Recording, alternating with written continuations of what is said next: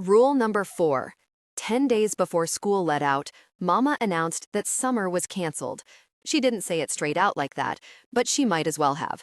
What she did say to Bug was, "What would you like to do this summer?" This was a dumb question. Mama knew what Bug wanted to do this summer. The same thing she'd done for the last 2 summers, ever since Danny had persuaded Mama that there was no need to spend good money on the Y camp, which they both hated, Danny quietly so, and Bug noisily, now that he was old enough to watch them both all summer, for free. "You can buy a new car instead," Danny had said. Clever of him, Bug thought, because Mama was always complaining about the Datsun and its busted air conditioner. So, after very elaborate negotiations with Philip and Hedvig, their upstairs and downstairs neighbors, who each sometimes watched Danny and Bug, and yet another consultation with Kip, the always sunburned lifeguard who manned Tower 19, Mama had agreed to let them spend the summers alone. With conditions, she said. Conditions, Bug had soon discovered, was another name for rules. But conditions sounded nicer. Mama typed the conditions onto a piece of thick, fancy paper she used at her job at the mayor's office. Then she made Danny and Bug both sign it. This, she explained, turned conditions into a contract. The contract promised that Bug and Danny would 1. Always go to Tower 19 and check in with Kip. 2. Always swim together if they went in past their knees. 3. Never touch so much as a toe in the water if the riptide flag was up. 4. Always stay together.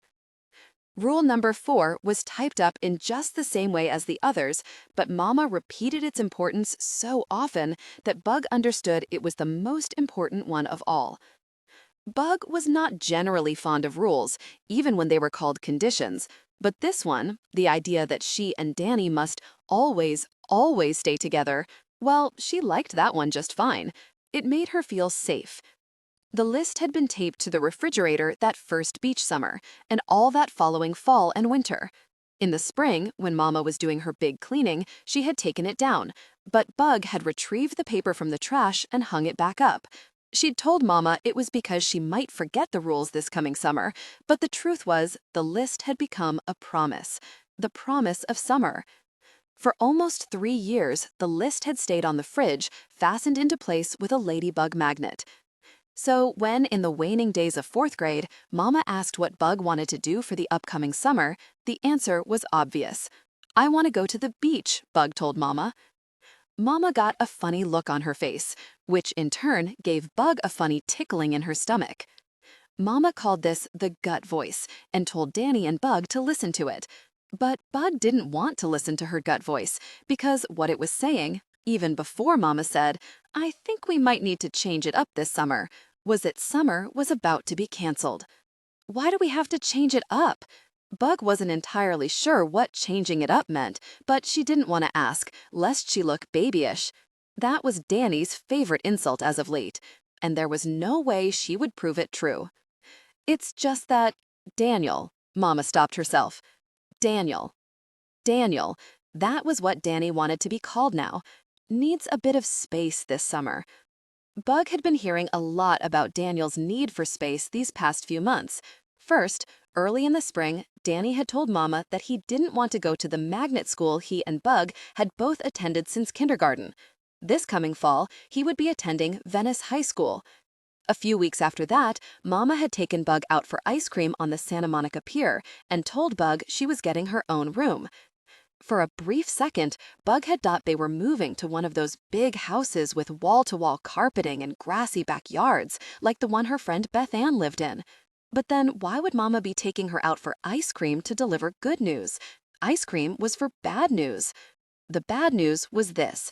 Bug was being moved out of the biggest bedroom she and Danny had always shared and into a tiny alcove next to the bathroom that Mama had sometimes used as an office. It was too small to fit a bed and a dresser and desk, so with Hedvig's blessings, she was their landlady as well as their downstairs neighbor, Mama and Philip built Bug a sleeping loft. Bug did like the loft. It had a wooden ladder, and her window looked out onto a big magnolia that made it feel like she was sleeping in a treehouse. But even if she liked the room okay, that didn't mean she wanted it. No one had asked if she wanted it.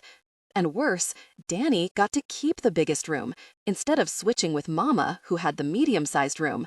It just wasn't fair. Bug had complained to Mama about this, which was a big mistake. One thing about Mama was that she didn't give two hoots about fair. And now, Daniel's need for space meant that Bug's summer was canceled. "It's just that," Mama was explaining, "has babysat you for the past few summers." "Babysat?" Bug was offended. "Danny doesn't babysit me. In summer, we go to the beach. It's what we do." "Well, this summer, we're going to have to figure out something else for you to do." School had yet to let out, but Bug could feel the summer slipping through her fingers like sand at the beach, which she would not be going to. She wanted to cry. Bug loved the beach, and the 3 months she got to spend there made all the bad parts of living in Venice, like her pretend bedroom and hearing gunshots at night and having to sit on a bus 2 hours a day to go to a good school and never having friends sleep over because nobody's parents wanted them to sleep in a place where gunshots went off at night, worth it. Bug loved everything about the beach. The way the brisk water made her toes go numb, the way the drying salt made her skin feel tight, the way tropical tanning oil smelled, and the way the sand sounded when you laid your head against it. She even loved things about the beach other people hated, like how salt water stung her scratched mosquito bites, or how the sand got everywhere, and she meant everywhere, in her sheets, her shoes, in every crevice. Mama couldn't take that away from her. She just couldn't. "I don't want to figure something out," Bug cried. "I want it to be like the other summers." Mama shook her head. "Daniel is 14. He wants to hang out with friends his own age. I think that's fair." "Fair?" Bug scoffed, feeling the heat in her earlobes, which was how she knew she was about to lose her temper. "What do you care about fair? Because wasn't Mama the one who always told Bug, life isn't fair? The most you can hope for is that it's just?" Mama put a hand on Bug's shoulder. "I understand you're disappointed." But Bug was more than disappointed, because in that moment, she suddenly understood what Daniel's need for space really meant. It meant space away from Bug. The realization made tears spring to her eyes. She blinked them back. She wasn't a baby. She was 10. But Mama saw. She stroked Bug's cheek, a gesture that made her feel even sadder, which in turn made her madder. She stomped her feet and balled her fists, not even caring how immature this made her look. "I know you're upset. I promise you'll have a fun summer." Mama took a breath. "At camp? No way. No how. I'm not going back to the Y camp. Y camp was the worst. You spent days inside in a moldy-smelling gymnasium, making lanyards or shaping clay into pots that never kept their shape. When you did go swimming, which was only twice a week, it was at an indoor pool. The ocean was just blocks away, but you had to swim in an indoor pool. It was the kind of thing Philip would call a travesty. I'd rather stay with Hedvig," Bug said, not because she wanted to spend the summer in their landlady's apartment, but just to show just how little she wanted to attend the Y camp. Mama put on her thinking face. "If that's what you want, I'll ask." She paused. "Maybe you can stay some afternoons with her and others with Philip when he's not working." That wasn't what Bug wanted.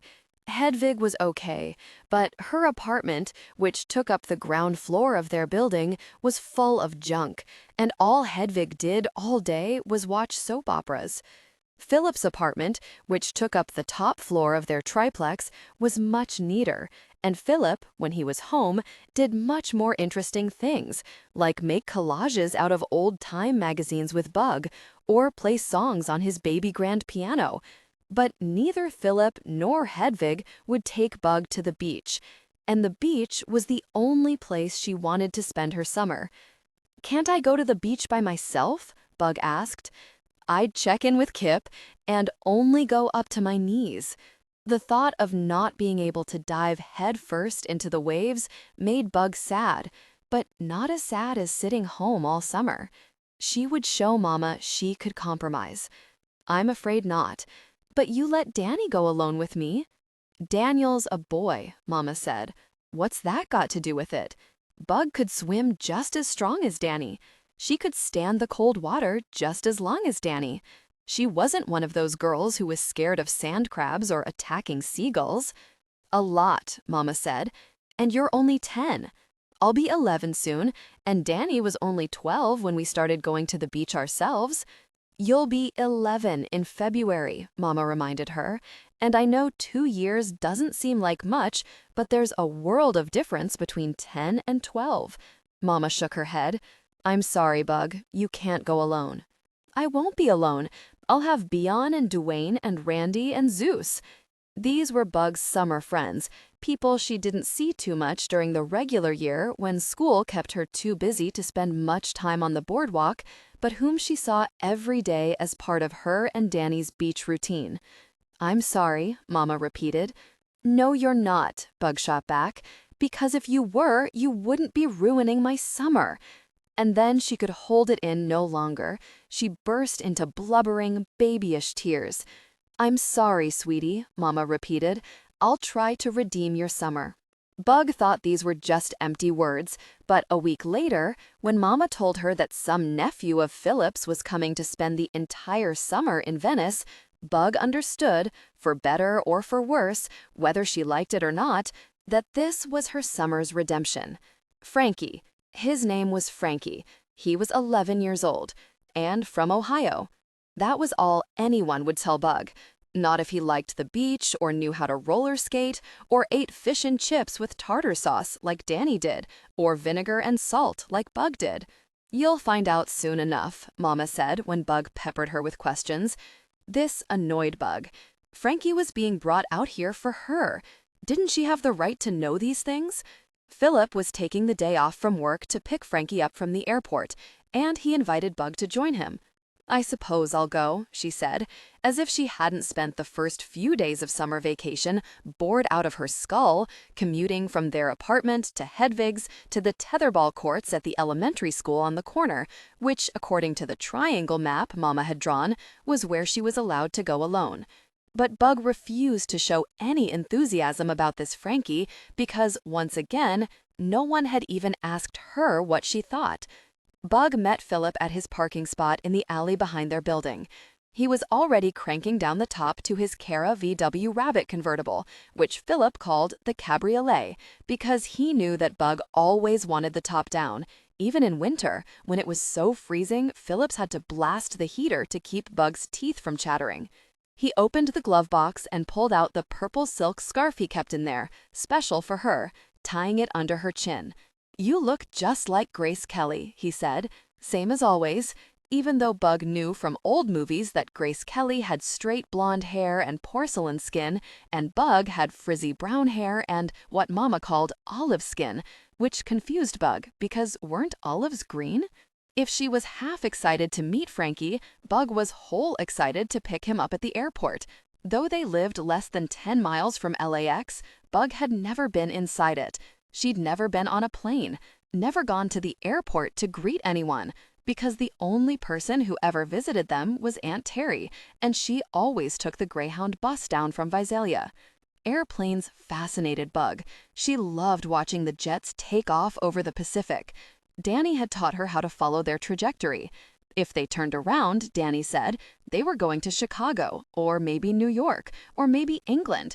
But if they carried on straight over the ocean, that meant they were going to Hawaii, or even all the way across to Japan or Vietnam, which was where Bion was from, though she hadn't come here on a plane, but on a boat. Would you like to choose the music, Beatrice? Philip asked. That was another thing about Philip. He did not believe in shortening names. He called Mama Colleen, never Call, as other people did. He'd always called Daniel, Daniel, and he got grumpy if people called him Phil. I am not a verb, he once told Bug, and you, my dear, are not an insect. Danny would probably set the dial to 106.7 KROQ, but Bug had seen Philip make the same face to Oingo Boingo that Mama did when she balanced the checkbook. The classical station is okay with me. Philip loved classical music. Whenever he listened in the car, he held the steering wheel with one hand and waved with the other, like he was conducting. Bug wondered if he did that when he gave piano lessons to his students, some of whom she'd heard him tell Mama were so bad they made his ears bleed. When the song ended, the announcer cut in. We have breaking news. Investigators are now saying that the bludgeoning of an Arcadia woman in her home last night follows a similar pattern of several Southland nighttime home invasion murders that police are now attributing to a serial killer they're calling the Midnight Marauder. Marauder? Bug repeated. Let's change the station, shall we? Philip said, moving the dial to KROQ. The DJs were talking too, not about serial killers, but the upcoming July 4th holiday. What do you get America for its 212th birthday? One DJ asked. Gin? It's 211, you silly people, the other DJ said. It's 1987 now. Is it? Asked DJ number 1. I guess my last July 4th party was a little too wild. Philip turned the radio off. The car crested above the wetlands of Playa del Rey. The ocean twinkled in the distance. Even from here, Bug could smell the briny scent, her favorite perfume. She missed the beach with a deep ache and wondered if Mama would take her and Frankie later. But then she remembered the announcement on the news about the midnight whatever his name was. Mama's job with the mayor was in the press office, and when there were big stories, she had to work extra. Where is Arcadia? She asked Philip. Far away, Beatrice. Almost another city. Don't worry. Is it run by the mayor? Bug wanted to know. I'm not sure. Why do you ask? Because if it's run by the mayor, Mama will have to work late and won't take me and Frankie to the beach. Philip's mustache twitched upward, as it did before he laughed, though Bug wasn't sure what was so funny. We're almost there, he said, as the road ran parallel to a runway. Overhead, a plane rumbled so close it made the car shake. The air filled with a strange but not unpleasant smell that Philip said was jet fuel. Have you ever been on a plane? Bug asked. Of course. How old were you the first time? Philip paused to think. I suppose that would be when I came out here from Ohio. I would have been 24. When was that? Bug asked. Philip gave her a quick glance, as if to say, nice try. That was another thing about Philip. Though Danny and Bug had known him almost all their lives, though they had a key to his apartment, much about him remained a mystery, like his age for one. Bug had no idea how old he was. They never celebrated his birthday, even though he baked elaborate cakes for theirs with their ages decorated in frosting, except for Hedvig, who said at her age she didn't need it advertised, so Philip made up different ages for her each birthday. Last time she was 19. I remember landing, Philip said, and seeing the ocean for the first time. Because there's no ocean in Ohio? Bug said, eager to show off her geography skills. Right, but we have Great Lakes, which look like oceans a little bit because you can't see to the other side and they have waves, but there's nothing that compares to the Pacific. On that note, Bug was in complete agreement. Frankie's flight was late, so Bug and Philip wandered the airport, looking at the departure boards to see all the places the planes went. Chicago and San Francisco and Atlanta, even Mexico City. South past Mexico City was El Salvador, which was where Bug's father was from. When Frankie's plane pulled into the gate, they waited for all the other passengers to get off before a stewardess finally came off with Frankie. At 11, Frankie was a year older than Bug, but he looked younger, skinny with knobby knees full of scabs, big ears sticking out of a short, choppy haircut that Bug recognized as a kitchen cut. Bug and Danny had suffered through many such cuts until Philip had taken over barbering duty, though recently Daniel had started going to some place on Washington where they did lopsided new wave cuts that Philip refused to do. Philip waved. Frankie walked over and they shook hands and then hugged.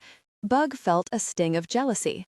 Philip might bake her cakes for her birthday and keep a Grace Kelly scarf in his car for her, but she couldn't remember a time when he'd hugged her. Welcome to California, Frankie, Philip said. Thank you. It's nice to meet you, Frankie said solemnly. Wait, you've never even met? Bug asked. I have not had the pleasure of meeting this handsome young man, Philip said. Frankie, this is Beatrice. Beatrice, this is Frankie. You can call me Bug. Everyone else does. But then she had a thought. Is Frankie short for something? Because Philip doesn't like shortening names. Frankie looked at Philip with wide, unblinking eyes. Philip smiles and put a hand on his shoulder. I'm lengthening Frankie's name, as Frankie is long for Frank, Philip said firmly. Let's go collect your bags, shall we? This is all I brought, Frankie said, lifting his backpack. It was hardly bigger than Bug's school bag. This for the entire summer? You needed multiple bathing suits, plus shorts for daytime and jeans when it got cold at night. I hope you brought more than one bathing suit, Bug said. After a brief pause, Frankie replied, I didn't bring any bathing suits. But how are we supposed to go to the beach if you don't have a bathing suit? Frankie looked confused. Bug was dismayed. Surely someone must have told him that the point of his coming out to Venice for the summer was to keep her company, so she could go to the beach and not be alone. I don't like the beach, Frankie said. Bug couldn't believe her ears. But you've never been to our beach, she countered. The Pacific Ocean is nothing like your stupid lakes. Beatrice, Philip said mildly. He turned to Frankie. If that's all you have, we can head home. He placed an arm around Frankie's shoulders, and the two of them started walking through the terminal, like they'd totally forgotten Bug existed. She counted to herself, wondering how many seconds before they realized she wasn't alongside them. She got to 6 when Philip finally swung around. Beatrice, coming? You know we have a serial killer, right? Bug announced as they rode the escalator down past the Welcome to Los Angeles sign. He just killed again. We heard it on the radio. Beatrice, Philip said, an edge of warning in his voice. He bludgeoned someone to death, Bug continued, even though she wasn't sure what bludgeon meant. That's enough, Beatrice, Philip said. Let's give Frankie some time to settle in before we scare him terribly. Scaring him terribly was exactly the point. But Frankie didn't look scared. He just looked interested, which wasn't the point. I'll add it to my map, he said. What map? Bug asked. Where all the Midnight Marauder attacks have happened. You know about the Midnight Marauder? Yeah, it's been on the news. My dad didn't want me to come, but my mom said a deal was a deal. And anyhow, I have my map to keep track of all the places he struck. Frankie tapped his backpack. You brought a map? Bug asked. With you? Well, yeah, Frankie replied. Like what kind of dummy wouldn't bring a serial killer map when traveling to the place where a serial killer was on the loose? He said it like a duh, which made Bug feel dumb and then cross. And that was when it hit her. This Frankie, who'd been sent here to redeem her summer, was going to ruin it even more. Common sense. As Bug suspected, Mama had to work late, so there was no time for the beach that afternoon. It also meant they all had to wait for Mama to get home to eat because Philip had planned a special Welcome to Venice dinner for Frankie. Bug was already irritated about Frankie, who had not even packed a bathing suit, and now it was his fault she was hungry too. By the time Philip and Frankie knocked on the door, arms full of platters, she was in a full-on sulk. We're eating on the lanai, Philip said, handing Bug and Danny each a platter to carry down. Hedvig's joining us too. Great. I'm famished, Mama said, zipping up her jeans, which she always changed into after work, as she came out of her room. What's a lanai? Frankie asked. You'll see, Philip said. They trekked downstairs, in and through Hedvig's ground floor apartment, to the small patch of concrete nestled between the back of the building and the alley with the parking spaces, where Mama and Philip kept their cars. Hedvig didn't have a car. Even though she'd lived in Los Angeles more than 30 years, she didn't know how to drive. The area used to be an ugly chain-link enclosed space where Hedvig stored her excess junk, but a few years ago, Philip asked Hedvig if he could turn it into a communal backyard. Hedvig agreed, so long as they found a new place for her treasures. So Philip and Mama moved Hedvig's jumble to the shared hallway at the entrance of their building. Then Bug and Danny helped Philip put up a cedar fence inside the chain-link one and plant bamboo, bougainville, gardenias, and night-blooming jasmine in containers that Philip made. In summer, they often ate out here all together, which Bug mostly liked, except for one problem. Hedvig, or more to the point, Hedvig's cooking. Stir-fry, she said, plunking down her contribution to the dinner in a cracked, dirty gray bowl that looked fresh from her junk pile. Frankie just stared. She means stir-fry, Bug said, translating less because of Hedvig's Hungarian accent than her peculiar cooking. Stir-fry at the Chinese diner was a bunch of vegetables mixed together in a yummy sauce. Stir-fry was when Hedvig tossed whatever was in her fridge, sludgy vegetables, glacially frozen meat, takeout of unknown origin, in a wok and coated it with Taco Bell hot sauce packets, which Hedvig hoarded. Frankie's mouth hung open, just as it had on the drive back from the airport. Philip had gone the long way home, showing Frankie the Marina del Rey with its fancy high-rises and sailboats, the Santa Monica Pier with its carousel and bumper cars, before piloting the car back to the grittier streets of Venice, stopping along Speedway, where the surfers, the skaters, the punks, and the tourists mixed together. "Never seen anything like this before, have you?" Philip had asked Frankie with a twinkle in his eye. By the way, he was now gaping. Bug guessed Frankie had never seen anything like Hedvig before either. She was wearing an outfit she called resort wear, which was really just flouncy pajamas she wore day and night. And there were so many bangles jangling up and down her arms, she had to push them down to bend her elbow. Most days she wore a turban because she didn't like how thin her hair now was, and stick-on eyelashes that sometimes didn't stick so well. Mama and Philip both claim Hedvig had been very glamorous and beautiful when she was younger, but Bug couldn't quite picture her any way other than how she was now. "Lovely, Hedvig," Philip said as he laid out platters of grilled shrimp, rice pilaf, salad, and cubed pineapple served in a carved-out shell because Philip always did it special like that. But Frankie stared at Philip's platter of shrimp with the same perplexed expression he did the stir-fry. Danny, meanwhile, helped himself, hogging so many shrimp that Mama made him put a few back. He passed the plate to Frankie, who passed it to Mama without taking any. "They're really good," Danny told him, "your uncle's specialty." Frankie's nose twitched as he stared suspiciously at the shrimp. "How are you supposed to eat them?" "Wait, have you never had shrimp before?" Bug asked. "I didn't eat much shellfish until I moved to the coast," Philip told Bug. He turned back to Frankie.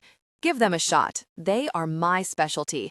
And you eat the fleshy part and leave the tails. Like this," Danny demonstrated. "No, thank you," Frankie said.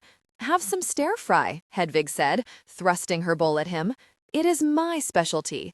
If Frankie had been at all nice to her on the drive back from the airport, Bug might have kicked him under the table to warn him about Hedvig's food. But not only had he insisted on having the top up and stolen the front seat, he'd hardly spoken to her. So Bug kept her opinions to herself. If he barfed, it would serve him right. "Philip, you are such a good cook," Hedvig said, her mouth full of shrimp and rice. "Someone should marry you." For the longest time, Bug hoped Mama would marry Philip. After all, they did everything together, from eating meals to going grocery shopping to watching moonlighting every Tuesday night. Who cared if Philip was older? He was nice and funny, and Bug wouldn't mind having him for a father. But on the few occasions Bug had suggested Mama and Philip getting married, Mama had laughed harder than she had when they watched Airplane. By the time they finished dinner, it was getting dark. Hedvig began hurriedly clearing the dishes. "What's the rush? I bought an ice cream cake," Mama said, "from Carvel." "Midnight Marauder," Hedvig said. "I hardly think he's going to come after our dinner party," Mama said. "Why? Does the mayor know something?" Hedvig asked, scraping Frankie's untouched stir-fry portion back into the serving bowl. "Do you have inside information?" Mama's job at City Hall was to tell reporters what was happening when there was news. This meant that when there was a big story, a tractor-trailer overturned on the 405, a brush fire in Baldwin Hills, Mama often knew about it first. "No, but I have common sense," Mama said. "He's nowhere near here. He's not going to bother us." Better safe than sorry. Hedvig picked up her still full bowl. "Leftovers for lunch." Leftovers," Bug heard Danny mutter softly under his breath. She would have liked to say something back, leftovers, but that was the kind of thing she could do with Danny, not Daniel. "I don't think we have to worry," Frankie piped up. "Almost all the murders have been after midnight." "Is that true?" Bug asked Mama. Mama shrugged, wearing what Philip called her poker face, meaning her expression didn't give much away. Mama said she'd learned to do this because sometimes she didn't want the reporters she talked to knowing everything she did. Also, Frankie added, he likes yellow two-story houses. This apartment building is gray shingled and has 3 stories. By the surprised look on Mama's face, Bug knew this was true. She was begrudgingly impressed, not that she was going to let Frankie know that. Nor was she going to tell him that the news of the Midnight Marauder's preference for yellow two-story houses was reassuring. After they all went inside, Bug pulled the dictionary down from the shelf and looked up bludgeon. She wished she hadn't. It took her a long time to fall asleep. 4th of July. Philip went to the beach exactly 2 times each year. Once on New Year's Day, when he did what was called a polar bear swim with a bunch of other guys. Bug did not get this. The water in January was freezing. The other time was on the 4th of July, when Philip accompanied Bug, Mama, and Danny to the beach. And even though the water was, if not warm, not freezing, Philip didn't go in at all. Bug did not get this either. Bug was not sure if the tradition would continue this year, now that Danny had become Daniel and wanted nothing to do with her, and now that Philip had a nephew, with whom he'd spent the past few days on outings Bug was not invited to, and now that the Midnight Marauder had started keeping Mama at work so much. So she was relieved when she woke up on July 4th morning to find Mama in the kitchen wearing her crocheted bikini under a sundress, drinking coffee with Philip. "Did you make lunch?" Bug asked Philip. "Good morning to you too," Philip said. "What you make?" When she and Mama and Danny went to the beach, they just packed peanut butter sandwiches and sodas they bought at Dixon's, the market on the corner. But when Philip came, they feasted. She saw the cooler on the counter and went to peek inside. "Leave that closed," Philip admonished, slapping her hand away. "You'll make the ice melt, and then the cold barbecued chicken will get warm, and the deviled eggs will go off, and the watermelon will get mushy, and the iced tea will taste like hot tea." Bug's mouth was watering. "What about dessert?" "Cupcakes, frosted red, white, and blue. I'm nothing if not a patriot." "Can we go now?" Bug asked. "It's 8:45, Mama objected. Bug didn't care. It was her first beach day of the season. "Please, let a woman drink her coffee first," Mama said. "But if we don't get there soon, it'll be full." "It won't be full," Mama said. By 10 o'clock, they were rolling their wagon of beach stuff to Tower 19. Danny and Mama laid out one big blanket and folded their towels into squares, like pillows. Philip set up his giant umbrella, the only one in a sea of towels that grew larger as the morning wore on, and unfolded his chair in the shade. He was wearing his beach uniform, a Hawaiian print shirt, and a pair of Bermuda shorts. Frankie wore the Venice Beach t-shirt that Mama had given him and a Dodgers baseball cap he'd gotten from a game he'd gone to with Philip. Because he hadn't brought a swimsuit, he'd been loaned a pair of Danny's old trunks. Mama, Bug, and Danny stripped to their bathing suits, and Mama rubbed suntan lotion on all of them. Finally, Bug thought, breathing in the smell of coconuts, it's summer.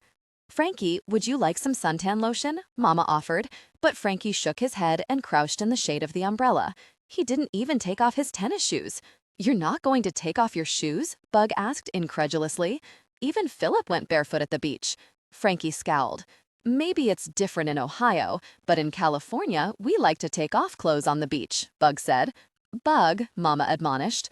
"The California sun is pretty strong," Philip told Bug. "It's not a bad idea for Frankie to play it safe the first day." "How is the California sun any stronger than the Ohio sun?" Danny asked. "It's not like we're in the tropics." "Don't be rude, Daniel," Mama said. "Huh," Bug said. "That's like telling the ocean not to be wet." "Shut up, cockroach," Danny said.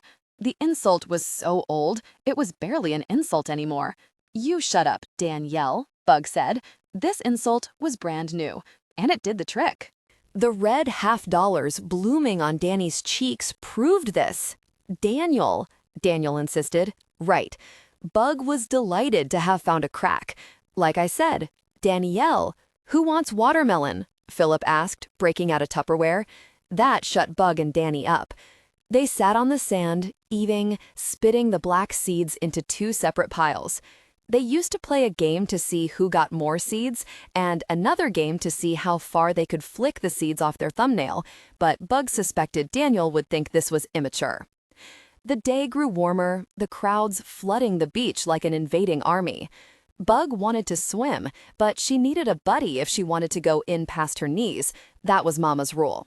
She looked at Mama, who was lying on her towel, eyes closed, like a lizard absorbing the heat.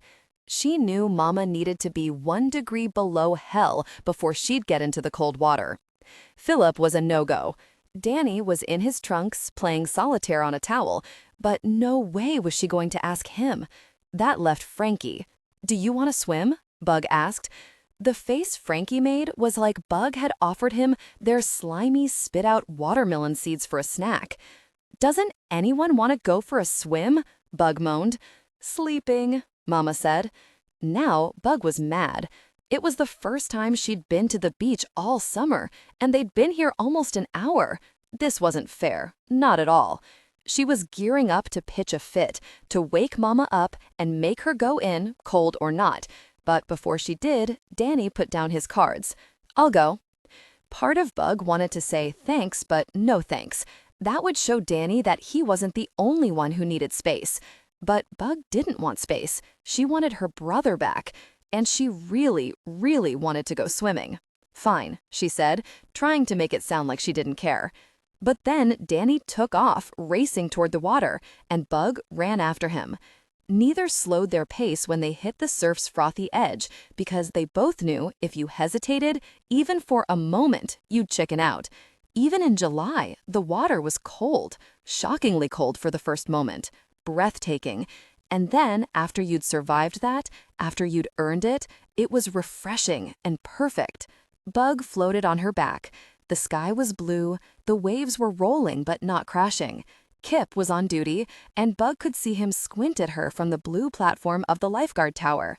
She waved. He gave her a thumbs up, which made Bug feel good. This was still her beach. They swam out to the edge of the breakers, strong swimmers, the both of them. As soon as Bug had been old enough, Mama had put all three of them in lessons at the Y. Coming from Visalia, a small city in the middle of the state, she was nervous to suddenly be around all that water and not know what to do in it. A few surfers were still at it, so Bug and Danny treaded water, staying out of their path. Bug watched them paddle, catch the waves, wondering how it would feel to let the ocean give you a ride like that. From the shore came the muffled sounds of happy screams, paddleball games, radios, the soundtrack of summer. Danny popped up next to her and spit water through the gap in his teeth. In pictures of their father, he always had a broad smile, showing off the exact same gap.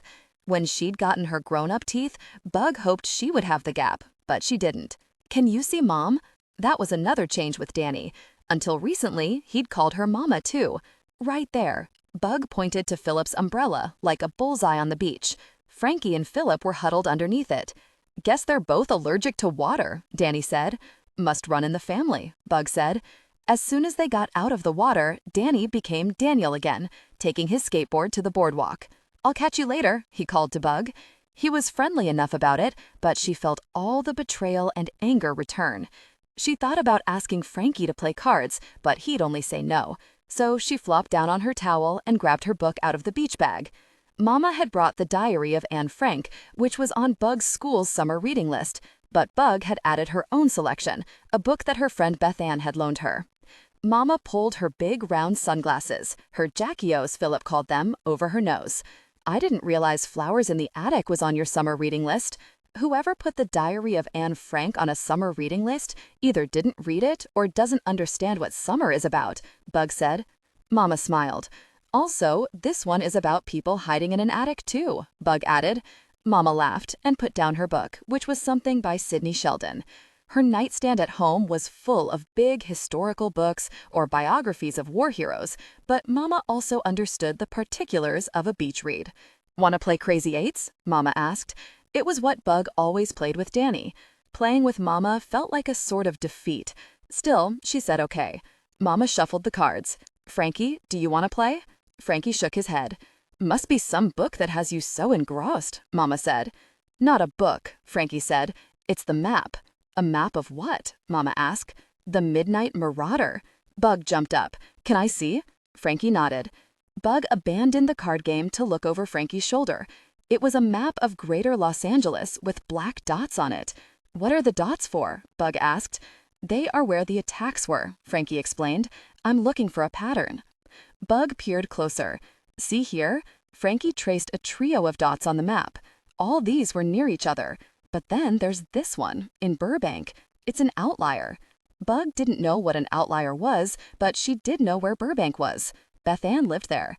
She said it was near all the movie studios, and that sometimes she saw movie stars when she went to the grocery store, to which Renee, another girl at school who lived in Beverly Hills, had said that she saw movie stars just walking down her street.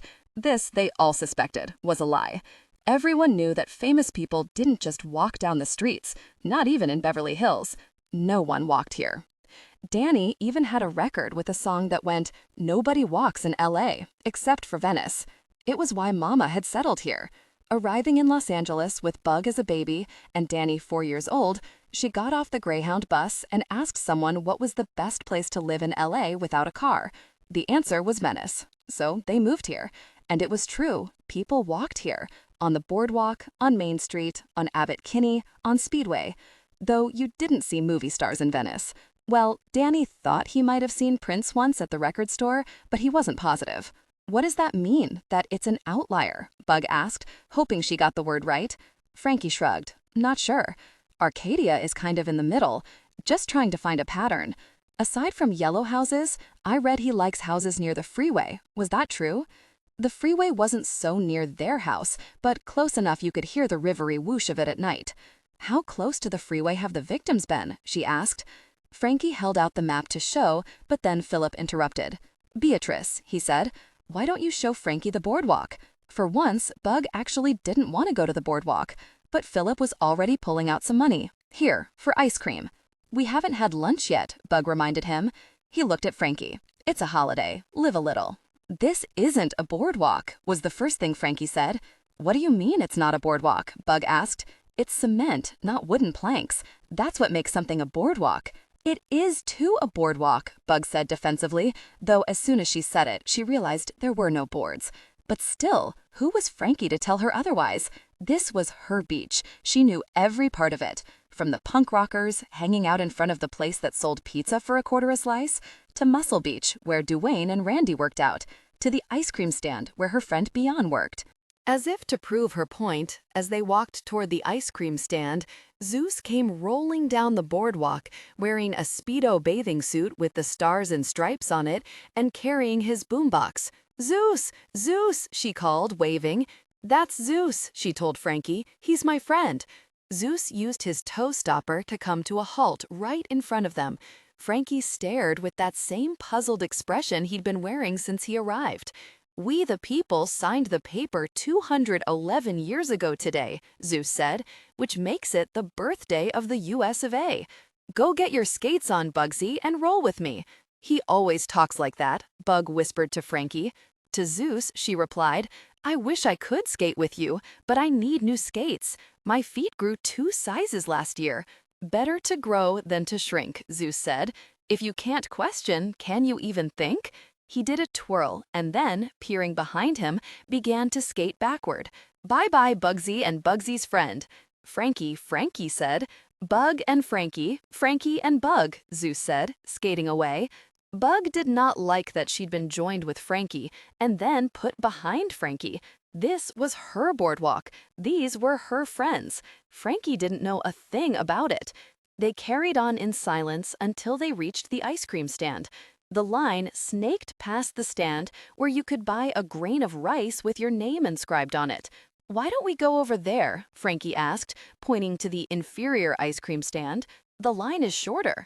"Because this place has the best ice cream is why, and because Beyond is my friend," Bug said, running out of patience with Frankie, who didn't know anything about boardwalks or the best ice cream in Venice and wouldn't even swim. "It's my regular spot." As the line inched forward, Bug was excited to see Beyond. The stand was open only in the summer. During the rest of the year, Beyond went to school somewhere, not close to the ocean, and so Bug never saw her. "This is Frankie," she announced when they got to the front of the line. "He's Philip's nephew, here for the summer." "This is Beyond. She's from Vietnam," Bug started to explain. "She came over on a boat, not a ship like on Love Boat, but like a rickety canoe." Beyond smiled politely and looked at the long line. "Nice to meet you. Welcome to Venice." "I haven't been to the beach this summer because my stupid brother needs space," Bug said, but Beyond cut her off. "Sorry, no time to talk now. You want your usual?" Deflated, Bug nodded and turned to Frankie.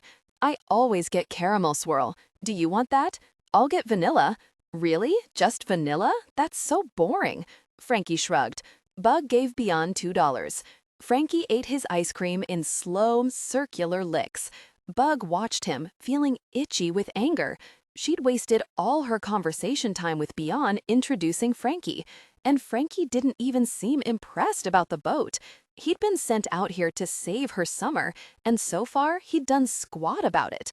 She was about to give him a piece of her mind when she remembered Philip saying that you catch more flies with honey, meaning you were supposed to be sweet instead of sour if you wanted people to do stuff for you.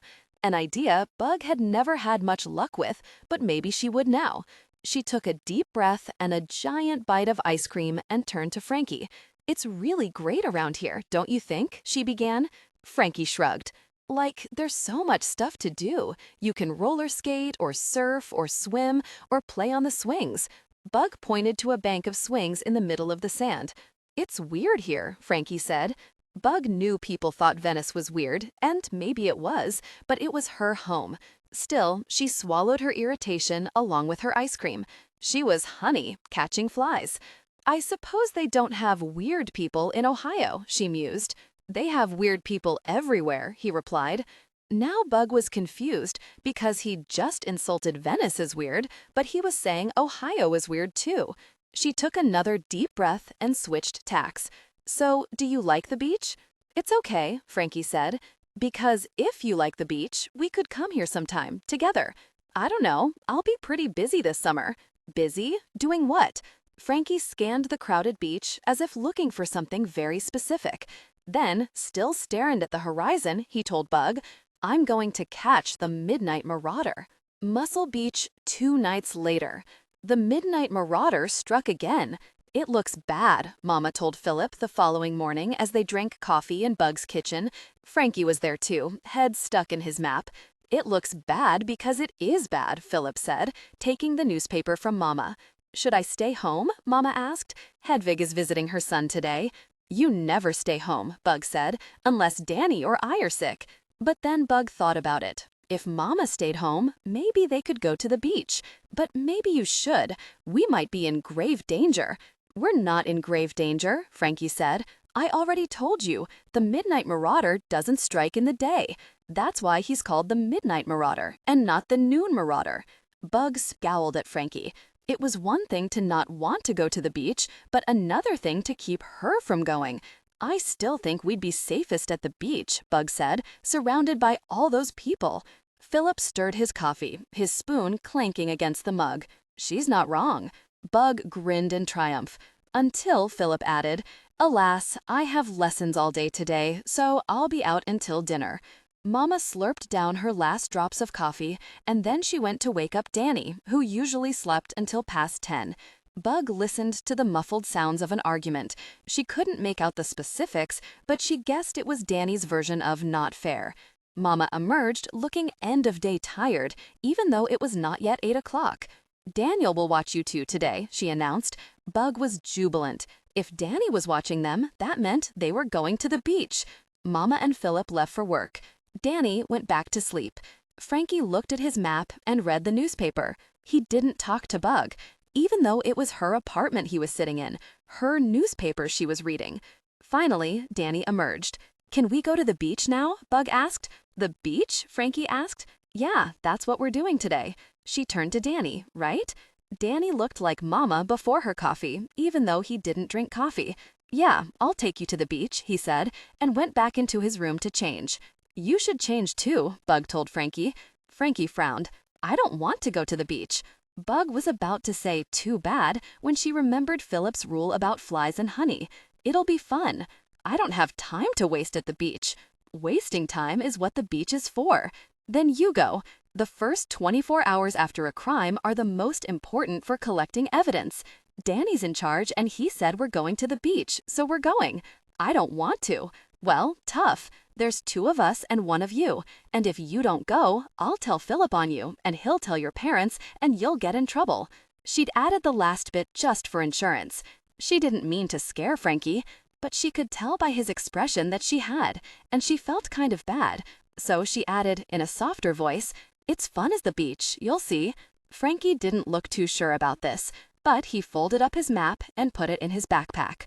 According to the rules, they were supposed to go directly to Tower 19 and check in with Kip, but as soon as they got to the boardwalk, Danny put down his skateboard and took off.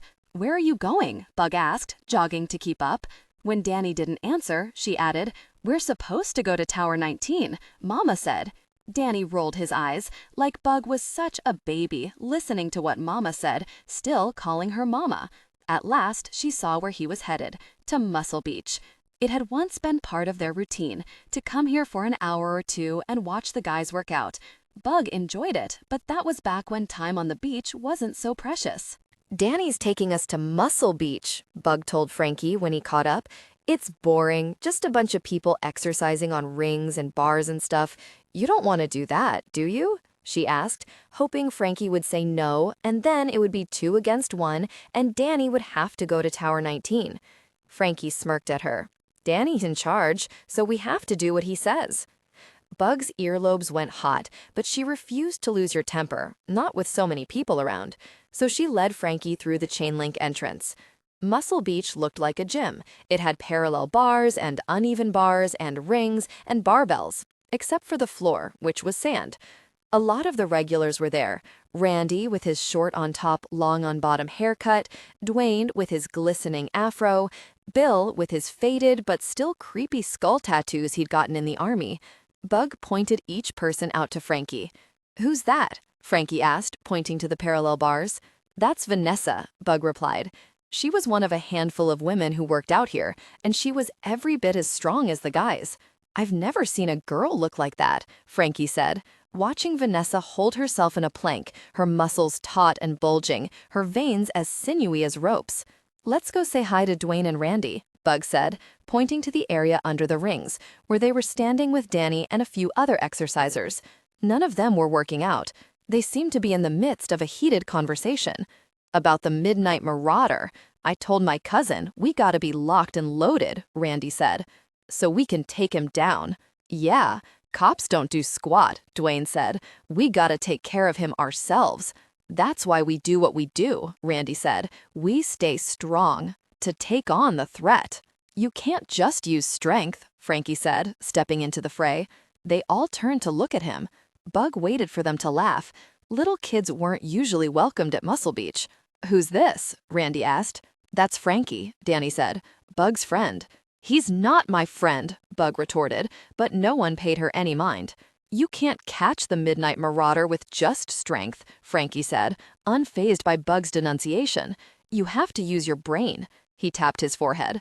"He's a psychopathic killer." "Psycho killer, like that Talking Heads song?" Randy asked. Frankie looked stumped. Bug wondered if they had the Talking Heads in Ohio. "Psychopaths are meticulous planners," Frankie said, "not impulsive. They have really high IQ. So it's not enough to be strong or have weapons. You have to be smarter than them, to figure out their patterns, to understand them. If we can understand the Midnight Marauder, we can catch him." "How you do that?" Randy asked. Here, Frankie pulled out his map, and as everyone huddled around him, he explained what the dots meant, how he was looking for patterns. Bug waited for Randy and Dwayne to laugh, to tell him to take his pretend game and go home. But they all leaned forward, quietly listening as Frankie explained all the things he'd learned. They were so respectful, as if they didn't think it was silly or babyish for an 11-year-old to catch a serial killer. Bug tried to imagine how they'd react if she were the one investigating the killer. A knot tightened in her stomach because she knew the answer. They would pat her on the head, call her a cute kid, maybe even laugh at her. Maybe Mama was right. It was different for girls. "Personally," Bill said, "I'd rather just take him out, like we did in Nam, with brute force." "Nah, the kid's right," Dwayne said. "We need the brain and the brawn." He looked at Frankie. "You figure out who he is, then we'll go take him down." "Deal," Frankie said, sticking out his hand to shake. Dwayne spit in his hand and took Frankie's hand. None of them so much as looked at Bug. Finally, Danny left Muscle Beach and took them to Tower 19. They had barely laid out their towels when Danny stood up. Bug, thinking he was ready to go swimming, jumped up too. But Danny started walking, away from the water. "Where are you going?" Bug asked. "Muscle Beach." "But we just got here, and Mama said we were supposed to stay together." "You have Frankie," he said. "Frankie won't swim. He hadn't even packed his bathing suit. I'll be back in a bit, and watch my board." Danny pointed to his skateboard on the sand. "Danny," she whined. "Right back," he repeated. But he wasn't right back. Bug waded into the ocean up to her knees, staring longingly at the waves. She was at the beach, but she wasn't allowed to swim. This struck her as the height of unfair. She gave up and went back to the sand. Frankie was surveying the beach using Mama's whale-watching binoculars he'd borrowed for the day. "You really think the Midnight Marauder is on Venice Beach?" she asked him. Frankie put down the binoculars and looked at Bug. He could be anywhere. An hour later, Danny still was not back. Frankie and Bug ate their lunches and drank their sodas. As was always the case after drinking soda, Bug had to pee. Normally, she'd go in the water, but she couldn't if she could only wade into her knees. When she felt like she was about to pee her pants, she stood up, defiant. "Come on," she told Frankie, brushing the sand off her legs. "We're leaving." They packed up and walked to the smelly public restrooms. A homeless guy with matted hair was napping with his German Shepherd by the drinking fountains. "Do you have to go?" Bug asked. "The boys' room is around the other side." Frankie had drunk just as much soda as Bug and seemed to be doing a bathroom dance of his own. He looked around a moment, then shook his head. "No, I'm okay." Bug's stream of pee went so long she could count slowly to 20 while she was going. When she was done, they went back to Muscle Beach. The fog was rolling in off the ocean. It would soon be too cold to swim even if Danny did come with, and Danny didn't seem to be in any hurry.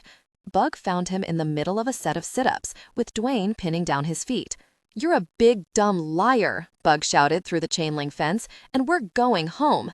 Then she dropped his skateboard in the sand, kicking it before marching off toward the boardwalk. "Come on," she called to Frankie, ducking down one of the pedestrian streets that led to Speedway, hoping to ditch Danny. Maybe she'd slip into one of the alleys and lose him for good.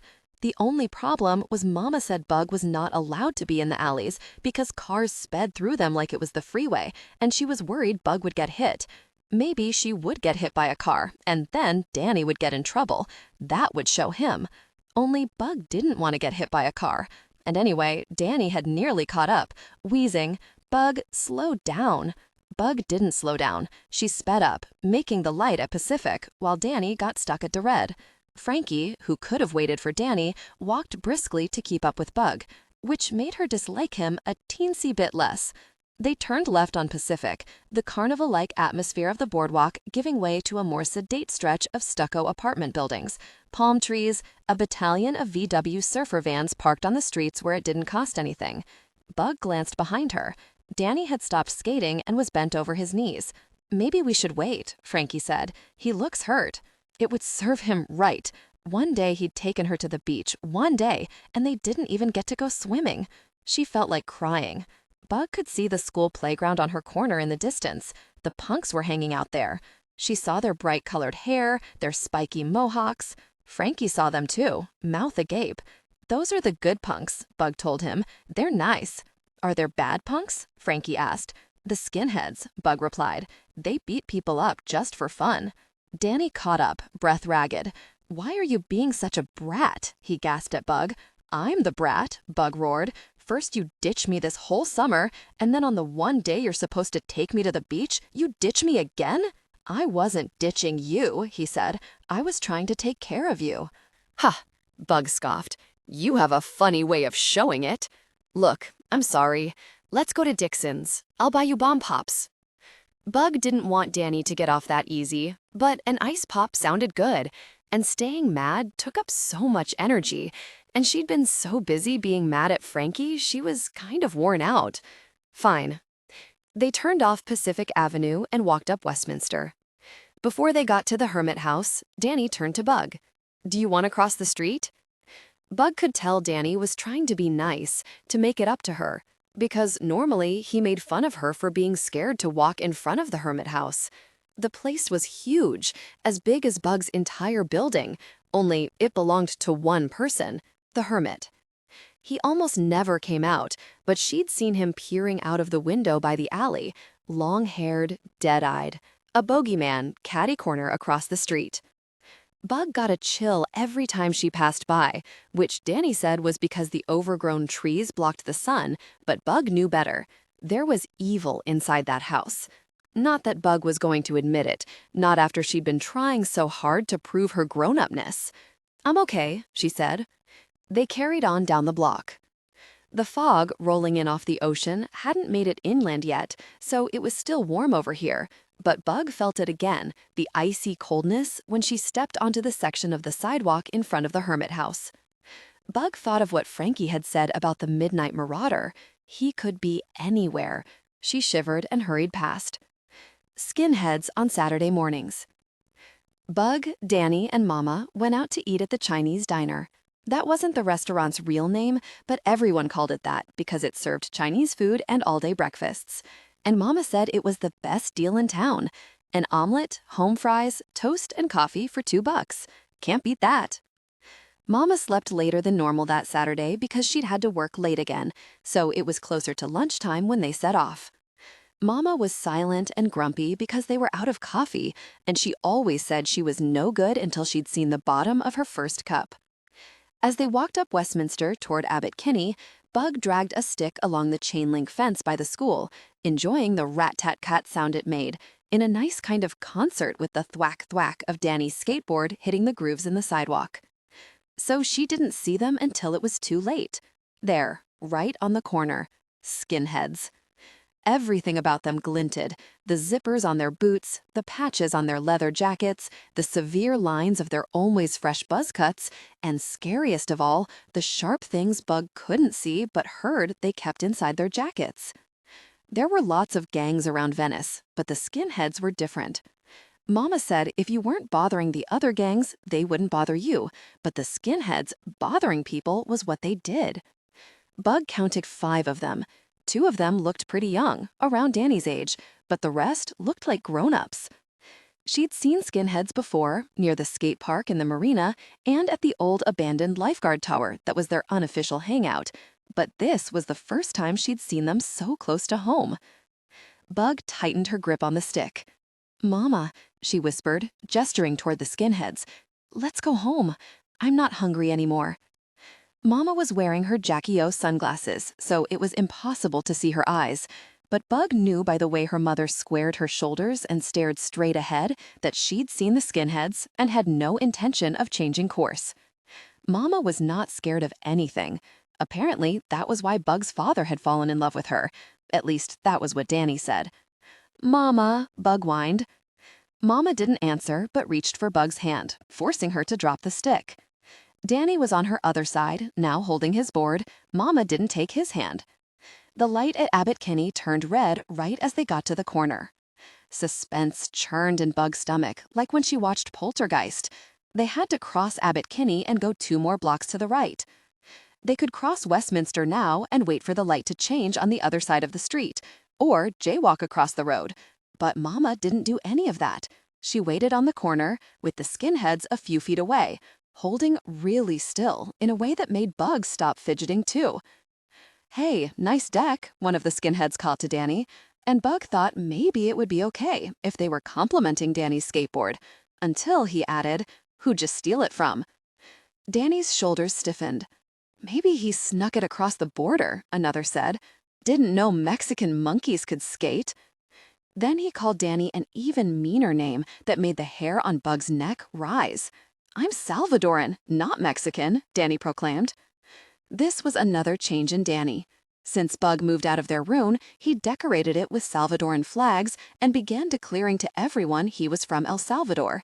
He'd started taking Spanish lessons every Monday from a Salvadoran teacher in the Pico Union area near downtown and asking Mama to learn to cook things like carne guisada, which Mama said she would if she ever learned to cook. He had also started pestering Mama about a trip to El Salvador to meet all the aunts and uncles who lived there, which Mama said they could do, but not until the war there ended. Bug was mildly perplexed about his sudden interest in their father's homeland, but right now, she just wanted him to shut up about it. "Mexico, El Amador, what's the diff?" one skinhead asked. Danny started to answer, but Bug kicked him. "Cut it out," she hissed. This was a mistake because the skinheads were now looking at her and at Mama. "Oh, is that your mommy?" one of the skinheads asked Danny. "That's one hot mama," said another. "Seems like she has certain preferences," the oldest one said. "At least with one of the kids. You like to be active, hot mama?" It wasn't the first time people thought Bug and Danny had different fathers. In addition to the gap between his teeth, Danny had inherited their father's wiry brown hair and his coffee-colored skin, which got very dark in summer. Bug looked more like Mama, with green eyes and only slightly darker skin that made people ask her if she was Italian. But it was the first time Bug was relieved by the mistake, and the relief was followed by a surge of shame. "You like to share the affection, hot Mama," one said, making a rude gesture. "Spread it around. You should give me a chance." The other skinheads laughed until Mama turned and ever so slightly lowered her glasses. Her expression, a little amused, a little disgusted, was exactly how she looked at Bug and Danny when they had fart contests. It was a look that let you know she was not remotely impressed. The light changed. Mama, Danny, and Bug started into the crosswalk, the skinheads following right behind them. Bug could hear the heavy thud of their boots. Every cell in her body wanted to speed up, but Mama kept walking at her slow, steady pace. After what felt like hours, they reached the other side of the intersection. Bug wondered what would happen now. Would the skinheads follow them to the diner? A few weeks ago, they'd beat up a tourist from Japan inside a store in the middle of the day. Bug had heard about it on the evening news. At the next block, the skinheads turned left toward Lincoln. Bug, Danny, and Mama carried on in silence until they reached the Chinese diner. Only when they were sitting in their booth that Bug's legs started knocking together. Mama put a hand on Bug's knee. "It's okay," Mama said. "We're okay." But it didn't feel okay. It felt like the opposite of okay. The waitress came by to take their orders, a formality because they always got the same thing. "The usual?" she asked. Danny and Mama said yes, but a whirlwind of feelings, relief and shame and fear and anger, spun in Bug's chest, making it hard to speak. "For all three of us," Mama told the waitress. She turned to Bug. Would you like a hot chocolate too? Normally, Bug loved the hot chocolate here, made with a powder that collected into a delicious paste at the bottom of the mug and topped with flounces of whipped cream. But at the moment, not even hot chocolate could calm her. The whirlwind had become a tornado, and after the waitress left, all of Bug's mixed-up feelings came bursting out. "Why did you say that thing about being Salvadoran, not Mexican?" she shouted at Danny. "Because I am," Danny replied in a voice as quiet as Bug's was shrill. "We are. And why didn't you do anything?" she yelled at Mama. Mama gripped the empty coffee mug. "They're bullies, trying to scare us, Bug. I wasn't about to give them that victory." The busboy came by to fill Mama's mug. Mama nodded her thanks and took a long slurp before turning back to Bug. "If we'd crossed the street, they would have won. If we went fast, they would have won. So what? Then the next time they saw us, they would have come after us twice as hard," Danny said. She didn't understand what this meant. And worse, the way he said it, so seriously, in a voice that had once sounded so much like Bug's that people always mistook them on the phone, but now was a man's voice, made Bug feel more left out than ever. She and Danny had always been the team, but now it felt like Danny and Mama were the team. "I hate you," she cried at Danny. The words flew out, followed by a spate of hot tears, because she loved Danny. But she hated him too, which was confusing, like being relieved and ashamed that the skinheads hadn't realized she was Salvadoran was confusing. Danny didn't look hurt or angry so much as surprised, which made Bug want to cry even more. "Why do you hate me?" he asked. "You ruined everything," Bug sniffed. "You wrecked the whole summer. I can't go to the beach because of you, and I'm stuck with Frankie." "That wasn't Daniel," Mama said. "That was me. If you need to hate someone, hate me." "I hate both of you," Bug shouted. "And Philip. What's Philip got to do with it?" Danny asked. "I don't know," Bug said. She'd never said she hated Philip before, and it made her feel just terrible. "I hate those skinheads the most." "Well," Danny said, "at least they deserve it." Mama sighed and drank more coffee. "No one deserves it." "How can you say that?" Bug asked. "After what they said, to us, to you, and they beat up that tourist kid for no good reason. You should hate them." "Well, I don't," Mama replied. "I feel sorry for them. The things they'd said to Danny, the creepy way they'd looked at Mama, like they were yard dogs and she was a piece of meat, and she felt sorry for them." Sometimes Bug did not understand Mama at all. I know they seem tough, but people who need to exert force to make themselves feel strong are weak. They're scared people who need to scare people. Mama shook her head and frowned. It's pretty pathetic when you think about it, that they need to pick on a teenage boy, a woman, and a little girl. I'm not a little girl, Bug said, wiping the tears and snot from her face with a paper napkin. Of course you're not, Mama said, handing Bug another napkin. And I'm not just a teenage boy, Danny added. I'm the man of the family. Are you? Mama sounded amused. Dad's gone, so yeah, I am. I suppose you are, Mama said, putting her hand atop Danny's. I'm sorry you hate me, Bug, Danny said in a quiet voice. Bug started to cry again, great gusty sobs that she could neither control nor understand. She wanted to tell Danny that she didn't really hate him. She missed him, and she was mad at him. She was jealous that he looked like their father, and also relieved that she did not. She didn't want him to be the man of the family, but to go back to being the big brother of the family. She wanted to say so many things she didn't have the words for. Their waitress returned with their meals and took one look at them, Bug crying, now Mama crying a little too. You don't want the food? I can take it back.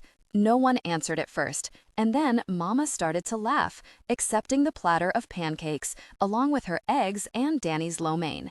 Then Danny started to laugh too, and even though Bug didn't much feel like laughing, it was contagious when the two of them went off, so she was joining them, even though nothing felt funny at the moment. Shivery. Danny didn't tell Bug that he was working out at Muscle Beach every day now, but she knew. He'd gotten a sweatband like Dwayne's, and a canteen for water that he filled up in the sink before he set out. He didn't tell Bug not to tell Mama what he was doing, but she knew that too. She desperately wanted to ask him why he was working out. Was it because of the Midnight Marauders? Because of the skinheads? Because he was Daniel, the man of the family? All of the above? Not so long ago, she could ask her brother everything. How fast do clouds move? Where do wolves live? Is Boy George a boy or a girl? And what was our father like? From Mama, Bug knew that her father, also called Daniel, was from a part of El Salvador called Antigua Cuscatlan, near the capital of San Salvador, where he'd been a university professor and a leader in the teachers' union, until that had gotten him in trouble with the government and he had to leave home or get put in jail. He'd moved to California and had gotten involved with a group that was fighting for farm worker rights. Mama was also part of the group, and that was how they met. Mama said Bug's father was warm and funny and dedicated to making the world a better place. She also said he was the smartest person she'd ever met. He spoke 3 languages, English, Spanish, and Nahuatl, which sounded to Bug like a made-up language, but Mama said was the language of the mighty Aztecs, from which their father, and also Bug and Danny, were descended. Bug had studied the Aztecs in 3rd grade and knew they once had an ancient empire with pyramids like the Egyptians and a complicated calendar based on the sun. The class had made sunstones for their year-end project. Sometimes her father also felt like something she had learned about in a class. They had only one photo album of him, the pictures glued and re-glued into place after repeated thumbing. There were lots of snapshots of her father and Mama, some of them out protesting in the fields, another of them getting married at City Hall, and, of course, a bunch with little Danny. But there was just one picture with Bug in it, and she wasn't really in it. The picture was of her father holding Danny with one arm, touching Mama's pregnant stomach with the other. According to Mama, he used to talk to her belly. "Hello, Bug," he would call. And that was why, even though Mama had named her Beatrice, she only ever called her Bug. The last photo in the album was taken the day Bug was born. There was Mama holding her in a bundle of blankets, Danny grasping Bug's tiny hand, and Aunt Terry hovering in the corner. But not her father. He had died in a car accident 7 weeks earlier. This was a kind of unfair that hurt too much to speak of. Talking about their father made Mama sad, even 10 years after he died. So this was why Bug relied on Danny for stories. According to Danny, their father played harmonica and sang and was obsessed with playing soccer, which he called football, and he could fall asleep anywhere and doodled constantly while he worked. He couldn't grow a beard no matter how hard he tried. But once, for a little while, he did grow a mustache that Mama teased him about. He thought iodine cured all ailments and carried a bottle around in his pocket and made Danny gargle with it to get rid of sore throats. Bug could hardly remember being 4, and she was only 6 years away from that age, so she never could understand how Danny remembered all this. Still, she clung to these details, as well as Danny's memories of their grandparents, Mama's parents, who he also remembered. He said Bug had met them, only she didn't remember because they'd moved to Venice on that Greyhound when she was just a few months old. Danny remembered that, too. He said Mama cried the whole way down. Mama almost never cried, so Bug found this hard to believe, but she knew Danny wouldn't lie about such a thing. And even if she didn't believe Danny, there was no one else she could ask, certainly not Mama. If she got sad when Bug asked about her father, she went blank when Bug asked about her grandparents or why they never visited them, even though Visalia was only 5 hours away. Danny and Bug used to scheme about sneaking up to visit their grandparents together without Mama knowing. But the last time Bug brought this up to Danny, he just frowned and said he didn't want to. This was another way Daniel had changed on her. Now, Bug watched Danny dress for Muscle Beach each morning, hoping she would be invited to go with, but she wasn't. With each passing week, his muscles seemed to grow, along with the distance between them. And so the precious summer dribbled away. Bug stayed with Hedvig or wandered around the playground, bored and lonely. When Philip wasn't working, he took Frankie out, and when he was working, Frankie stayed upstairs. Bug could hear him padding around, but she did not invite him to play with her, and he didn't invite her to play with him. "Did something happen with you two?" Mama asked Bug one night. "No." "Why aren't you playing together?" "Frankie's weird," Bug replied. Mama pursed her lips into a disappointed frown. "The day I meet someone not weird is the day I go running for the hills." "What's that mean?" "It means people are complicated, and everyone is weird in their way." "Not everyone is weird," Bug said. "Aunt Terry isn't weird." Mama scoffed at that. "You know who people always say aren't weird? Serial killers. After they're caught, neighbors always says, 'Oh, they seemed so normal.' So maybe normal is weirdest of all. Whatever, I just don't want to play with Frankie, okay?" The truth of the matter was, Frankie didn't want to play with Bug. Here he was, brought in because the real Danny didn't want her anymore, and now the replacement Danny didn't want her either. One afternoon, Bug was at Hedvig's when As the World Turns came on. It was the 1 o'clock soap opera, between All My Children at noon and General Hospital at 2.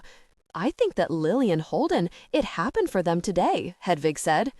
Lily and Holden were in love, but couldn't be together because Lily's mother was rich and Holden was a stable boy.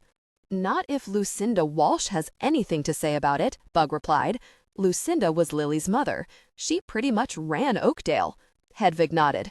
"You're right, Lucinda will fight, but true love wins." She set down the same tin of cookies she had had for as long as Bug could remember. Bug grabbed a butter cookie with a petrified cherry in the middle, and right as she was about to bite into it, she saw herself in Hedvig's apartment, becoming an expert on soap operas, about to eat a snack from Hedvig's pantry of doom. "I gotta get out of here," she muttered. "What was that?" Hedvig asked. She jumped up.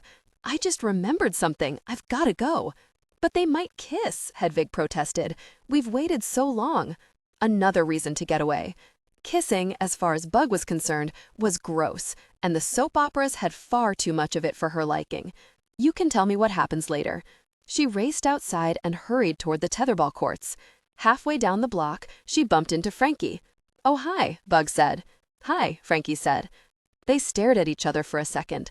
Bug was about to step past him when she noticed the composition book in his hand. "What's that?" Frankie kicked at the sidewalk groove with his tennis shoe. The rubber over the toe was half on, half off, like he'd picked at it. "My Midnight Marauder notebook." "What's in it?" "Clues." "Can I see?" "Sure." They went to the empty schoolyard and sat at one of the picnic tables next to the shuttered cafeteria. Frankie flipped through the pages. They had maps and news clippings and outlines of patterns and similarities between the attacks. It's hard because LA is so big, he said. Bug nodded. Bigger than Delaware and Rhode Island combined. She'd learned that in geography. But that makes it less likely that we'll get attacked, right? I guess. But it's harder to see a pattern. Oh, Bug said. A police officer on the news said that people should be on the lookout for any suspicious activity, Frankie said.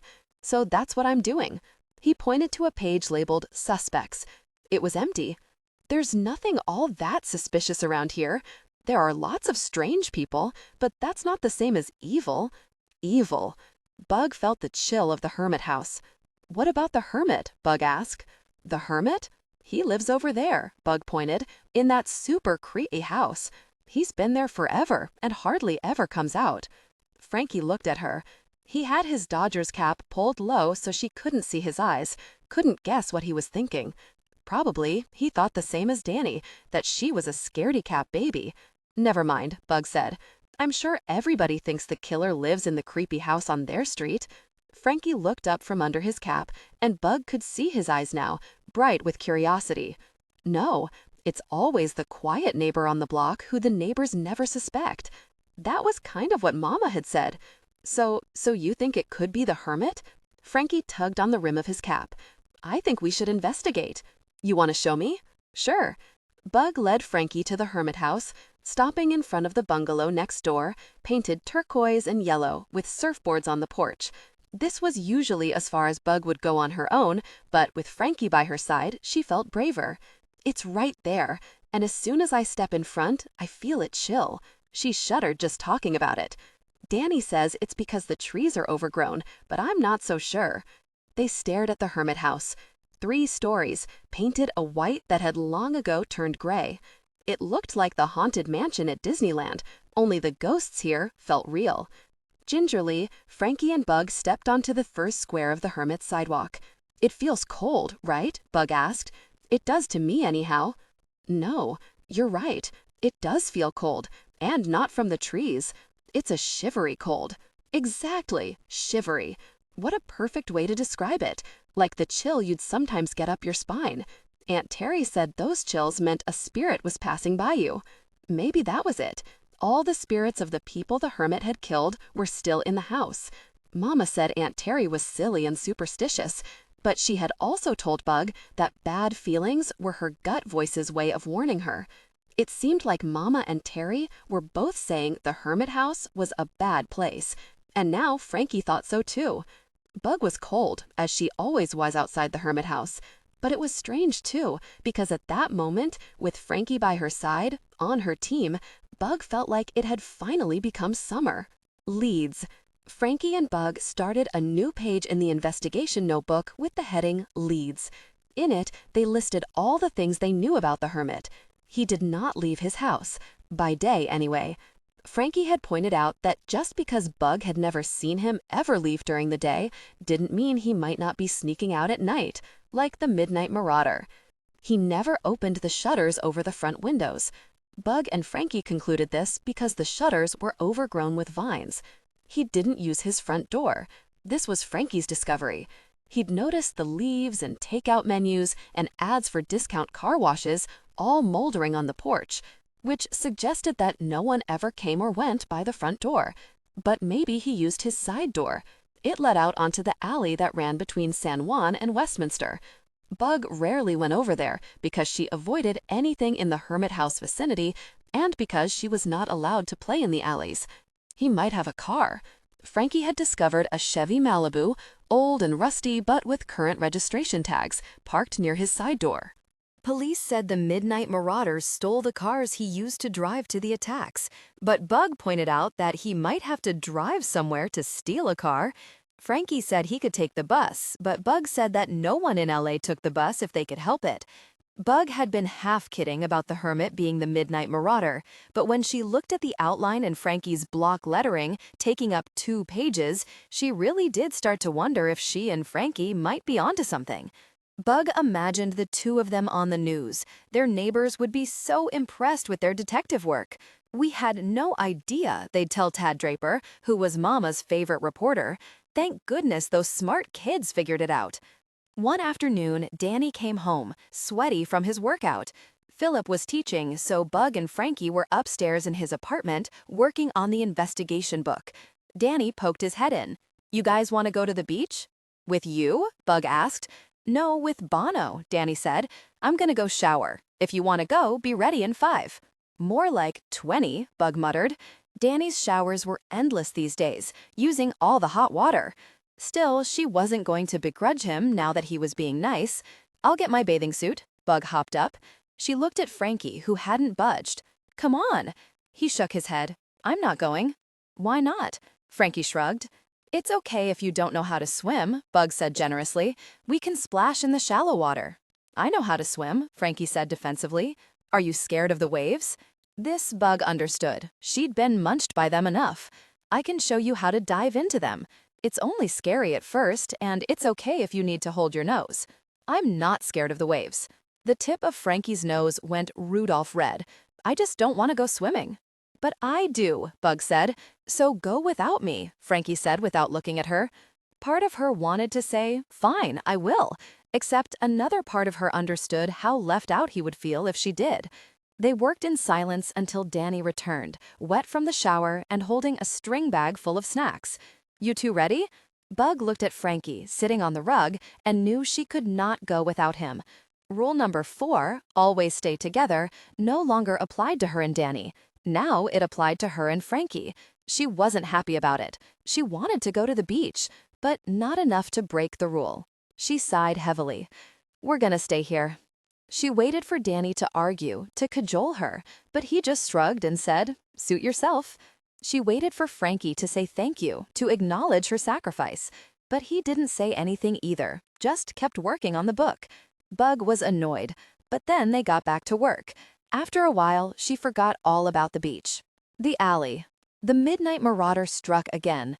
Mama had to work late, and both she and Philip decided Frankie and Bug should stay with a grown-up, and no amount of Frankie's insistence that they'd be fine during the day helped. So now they were both stuck with Hedvig. The attack had been in Glendale. Frankie showed it to Bug on a map. It seemed far enough away. To Bug, anyway. "My son lives in Glendale," Hedvig cried. "He lives in the hills, very far from everything, like sitting pigeons." "Ducks," Bug correctly. "That's good," Frankie told Hedvig. "The Midnight Marauder only attacks people in yellow houses near the freeway." Bug waited for Hedvig to challenge them or say that was nonsense, but just like Dwayne and Randy, she trusted Frankie's authority. "Really?" she asked. "That's the pattern," Frankie said. "How do you know?" "Does the mayor tell you?" she asked Bug, as if Bug, not Mama, was the one who worked in the press office. "We're investigating ourselves," Frankie said. Bug gave Frankie a sneaky kick. They'd agreed not to tell anyone, especially the grown-ups, what they were doing. If it got back to Mama, that would be the end of the investigation. "What have you found?" Hedvig asked Frankie. "Lots of things. We have a book upstairs." Hedvig didn't look amused, or like she thought they were stupid. She looked interested, maybe even relieved. "If we were allowed out today, we could investigate more," Bug ventured. Hedvig didn't even hesitate. "Go," she said. "Go catch this madman." Outside, they examined the hermit house. So far, the most promising lead was the car. If they could prove that the hermit was driving anywhere on days there were attacks, they'd have real evidence. "If the miles on the odometer go up after an attack, that's our proof," Bug explained. "That's really smart," Frankie said. "Thank you," replied, the compliment sending a delicious warmth up her spine. "But you'll have to check the odometer by yourself, because I'm not allowed in the alley." "That's okay," Frankie replied. "Aren't you scared?" Bug expected Frankie to say no, that he wasn't scared of anything, and all the stuff other boys always bragged about to show how brave they were. But when Frankie replied, "Of course I'm scared," Bug decided he really was brave. Not only was he willing to investigate a potential serial killer living across the way, he'd come all the way from Ohio by himself to stay with an uncle he'd never met for the whole summer. Bug could hardly imagine going to stay with Aunt Terry for a week, let alone 2 months, and she'd known Aunt Terry all her life. "We can't make it obvious," Bug said. "It has to seem like you're in the alley for a reason." "I could ride a bike," he said. "My bike got stolen," Bug said. She looked at Frankie's feet, much smaller than hers, and snapped her fingers. "Roller skating. The older kids skate in the alley all the time, even though it's kinda bumpy." I don't know how to skate, Frankie said. Oh, Bug deflated. So you'll have to show me, he added. They ran back into their apartment building to fetch the skates. You're back already? Hedvig asked, sticking her head out of the hallway in front of her apartment. Just getting some surveillance tools, Bug said, as they bounded up the stairs to her apartment.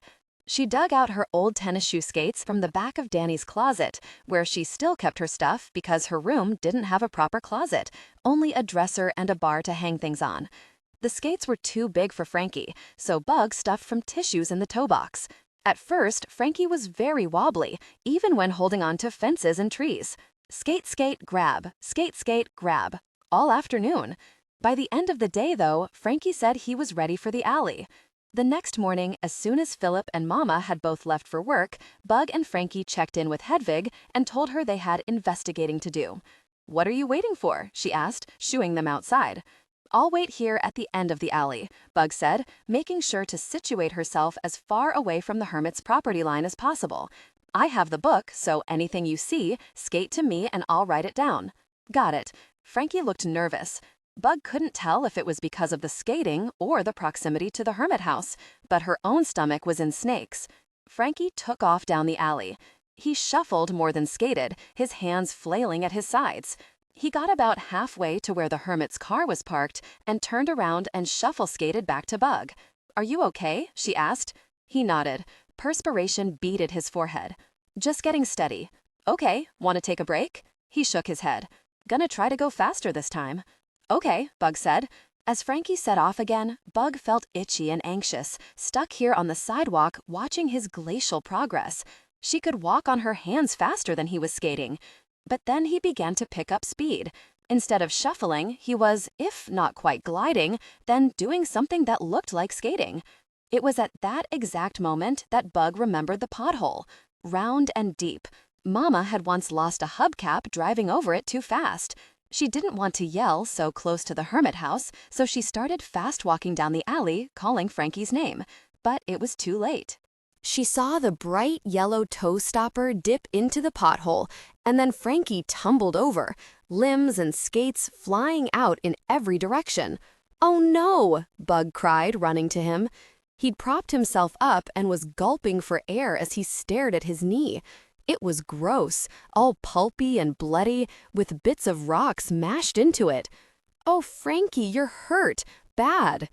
Frankie wasn't crying. He should have been, but wasn't. I'm okay, he said quietly.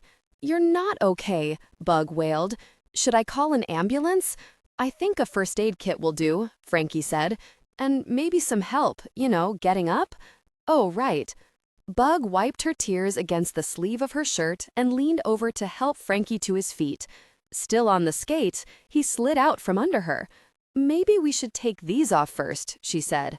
Bug unlaced the skates, now streaked with blood, and pulled them off.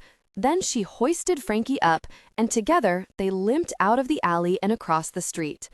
Back home, Bug offered to fix him up. She was feeling steadier now, ashamed for having cried, but Frankie said they ought to ask Hedvig. But she might tell, Bug said. Frankie shrugged. Inside, Ryan's Hope was playing.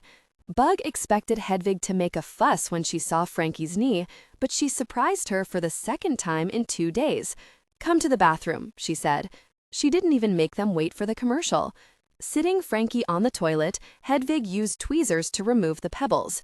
Bug watched, a wavy, throw-uppy feeling in her stomach, because it had to hurt, and also she was worried about whether those tweezers had ever been cleaned. Frankie just sat there, stoic, even when Hedvig finished up and dabbed his whole knee with rubbing alcohol. Rubbing alcohol stung so bad. Mama only ever used hydrogen peroxide, but Frankie hardly flinched. Bug decided Frankie might be the bravest person she knew. When Philip came home, Hedvig told him Frankie had fallen while learning to roller skate, which was true, even if it wasn't the whole truth. Then she looked at Frankie and Bug and winked, as if to say, "Your secret is safe with me." And so the investigation continued. The stakeout. "I'm so glad you and Frankie have become friends," Mama said a few mornings later as she got ready for work. She was drinking coffee. Bug was eating Lucky Charms. Danny was sleeping. "Yep," Bug said. She was too, But she didn't want Mama to think this got her off the hook for almost wrecking the summer. Besides, now that she and Frankie were hanging out, and now that Mama and Philip had relaxed the adult supervision rule, she planned to angle for beach privileges soon, if that was, she could ever get Frankie to agree to go into the water. "Have you two talked about anything interesting?" Mama asked. "Like what?" Bug tried to sound casual as she stirred the sugary gray cereal milk. "I don't know," Mama trailed off. "Life, I guess?" Bug stole a look at Mama. Did she know? Had someone told her? If she did know, why hadn't she shut down the investigation? It was still going strong, though. Bug and Frankie had decided to change strategies by staking out the front of the hermit house from the other side, the safe side of the street. Mama didn't say anything.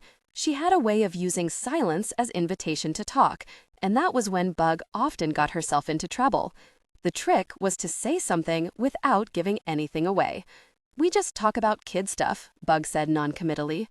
Mama finished her coffee, rinsed the cup in the sink, and put it on the drying rack. "Well, if you need to talk to me about anything, let me know, okay?" "Okay," Bug agreed. "What are you doing today?" "We're having a lemonade stand." "Fun." Mama poked her head into the freezer. "There's 2 cans of mix in here. Will that be enough?" "I think so. If not, there's some change in the desk drawer. You can buy more at Dixon's." She closed the freezer and kissed Bug on the forehead. "Thanks for making lemonade out of this summer's lemons." She could hear the apology in Mama's voice. She nodded solemnly. She didn't tell Mama that, though this summer was strange and not what she'd expected, it wasn't bad. After Mama left for work, Bug took the cans of lemonade concentrate and the plastic jug to Philip's apartment. "We're having breakfast," Frankie said, opening the door. "Beatrice," Philip called, "would you like some French toast?" Bug smelled the cinnamon and the eggs, saw the fruit compote Philip made to put on top. She'd eaten 3 bowls of cereal, but she would never turn down Philip's cooking. "Sure." The cans were already growing squishy in her hands. "Can I put these in your freezer?" Philip eyed the cans. "What are those for?" Bug looked at Frankie. "We're having a lemonade stand," he told his uncle. Philip arched his eyebrows. "Using concentrate?" "It's good," Bug said. "It has pulp, even." Philip made a face. "You two sit down and eat breakfast, and before I leave for work, I will show you how to make proper lemonade." Proper lemonade, it turned out, required lemons, lots of them. Luckily, they grew on trees all over their block, and while Frankie and Bug ate breakfast, Philip asked a neighbor if he could pick some, and came back with a bag full. He sliced them open, the air went sharp with a citrus zing, and plugged in an electric juicer. He squeezed a few lemons and then handed off the job, explaining, 1 cup juice, 1 cup sugar, 4 cups water. That's how you make proper lemonade. Frankie and Bug juiced the remaining lemons. It was pretty fun, the way the juicer made Bug's whole arm vibrate, the way it caught the seeds in the little strainer. After they'd done all the lemons, they mixed the sugar in warm water so it dissolved, then added lemon juice and cold water. Philip had them taste with a spoon. Sweet and tart and delicious. Bug reached for the plastic jug. "No, no, no," Philip said. "We are a class operation." He went into his china cabinet and pulled out a crystal pitcher. "It's all about the presentation." Bug and Frankie carried the lemonade to the street, along with a small table, a cooler full of ice, and a tower of plastic cups. Before Philip left for work, he cut them sprigs of mint from the herb garden for garnish. "I'll be home around lunch," he promised. They didn't really expect to sell that much lemonade. The stand was just a cover for the surveillance. Bug wound up drinking a lot herself. It was really delicious. "I've never had lemonade this good," she told Frankie. "I've only ever drunk it from the can." "Really?" Frankie said. "It's how my mom makes it." It was the first time Bug had heard Frankie mention his mom or home all summer. Sometimes she forgot he didn't live here. "Do you miss home?" Bug asked. Frankie's answer was immediate. "Nope." "Oh." Bug poured herself another cup of lemonade. "Do you have brothers or sisters?" Bug ventured. "Yes," Frankie said. 2 brothers." "Do you miss them?" Frankie just shrugged. "What's it like, Ohio?" Frankie picked up the book. "We should be paying attention." Though they hadn't intended for the lemonade stand to earn money, business picked up in the late morning as pedestrian traffic on the block increased. They sold 2 cups to Nigel, the English guy who lived in the brick apartment on the corner. He didn't have change, so he didn't have $1 and let them keep the 50 cents. Then Rory came by with his dogs. He had 5 of them that he walked all at once, the leashes wrapped around his wrist, his homemade pooper scooper contraption in his back pocket. Every time Bug asked for a dog, Mama refused, citing Rory and his pooper scooper as the reason. He drank 2 glasses. Mr. Mannheimer, who had to be 100 years old, came walking by, practically collapsing onto the seat, crate, Bug offered. He drank 2 cups, though when it came time to pay, he patted his pockets and came up with pennies and lint. Ugh, I remember.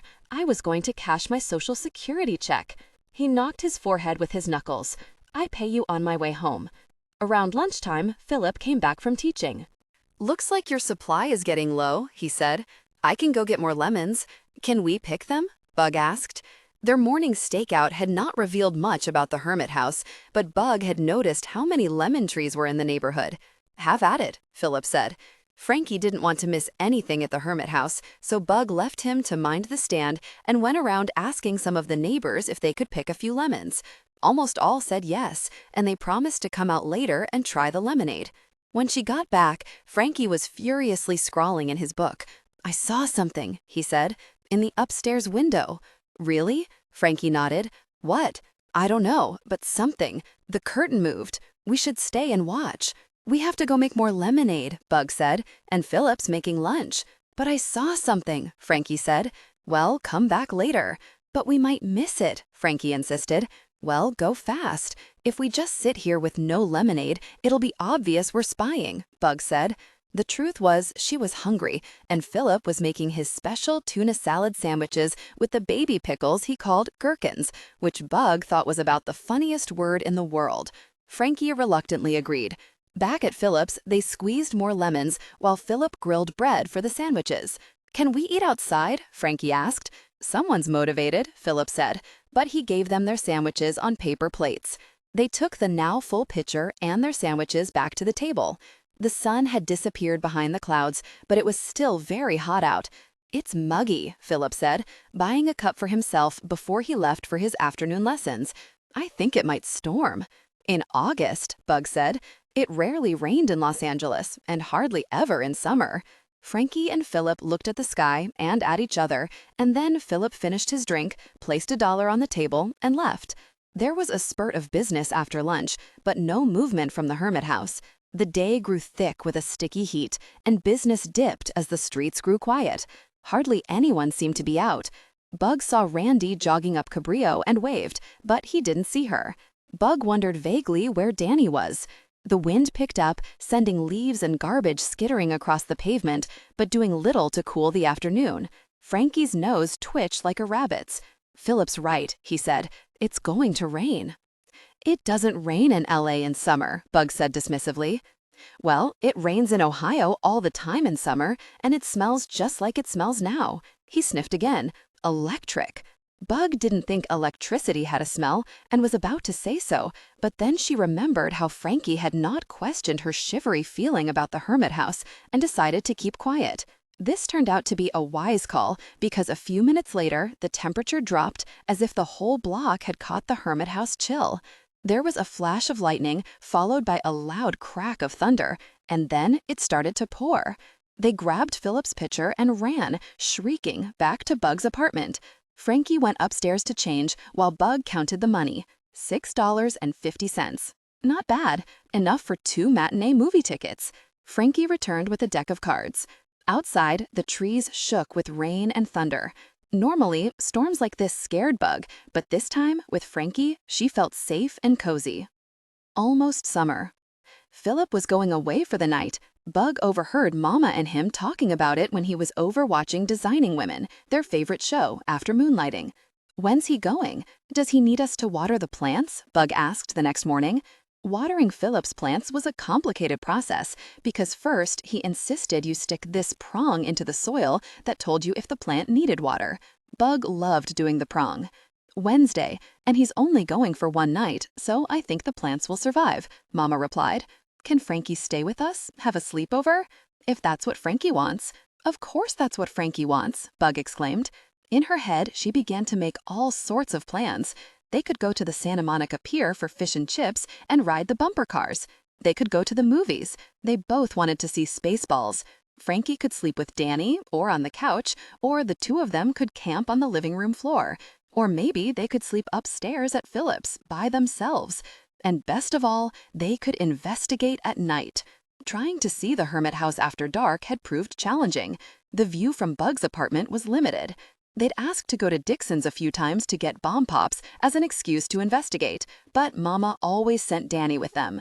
If they did a sleepover, they could stay up late and sneak outside together once Mama was asleep. Later that morning, she told Frankie the good news about the sleepover. As Bug explained all the things she thought they would do, Frankie nibbled on a hangnail. Then he yanked off the nail and spat it out. "I'm gonna stay at Hedvig's." "But you don't have to," Bug said. "You can stay with us." "I'm gonna stay at Hedvig's," Frankie repeated. "But you don't have to," Bug repeated. Then she explained about all the possible sleeping arrangements in case he was shy about a sleepover with a girl. "I'm gonna stay at Hedvig's," Frankie said a third time. "Well, that's just stupid." Tears flooded Bug's eyes, which made her even angrier. When Frankie didn't reply, she added, "And you're stupid." She waited until she was alone in her apartment to let the tears slide down her face. Only she wasn't alone. Danny was there, drinking one of those disgusting shakes he now had for breakfast every day. "What's eating you?" he asked. "What do you care?" she shot back. "I care." He put his hand to his chest, cross your heart style. "What's up?" "Nobody likes me," she whined. "I like you." "No, you don't. You dumped me this summer." "I didn't dump you, Bug. I just wanted to hang out with friends my own age." "Randy and Dewan aren't your age." She paused. "And they used to be my friends, too." "They still are."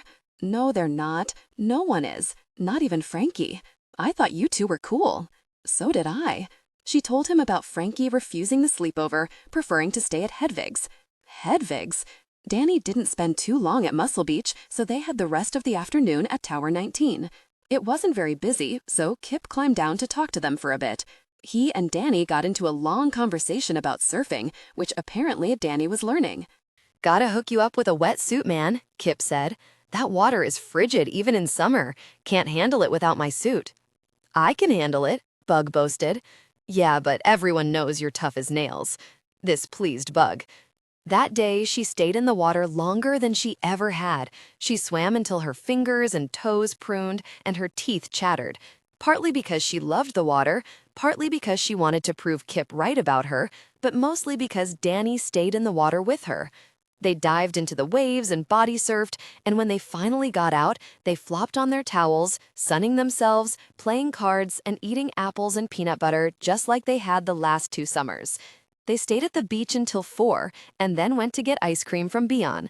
After, they ambled up to the shops at the Circle on Pacific to check for the new Echo the Bunnyman album at the record store. Sun-drunk and happy, Bug was kicking a half-torn tennis ball as they headed up Venice Boulevard toward home. It had been a nearly perfect day, and now, dinner. Maybe Mama would let them order fish and chips. Thwack! The ball made a satisfying hollow sound as she kicked it. "Hey, Danny," Bug began. "Yup," he said. She wasn't sure what she wanted to say, other than to thank him, though she didn't want to sound like a baby. "I was thinking we could have fish and chips for dinner." She licked her lips, imagining the salty, tart vinegar taste, the way the French fries turned delightfully mushy. "Or tacos," Danny said. Tacos were Danny's favorite food after pupusas, but you couldn't get pupusas in Venice. "Yeah, but we had tacos a couple nights ago," Bug said. "We haven't had fish and chips in a while." Danny didn't answer, and for a minute, Bug wondered if she'd ruined the moment somehow by vetoing tacos. But then she saw Danny's eyes fixed on something in the distance. She followed his gaze to the skinheads, a big group of them, including the ones who had hassled them on their way to the Chinese diner, half a block away. They were drinking those big bottles of beer and kicking one of the empties around like it was a soccer ball. There was a spray of broken glass in front of them, so it looked like they'd been playing this game for a while. Bug thought Danny was going to do what Mama had done, walk on past, but at the last minute, he swerved right, in toward the canals, away from home. The Venice canals always seemed to Bug like a hidden world, a fairy tale land, houses and boats and curved bridges, far away from the rest of the neighborhood. Once Bug and Danny were inside, the skinheads seemed a million miles away. They weren't, of course. Danny maneuvered himself and Bug back out of the canals toward the beach again, and they took the crowded boardwalk home. They did not speak of it or of anything as they made their way back to the apartment. When they got home to find Mama rifling through the freezer for something to heat up and shouting at them not to track sand, they didn't say anything then either. Lemonade. That next night, when Frankie had his overnight at Hedvig's, Mama offered to take Bug to see Spaceballs, but Bug didn't feel like going. And anyhow, she and Frankie were supposed to see Spaceballs with the money they'd earned from the lemonade stand. Stupid lemonade stand. The only thing it had accomplished was to turn Bug into a lemonade addict. She went through a jug a day, constantly picking fruit from neighborhood trees. She'd borrowed Philip's juicer and still hadn't given it back, though that might have been because she hadn't been in his apartment since the thing with Frankie. Were they in a fight? Bug wasn't sure. And if they were in a fight, who'd started it? She wasn't sure of that either. The Midnight Marauders killed again. Mama had to work late Thursday, and Bug was told to go to Philip's for dinner. Normally, she loved going to Philip's to eat because he was such an amazing cook and often enlisted Bug as an assistant. But when she got up to his apartment, shyly knocking on the door instead of barging in like normal, Frankie was in the kitchen, pounding steak with a mallet to run through the meat grinder for hamburgers. Bug felt angry all over. Pounding the hamburger meat had always been her job. "I saw something in the hermit's windows," Frankie whispered, "last night, before the crime." Bug was torn. On one hand, she was mad at Frankie. On the other hand, this was pertinent information. "What did you see?" Bug asked in a non-committal voice, to show she didn't care one way or another. "Lights were on, and lots of movement. How did you see all that?" She glanced at Philip to make sure he couldn't hear, but he was on the phone. She could tell by his tone he was talking to Mama. "Look." Frankie craned his head toward Philip's kitchen window and pointed. "Just beyond the tops of the trees, you could make out one of the hermit's third-floor windows. If you climb on the counter, you can see more. We have to do more investigating at night." "Yeah, well, if we'd had a sleepover, we could have done just that, maybe stopped a murder."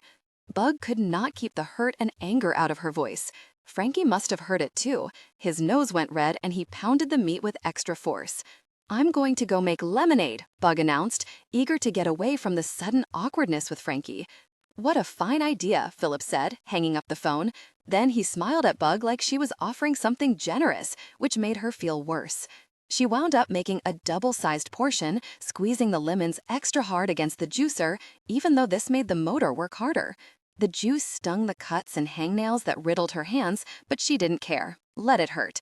Stupid Frankie. At dinner, she ate silently, drinking glass after glass of lemonade. "What's gotten into you tonight?" Philip asked. "Nothing," Bug mumbled. Philip replied. She went home as soon as she finished eating. Mama was still at work. Danny was watching a rerun of Cheers. He barely said 2 words to her before going in for one of his showers. After a few minutes, the lemonade caught up with Bug and she had to pee. She knocked on the door, but Danny had locked it. "Danny, hurry up." "I just got in," he called. The sound of the water trickling made Bug's need to pee even more urgent. She pounded on the door. "I gotta go," she yelled. "Bad?" "Tough," he said. "Like emergency bad. I'm going to pee in my pants." "Just go upstairs if it's such an emergency," he said. Bug ran up the stairs to Philip's apartment and pushed open the door like normal. Philip was playing piano, and he just smiled and nodded at her. Bug ran past him to the bathroom, feeling the pee dot her underwear as she reached for the doorknob. But it was also locked. She pounded on the door. "I'm in here," Frankie called.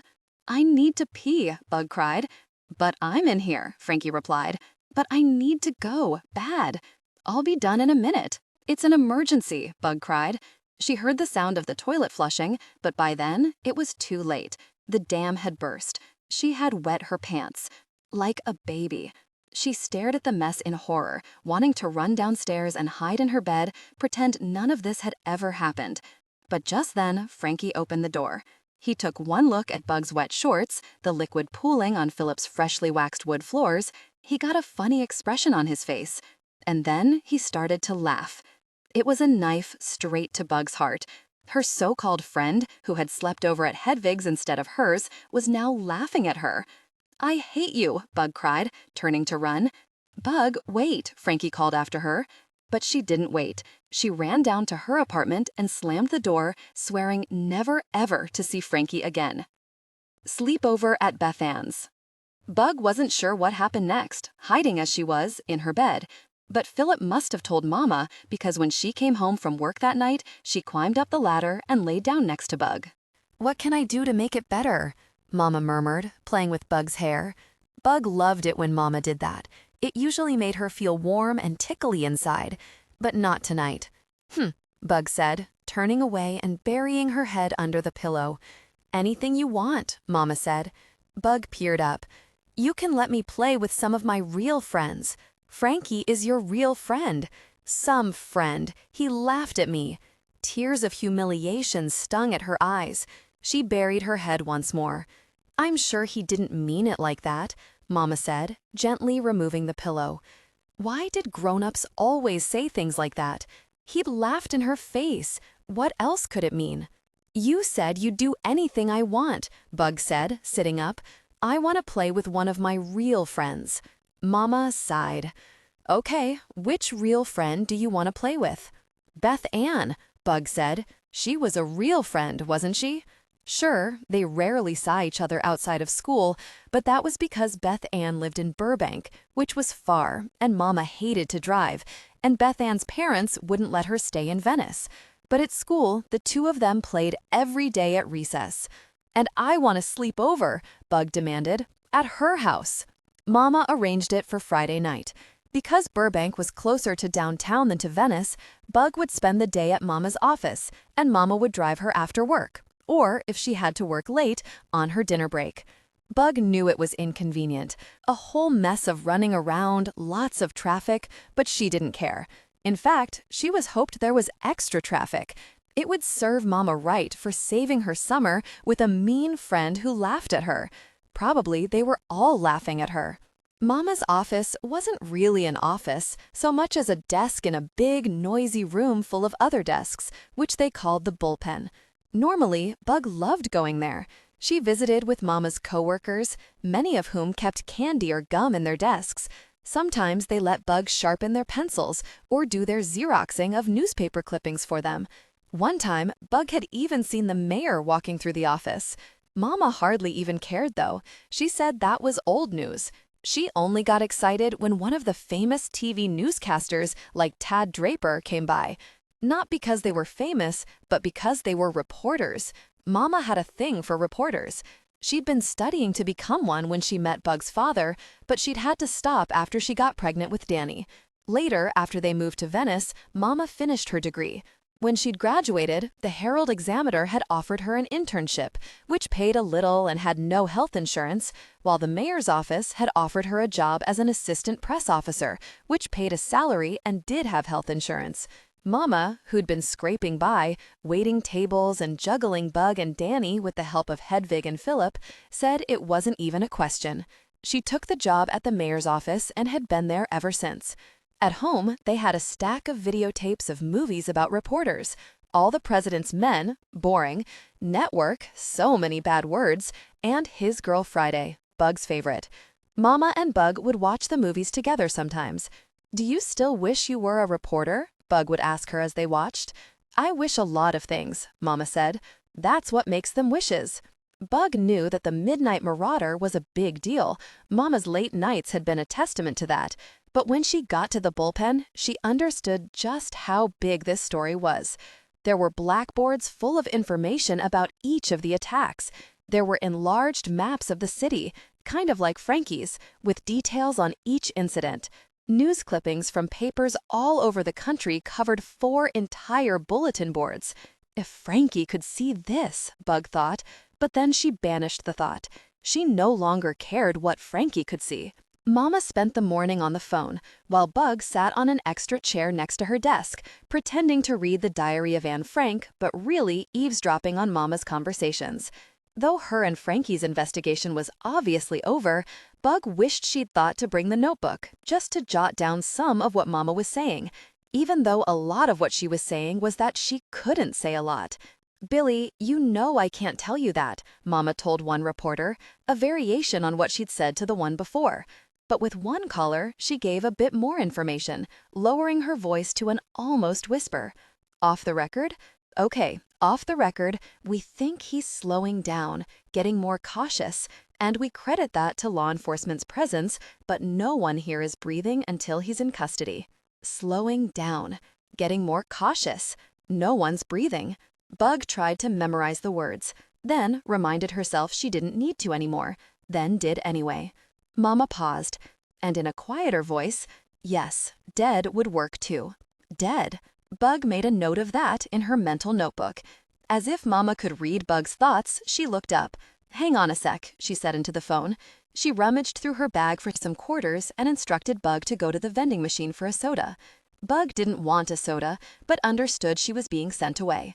She took her time getting up, but Mama didn't get back on the phone until she left. Mama was more careful after that, sending Bug on errands when she had phone calls to make. Bug lingered by the big boards with all the clues written on them. She memorized as much as she could.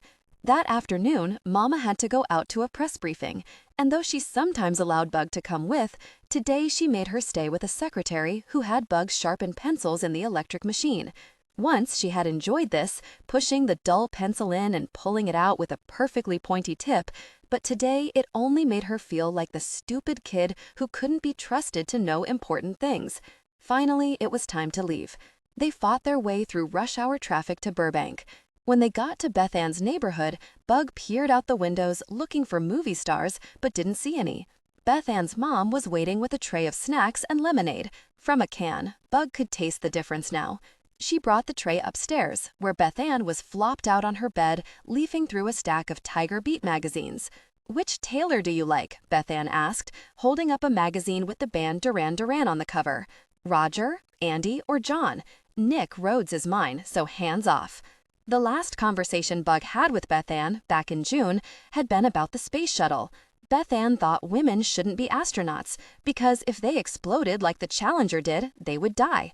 Bug thought that was dumb. What difference did it make whether you were a girl or a boy if you got blown up? Beth Ann rolled over onto her back, the magazine held aloft. "Everyone likes Simon Le Bon because he's the singer, so I think I have more of a chance with Nick." She went over to the wall. In the place where a map of the solar system had once hung was a poster of Duran Duran. She kissed the poster, then walked from one end of her room to the other. "His eyes follow me as I walk." She crossed the room again. "Try it," Beth Ann said. Bug took a few steps. Beth Ann was right. The eyes did follow you. "So," Beth Ann said, when she'd sat back down on the bed, "which one do you like best?" Danny had some Duran Duran cassettes from a few years ago, and Bug had seen the video of them on a sailboat on MTV. "I don't know. I don't care." "How can you not care? They're the most amazing. And not just because they're so cute. Their music. It moves me. Here, listen." She pulled out a single of Save a Prayer and played it on her turntable as she did this weird ballet prance around her room. Bug watched her, an uneasy feeling taking hold in her stomach, like she'd been dropped off at the wrong house. Beth Ann danced a bit more, and then they ate the snacks. "What have you been doing this summer?" she asked Bug. Bug didn't know how to talk about her summer without mentioning Frankie, so instead she talked about the Midnight Marauder, all the information she knew about him, from the pattern of attacks to the yellow houses. Beth Ann looked bored. She turned back to her magazines. "You know, there was an attack right here in Burbank?" she asked Beth Ann. Maybe that would impress her. It didn't. Beth Ann wrinkled her nose. "You're so weird sometimes." They didn't talk for a while, just listened to the record over and over. Outside, it was starting to get dark, but it stayed much hotter in the San Fernando Valley at night than at the beach, and across the neighborhood, you could hear people still splashing in pools. "Want to go swimming?" Beth Ann asked. Bug had forgotten her bathing suit, which was a stupid thing to do. "That's okay," Beth Ann said. "You can borrow one of mine." Beth Ann retrieved 2 suits and proceeded to take off her clothes. She pointed to her chest, which had 2 cone-shaped mounds on it.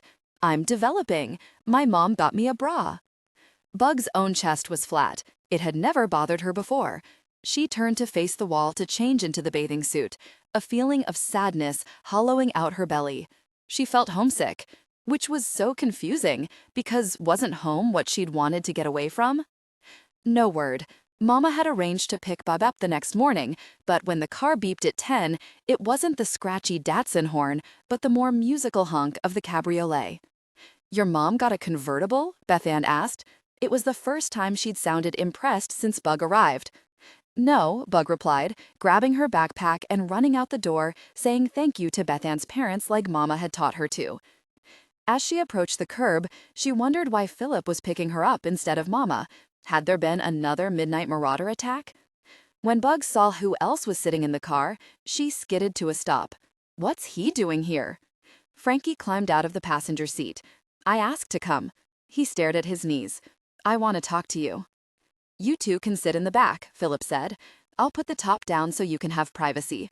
He reached into the glove box for the Grace Kelly scarf. "Frankie doesn't like the top down," Bug said. "It's okay," Frankie said. Bug reluctantly climbed into the back seat while Philip cranked the canvas roof down. Frankie didn't say anything as they pulled away, or as they merged onto the freeway. Not until the car climbed to the top of the hill that separated the valley where Beth Ann lived from the beach where Bug lived did Frankie speak. "I'm sorry I laughed at you," he began. "You should be," Bug shot back, the apology reviving her humiliation. "I didn't do it to be mean. It was just a nervous reaction." "Sure it was," Bug scoffed. "Trust me, I would never do it on purpose, because I know how it feels." His expression looked anguished. "To pee in your pants?" A shadow darkened Frankie's face. "To have to go really bad and not be able to." He trailed off. "Why? Do your brothers hog the showers too?" Frankie shook his head and blushed. "I couldn't unlock the door because I was scared you'd see," Frankie said. "See what?" Frankie didn't say anything, only glanced between his legs. Bug might not have understood what he meant had he not turned so red that he looked like a tomato with ears. "Oh, you mean your private parts?" Frankie nodded. "I mean, I get it," Bug continued, "but you know that I've seen Danny's a bunch of times." "Mine aren't like Danny's," Frankie said, talking to the floor. "They're like yours." "Like mine?" Bug was confused. "But I'm a girl." She looked at Frankie, who looked like he was going to cry. She saw Philip watching intently in the rearview mirror, and suddenly she began to understand. The refusal to swim or sleep over, Mama's various concerned comments, what Frankie was trying to tell her. "Are you a tomboy?" That was what Aunt Terry called Bug, on account of her distaste for dresses and her affection for dirt. But even though she didn't like girly things, she still was a girl. "I don't think so," Frankie said. "You don't seem like a girl," Bug said. "I don't feel like one either. I never have." "Really? Never?" "For as long as I can remember." Frankie paused to bite his thumbnail. "My mom says God doesn't make mistakes, but my dad says he did with me." "That's not true," Bug countered with a wave of indignation. Frankie was brave and loyal, and most definitely not wrong. She suddenly felt ashamed for how she'd treated him just because he didn't want to sleep over. "You're not a mistake." "I don't think I am, but my dad sure thinks so." His chin wobbled, but he did not cry. "He says I have to quit it." "Quit what?" "All of it. Wearing boy clothes, having a boy haircut, going by Frankie, even though no one has ever called me anything else. He says it's time for me to be a girl." Frankie shuddered, and not in the jokey ways boys did when they were compared to girls, but like the prospect truly scared him. "What about your mom?" Bug asked. "She has to do what he says." "Why?" Frankie considered it. "Because the dad is the boss." Was that true? Had her father been the boss? Bug couldn't imagine Mama having a boss, except for the mayor, but that was different. Anyhow, it was my idea to send me here for the summer to be with Philip. He's her brother. Frankie lowered his voice. "My dad doesn't like him, though." Bug already wasn't too crazy about Frankie's father, but when he said this, she started to really dislike him. Philip was like the nicest person in the world. What was there not to love? "My mom told him I should come spend the summer here, and," Frankie paused to swallow, "get it out of my system." "Can you?" Bug asked. "Get it out of your system? I don't think so." Frankie took a juddering breath. "But I have to. That was the deal we made." "The deal?" "I get to be Frankie for one more summer, and then when I go back, I have to stop acting like a sissy." "A sissy?" Frankie, who didn't cry when rubbing alcohol was poured on his cut, was the least sissy person Bug had ever met, and that included Mama. "You're the opposite of a sissy." Frankie shrugged. "There's no word for what I am." Hedvig's story. The next morning, Mama woke Bug up and said she had a surprise. "They caught the Midnight Marauder?" she asked, trying to keep the disappointment out of her voice. It wasn't like she wanted people to get hurt, but the day before, after she'd apologized for getting mad at Frankie about the sleepover, and he'd apologized for laughing at her, they had returned to their investigation. Bug told Frankie all she'd overheard at Mama's office, as Frankie took copious notes in the book, nodding every often and saying, "This is really good stuff." "What?" "No," Mama said. "We're going to Disneyland." "We are?" Bug asked, sitting up in bed. "When?" "Today." "Today? Really? Can Frankie come?" Mama smiled. "Of course he can. And Philip, too." "Disneyland! Today! With Frankie!" Bug clapped her hands in delight. Though they were only an hour's drive from the theme park, Bug had only ever gone once, a few years back, when Aunt Terry had taken her. She had loved it so much, even if she regretted being too scared to go on Space Mountain, and not just because Danny had teased her for being a chicken. She'd made a vow that the next time she went to the park, she would ride it 5 times in a row, but she had not yet had the opportunity to make good on that. "Is Danny coming?" She was eager to prove to Danny how brave she now was. "No, he says he's too old for Disneyland," Mama said, "and we only have room for 5 in the car." "No one's too old for Disneyland," Bug replied, "and there's only 4 of us." "Hedvig's coming," Mama said. "Hedvig? Why?" "She's the one who got us the tickets for free," Mama said. "Her son works for Disney." "But does she even want to come?" Bug asked. "Oh yes," she insisted. Mama pulled off the covers and climbed down the ladder. "Now go get dressed." Mama had set out cereal, but Bug was too excited to eat. She raced to the alley and waited by Mama's car, which they were taking because it had more room than Philip's. Frankie was already there, even more excited than Bug, apparently. "I brought snacks," Hedvig called when she emerged a while later, wearing silky turquoise pajamas, white sneakers, and a paisley-patterned turban. "She looks like a Disney cartoon herself," Frankie whispered to Bug. "And I brought donuts," Philip said, shaking the box, a rare treat from Philip, who preferred homemade things. Mama drove. Hedvig sat in the passenger seat. Bug sat in back, between Philip and Frankie, and though she hated the middle seat, with its weird hump, she didn't complain. They were going to Disneyland! The radio was on, set to KROQ, which was playing an hour of non-stop songs. Oingo Boingo, U2, the Thompson Twins, The Cure. Hedvig sang along to all the songs, making up words when she didn't know them. Philip sat there expressionless, though Bug saw his mustache twitch and suspected he too was stifling laughter. When the commercials came on, Mama turned the radio down and Hedvig twisted around in her seat. "Are you excited?" Frankie and Bug assured her they were. "Not so excited as me," Hedvig said, tapping herself on the chest. "Disneyland is my favorite place on Earth." "But you're old," Frankie said. Bug waited for Frankie to get a scolding from Philip, but Philip just laughed. "Yes, but not too old to go to Disneyland. When my Mahai was alive, we went all the time." "You must really like rides," Frankie replied. "I don't go on the rides," Hedvig replied. "Then what's the point of going?" Bug asked. "Let me tell you a story," Hedvig said. In her head, Bug groaned. Hedvig's stories tended to go on forever. "I grew up in Hungary. It was the most magical place on Earth," Hedvig began.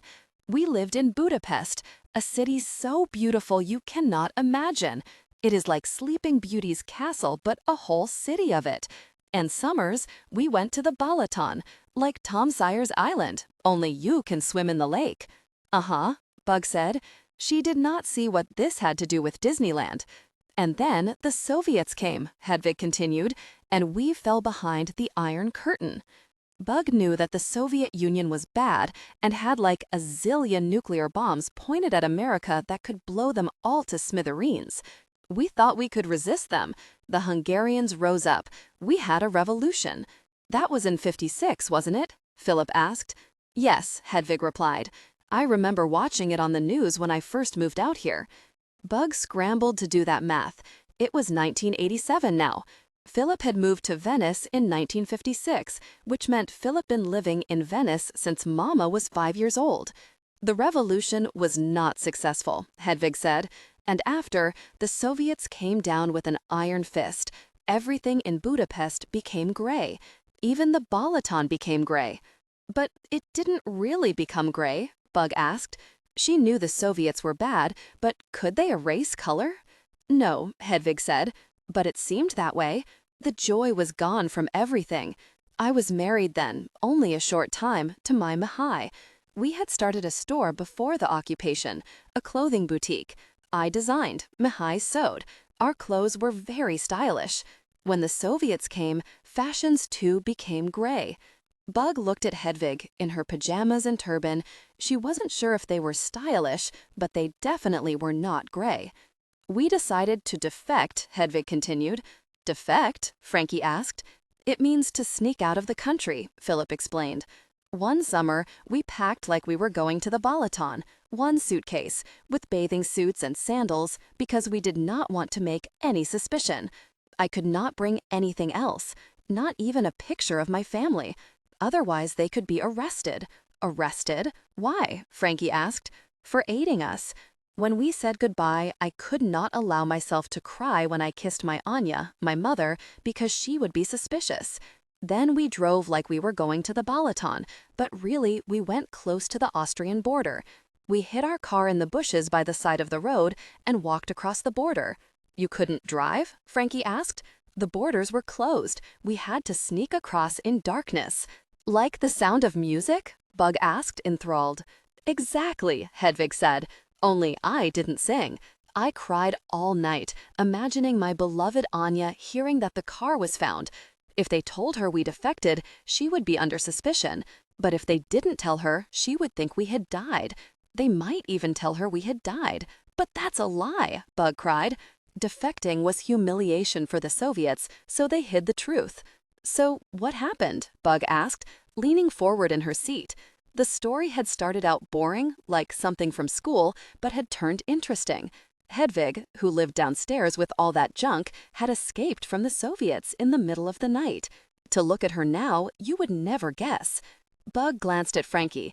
Maybe that was true of lots of people. Did your mom get in trouble? She did not. Did she think you died? Frankie asked. She did not know, but she prayed that I'd escaped. It was many years before I was able to get word to her that we were okay in America. And then we could exchange letters, but we had to be careful because the spies read everything. Did you ever see her again? Bug asked. Hedvig shook her head. When she became Najamama, she paused, a grandmother, we tried to get her a visa, but she got sick and died before she could visit. I'm sorry, Hedvig, Mama said, putting a hand on her wrist. I know how hard that is. Did you ever see any of your family again? Bug asked. My cousin, Hedvig replied. She moved to Dallas. She's who I go visit every August. Hedvig sighed dramatically. She is the only one left. Mama squeezed Hedvig's hand. That's a good story. But what does it have to do with Disneyland? Frankie asked. Ah, yes. The point of my story. It'd take us a while to get to America, Hedvig said. We had to stay in Austria for a year before we finally flew to Los Angeles. We had friends who had come here, and they knew us from our shop, so they got us jobs in the wardrobe department for Metro-Goldwyn-Mayer. The movie studio? Bug gasped. Did you meet famous people? All the time, Hedvig said. After we start to work and find an apartment, our friends say they want to take us to Disneyland. It only just opened. We had no extra money, but they insist we go as their guests. Hedvig stopped, like that was the end of the story. It reminded Bug of Hedvig's soap operas, which would have a big cliffhanger on Friday afternoon, someone getting shot, and you'd wait all weekend to see what happened, only to find out no one got killed or arrested or anything good. But Hedvig's story wasn't over yet. When I stepped through the gates of Disneyland, I cried. You cried? Bug asked. Why? Frankie asked. People cry when they see the Statue of Liberty. Because it means freedom. But I fly to America and I don't see it. But when I stepped through the Disneyland gates, I cried for the same reason. Because it was America. It was freedom. Bug didn't say anything. She loved Disneyland, sure, but it seemed a little silly to cry. Then again, Hedvig had cried when Luke and Laura had broken up on General Hospital. I cried when I saw the Pacific, Philip said. I was 24 years old, and it was the first time I'd ever seen the ocean. 24 in 1956. It was now 1987. Bug paused to count on her fingers. 55. Philip was 55. She filed that away to tell Danny later. Why would that make you sad? Frankie asked. I wasn't sad, Philip replied. I was the opposite of sad, full of hope. California was the new world for me, a place to escape a different kind of gray. When I moved here from Visalia, I cried all the way down on the bus, Mama said. Bug knew this, of course, but she'd never heard it from Mama, only from Danny, and Danny had never told her what Mama said next. It was only when I got here that I stopped crying. So you both understand, Hedvig said, what it means to be a refugee. Magic Kingdom. Nobody cried when they got to Disneyland, but something happened to Frankie. As soon as the tram from the parking lot pulled up to the front gates, his posture changed. His shoulders stopped hunching, his chin emerged from the burrow of his neck. Bug had not realized how curled up he usually was, like a turtle in his shell, until she saw him craning his head every which way. He wanted to see everything. He wanted to go on everything. Bug may have had a list ranking the rides, but for Frankie, there were no bad rides. The Mad Tea Party, the Haunted Mansion, Space Mountain, all were fantastic, amazing. Let's do it again. Even the monorail, which wasn't really a ride, Frankie loved. Bug thought Disneyland was fun, but for Frankie, it really seemed to be magic. He'd brought Philip's camera with him, and he snapped pictures everywhere, even posed with Pluto, which Bug felt was maybe babyish, but was glad Frankie was doing it because then she got to also. If Danny laughed at the photos or at the Mouseketeer hats with their names stitched on them they'd each bought, she'd be able to say she'd done it for Frankie. They rode rides until lunchtime. When Bug had come with Terry, they'd packed lunches. Her aunt said the food prices there were exorbitant. But Philip and Mama let Frankie and Bug eat at a restaurant near the Country Bear Jamboree. Fried chicken and French fries washed down with a large soda each. What now? Philip asked. Pirates of the Caribbean, Bug exclaimed. And I want to do Space Mountain again. And I want to do Star Tours again. But the line is so long, Bug complained. I know, but it's a fun line. That's true, Bug agreed. If you don't mind, Hedvig said, I would like to go to Tom Sawyer Island. Hedvig hadn't made a single request all day, so though Bug felt that, like the monorail or the riverboat, the raft to Tom Sawyer's Island did not constitute a ride, she agreed.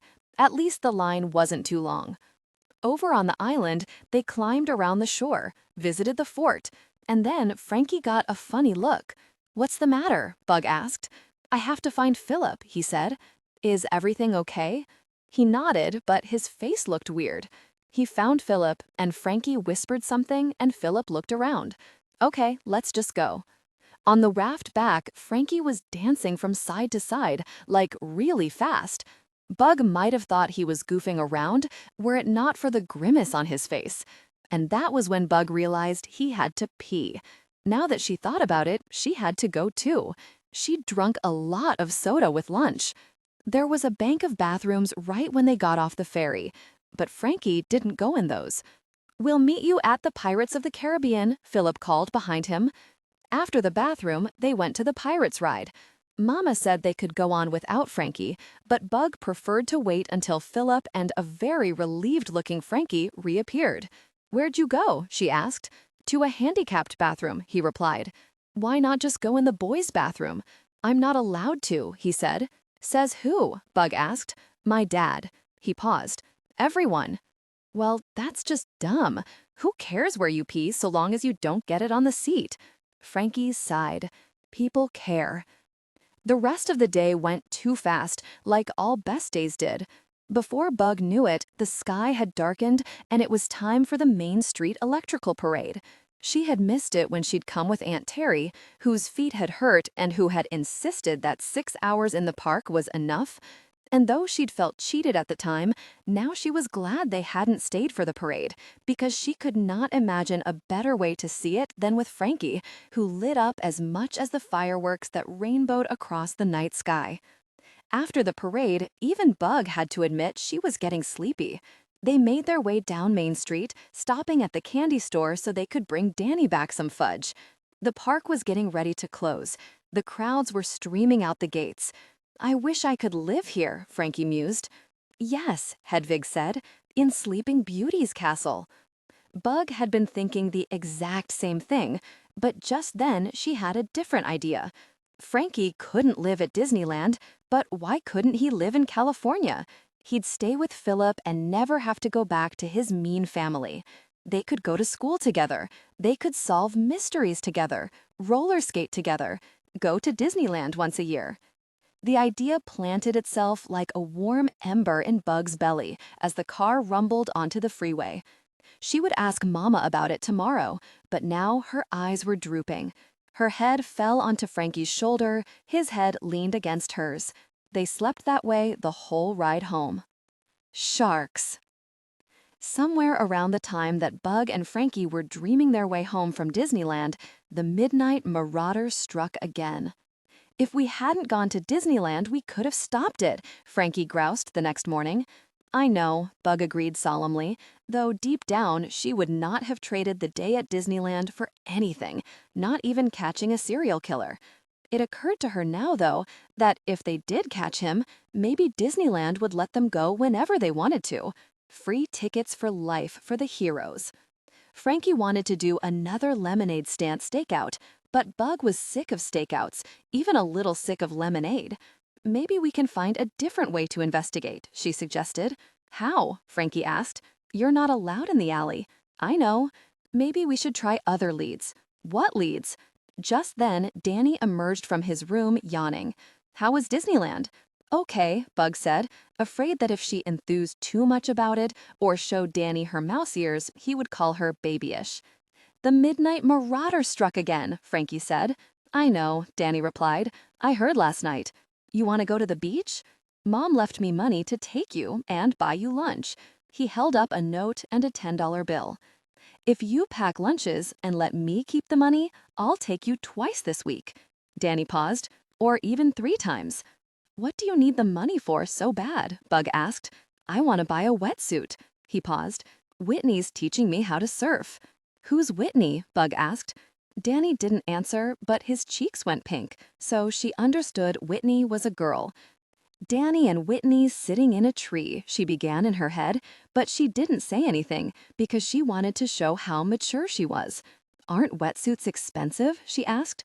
New ones are, but there's an old surf rat who sells used suits out of the back of his van. And if I can keep this 10, I'll have enough for the one I want. But we gotta go soon because I have Spanish lessons this afternoon. So, are you in or not? Not, Frankie said. Danny sighed in frustration because now he wouldn't be getting his wetsuit. Bug, who now understood why Frankie didn't want to go to the beach, was not cross with him. But she wanted to find a solution because she really did want to go to the beach. And, unwittingly, Danny had just given her an idea that would solve all their problems. She followed Danny back into his room. I have a proposition, she said, using a grown-up word she'd heard on the soap operas. Oh yeah? You can keep Mama's money, and I'll tell her we went to the beach, even if we don't, and you can get your wetsuit. What's the catch? You have to take me with you, so I can get a wetsuit for Frankie. But Frankie doesn't even like the beach. He will if he has a wetsuit. Bug was sure of this. Frankie wants to learn to surf? Duh, no. Then why does he want a wetsuit? It was then that Bug understood that Danny did not know about Frankie. For once, she knew something her brother did not. She desperately wanted to lord this over him, but she knew she couldn't. It wasn't up to her to tell Danny or anyone about Frankie. It was up to Frankie. He wants a wetsuit because, Bug replied, giving herself time to figure out why Frankie might need a wetsuit. The water's too cold for him, she said. That's why he doesn't like to swim. So, do we have a deal? Danny stuck out his hand. We have a deal. She didn't say anything to Frankie. She wanted it to be a surprise. She just told him she'd be back in an hour. Then she went into her room and collected all the money they'd made from selling lemonade, plus everything she had in her piggy bank. The surf rat moved around, Danny explained, because you weren't allowed to sleep in your van, but he mostly sold his wares in front of the wooden pier that separated Venice from Marina del Rey, the fancier neighborhood to the south. How much is the wetsuit you want? She asked Danny. $40. That was a lot of money. Bug had $6.50 from the lemonade stand and $3 from various tooth fairy visits and almost $4 in saved allowance money, and nearly 50 cents scavenged from the sofa cushions. Altogether, it came to $14. As they approached the pier, Bug crossed her fingers and toes that the surf rat would be there and would have a wetsuit she could afford. The van was there, the shades drawn, the doors locked. Danny knocked on the side window, but there was no answer. He shook his head. Maybe he's out surfing. We can come back. But just then, the creaky door slid open. The surf rat emerged, yawning. "Dude, what time is it?" he asked, squinting at the sun. He was very tan, his skin looked like leather, his blonde hair matted into thick dreadlocks. "It's 12:47, Bug said, reading the number off Danny's Casio. 12:47 on what day? He asked. Monday, Bug replied. Missed the morning swell. He rubbed his eyes. There's always tomorrow. He looked at Danny. Oh, hey, dude, you here for that suit? Yes, Danny said. I have the money. Cool, cool. He clambered into the back and returned with a rip curl. Do you have any smaller ones? Bug asked. And cheaper ones? The surf rat eyed her. Who are you? I'm Bug. Bug, he laughed. Cool, cool. My name's Turtle. Is that really your name? Is Bug really your name? It wasn't, not really. But what was a name if not the name you thought of yourself as? Well, Turtle, I'd like your cheapest, smallest wetsuit, please. You don't want it too small, Turtle said. You need a bit of space between you and the water. That's how a wetsuit works, lets in a layer of water. But the water is freezing, Bug said. Only at first, Turtle said. Your body temperature warms it up right quick, though I always hold my morning piss and then, once I paddle out, I let it rip. He smiled. It's like a warm bath. Ew, Bug said, wondering why anyone would intentionally do what she'd done by accident. But then she remembered what Philip said about flies and honey. Sorry. No need, Turtle said. Urine is sterile. Lot of people don't know that. Now, let me see what I can find for you. It doesn't have to fit exactly right. Yeah, it does, or the water won't warm.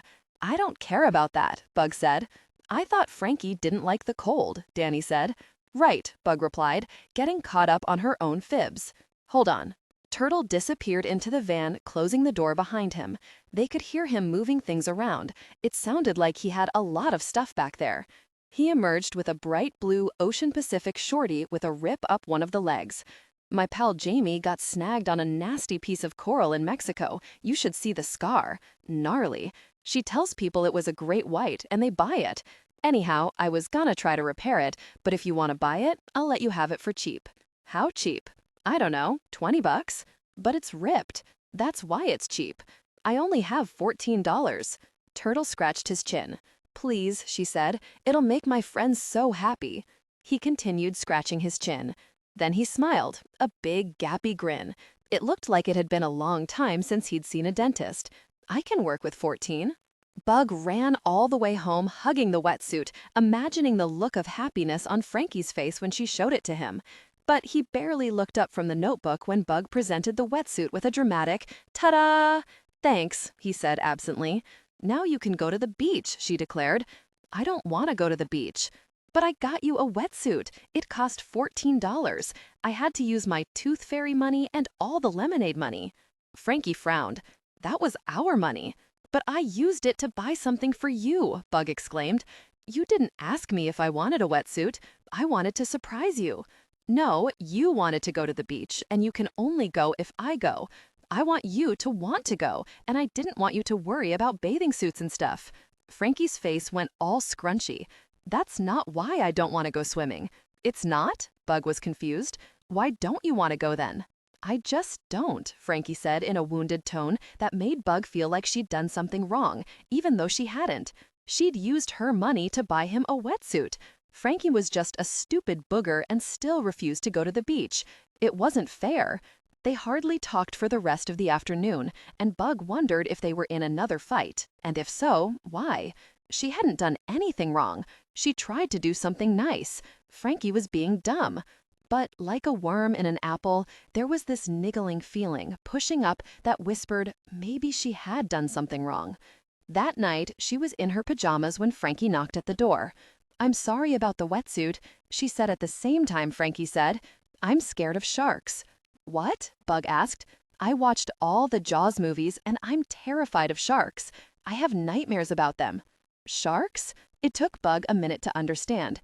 "That's why you don't want to go in the water?" "It's like 70% why. I also want to investigate the hermit." Frankie looked down. "And maybe a little of what you thought. Sharks aren't a weird thing to be scared of." Bug paused. "I'm scared of octopuses. I have a dream sometimes that a pink one is in my closet. I know that sounds dumb." Frankie shuddered. "No, it sounds scary." That made Bug feel better. "There aren't sharks at Venice Beach," she paused. "Or octopuses. Are you sure? I read in Philip's encyclopedia there were." "Mama," Bug called. Mama looked up from the dining table, where she was just now eating the pupusas Danny had brought home earlier. "Yes, Bug," Mama answered.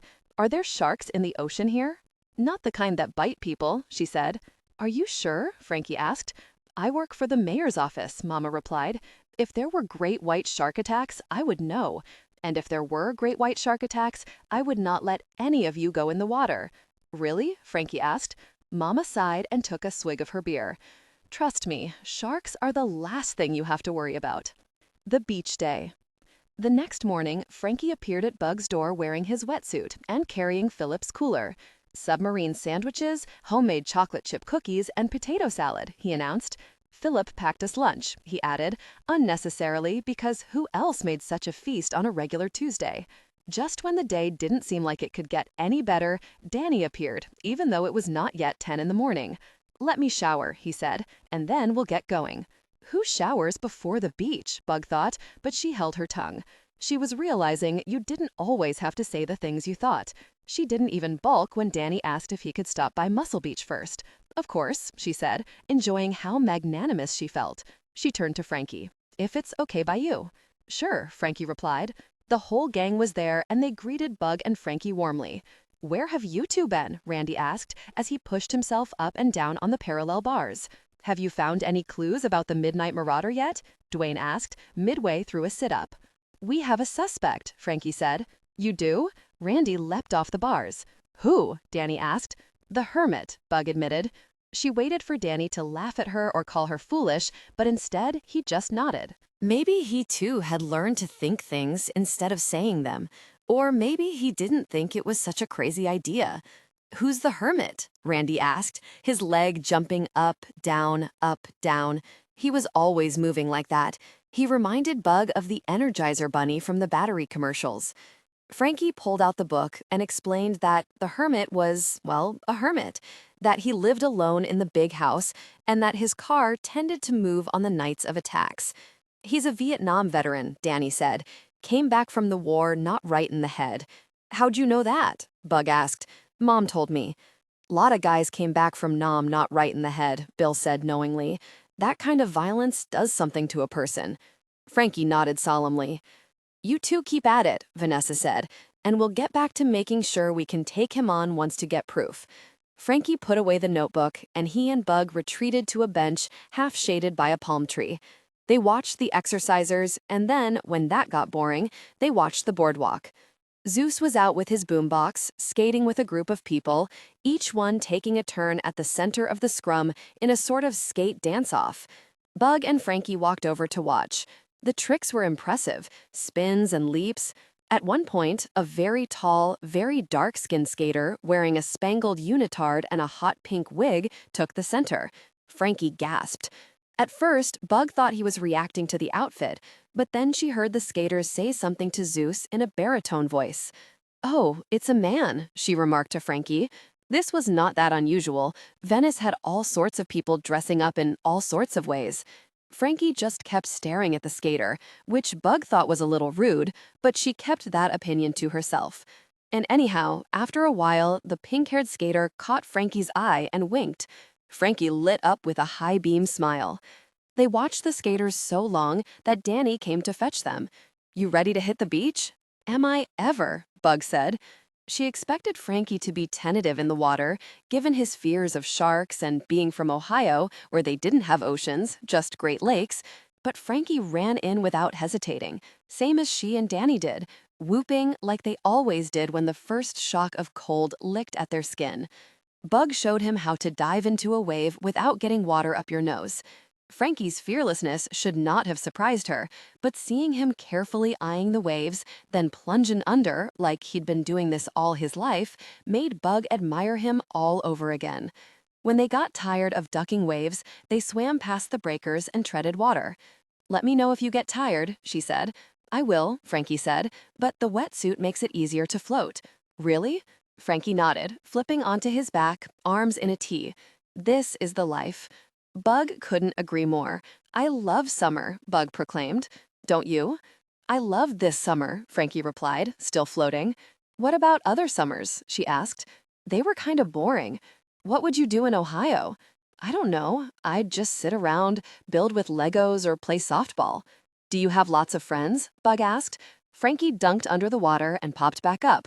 "I play with people from school," he said, "but they're not really friends." He cupped his hands and squirted water. "Mostly I play with my brothers." "Me too." "Well, until this summer, anyhow." She could hear the hurt in her voice, and maybe Frankie could too, because he asked, "What happened?" Danny needed space. Bug stared at her pruny fingers. "From me." Bug waited for Frankie to tell her she was caking it too personal or that Danny was just at an age, but he didn't say either of those things. He looked at her solemnly, like he understood how bad it hurt when someone you loved didn't want you around. Then he gave his head a little shake. "His loss is my gain," he said. By now, Bug understood that Frankie had not been brought out to rescue her summer, but at that moment, it sure felt like he had. "I don't knows." That Friday night, Philip was going away again, and this time Frankie would sleep over. Mama, who'd been working late all week, made good on her promise to come home at a normal time. She took Bug and Frankie to the Santa Monica Pier, where they rode the bumper cars 3 times and ate a dinner of hot dogs and fresh potato chips, which came out of the oil crispy, chewy, and perfectly salty. On the way home, Mama let them rent a movie from the video store and didn't balk when they chose Poltergeist, even though Bug had had bad dreams for weeks after seeing it the first time. But that was when she was little. She was braver now. They spread sleeping bags on the living room floor, popped popcorn, and put the tape in the VCR. The movie was pretty scary, but with Frankie by her side and Mama yawning in her chair, it was a delicious kind of scary. After it ended, Mama said she was going to bed and told them not to stay up too late. "We won't," they promised, trying not to giggle. They had already planned it. As soon as Mama was asleep, they would sneak up to Philip's apartment and climb on the counter and surveil the hermit house all night long. And, they agreed, if they saw him leave, they would call the police. As they snuggled under their sleeping bags and recounted their evening, Bug felt warm and happy. This was how it had been with Danny, before he needed space and became Daniel. But it had never felt this way with anyone else. "Frankie," she whispered, "I think you're my best friend." "I think you're mine too," Frankie said in a drowsy voice. "A best friend. Not a friend like Beth Ann, who made Bug feel lousy a lot of the time, or a friend like Beyond, who she only saw for a few minutes here and there, but a best friend. She'd waited her whole life for this, which made it all so unfair, because in a few weeks, Frankie was going back to Ohio, and she was going to lose her best friend. Unless Frankie lived here. The idea had been bouncing around in the back of her mind since Disneyland, but now she really began to imagine it. Sleepovers every weekend, trips to the beach, roller skating parties, and lemonade stands.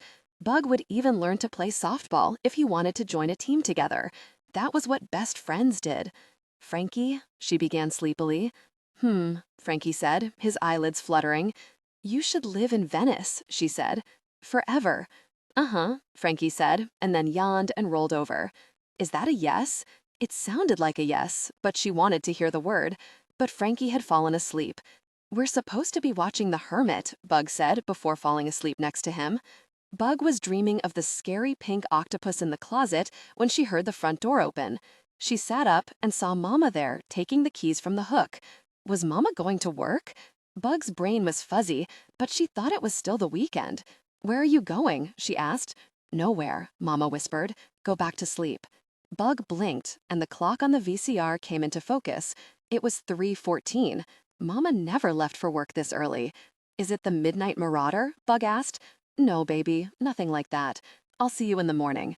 Bug wanted to ask more, but she was so tired, and she fell immediately back to sleep. When she woke up again, she thought maybe it had all been a dream. But then she saw that Danny, who never got up before her, was already awake. Bug rubbed her eyes and looked around. Where's Mama? Danny put his finger over his lips and gestured for Bug to follow him into Mama's room. The bed was empty. Mama always made her bed, even on weekends. Where is she? Bug asked, the panic rising in her. With Philip. Bug's mind spun. Philip was upstairs. Only he wasn't, Bug remembered. He'd gone away, which was why Frankie was here. Where's Philip? In the hospital. What? Why? I don't know. Is he okay? I don't know. Bug sometimes fretted about things happening to Mama or to Danny, and usually she had to scrunch her eyes shut and push the worries away because it was just too scary to contemplate. They were all she had, but now she realized that wasn't true. She had Philip, too, and something bad had happened to him. Tears filled her eyes. She waited for Danny to tell her not to be a crybaby, but he blinked hard, as if he was holding back tears of his own.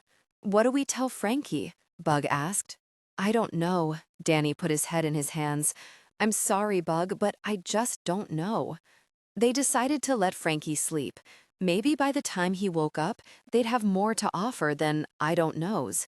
They stayed in Mama's room and turned on the TV, watching Saturday morning cartoons, pouring dry bowls of Lucky Charms like they used to. Danny gave Bug all his marshmallows, but she wasn't hungry enough to eat them. Frankie was still sleeping when there was a knock on the door. Bug prayed it would be Mama and Philip, laughing, this whole thing a giant misunderstanding like on Three's Company. But it was Hedvig, in tears. Philip has been attacked, she announced. In the taxi to the hospital, Frankie barely said a word. Bug held his hand and closed her eyes and prayed. Bug knew you were supposed to pray to God, but whenever anything was really important, it wasn't a bearded man she spoke to, but the familiar, but not, picture in the photo albums. And as they drove to the hospital, she prayed to her father, harder than she'd ever prayed for anything. Please, don't let Philip die too. Philip wasn't dead, or in a coma, but he had been bludgeoned. He has 3 broken ribs and 1 punctured his lung, Mama reported from the hospital corridor.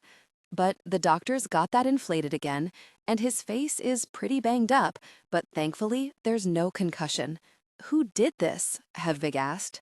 Was it the Midnight Marauder? Frankie and Bug asked in unison. No, it was not the Midnight Marauder, Mama said. How do you know? Hedvig asked. He has been attacking people all over the city, right? She looked to Frankie and Bug for confirmation. It wasn't the Midnight Marauder, Mama replied. Philip was mugged. Mugged? Bug asked. What's that mean? When you are robbed, violently, Mama replied. I thought he was going away, Bug said. It happened before he left, Mama said. What did they steal? Bug asked. His wallet. Enough questions, Mama said in the firm voice she used when she'd had enough of nosy reporters. So, all this for a man's wallet? Hedvig asked, shaking her head. Disgraceful. That's the word for it, Mama said. They weren't allowed to go into his room, but after what felt like ages, they were allowed to wave from the door. Philip was up, in bed, which was good, but his face was swollen and puffy, covered in bandages. Mama gave Bug $10 and sent her and Frankie to the cafeteria to get some lunch. They went by themselves, which was kind of scary and kind of exciting. We could get ice cream for lunch and no one would know, Bug said. Frankie didn't answer. He was subdued. Philip's going to be okay, Bug insisted. On St. Elsewhere, once people are awake, they don't die. Frankie said nothing. So Bug added, it's a TV show about a hospital. They got into the cafeteria line and Bug was suddenly ravenous. She ordered a burger and fries. She wanted a chocolate milkshake too, but they only had $10.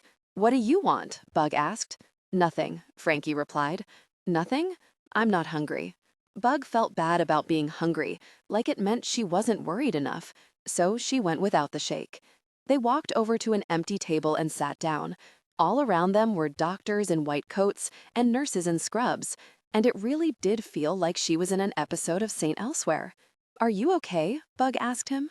She knew it was a dumb question.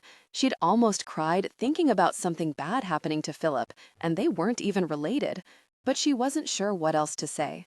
Frankie picked at a hangnail on his thumb until it tore off.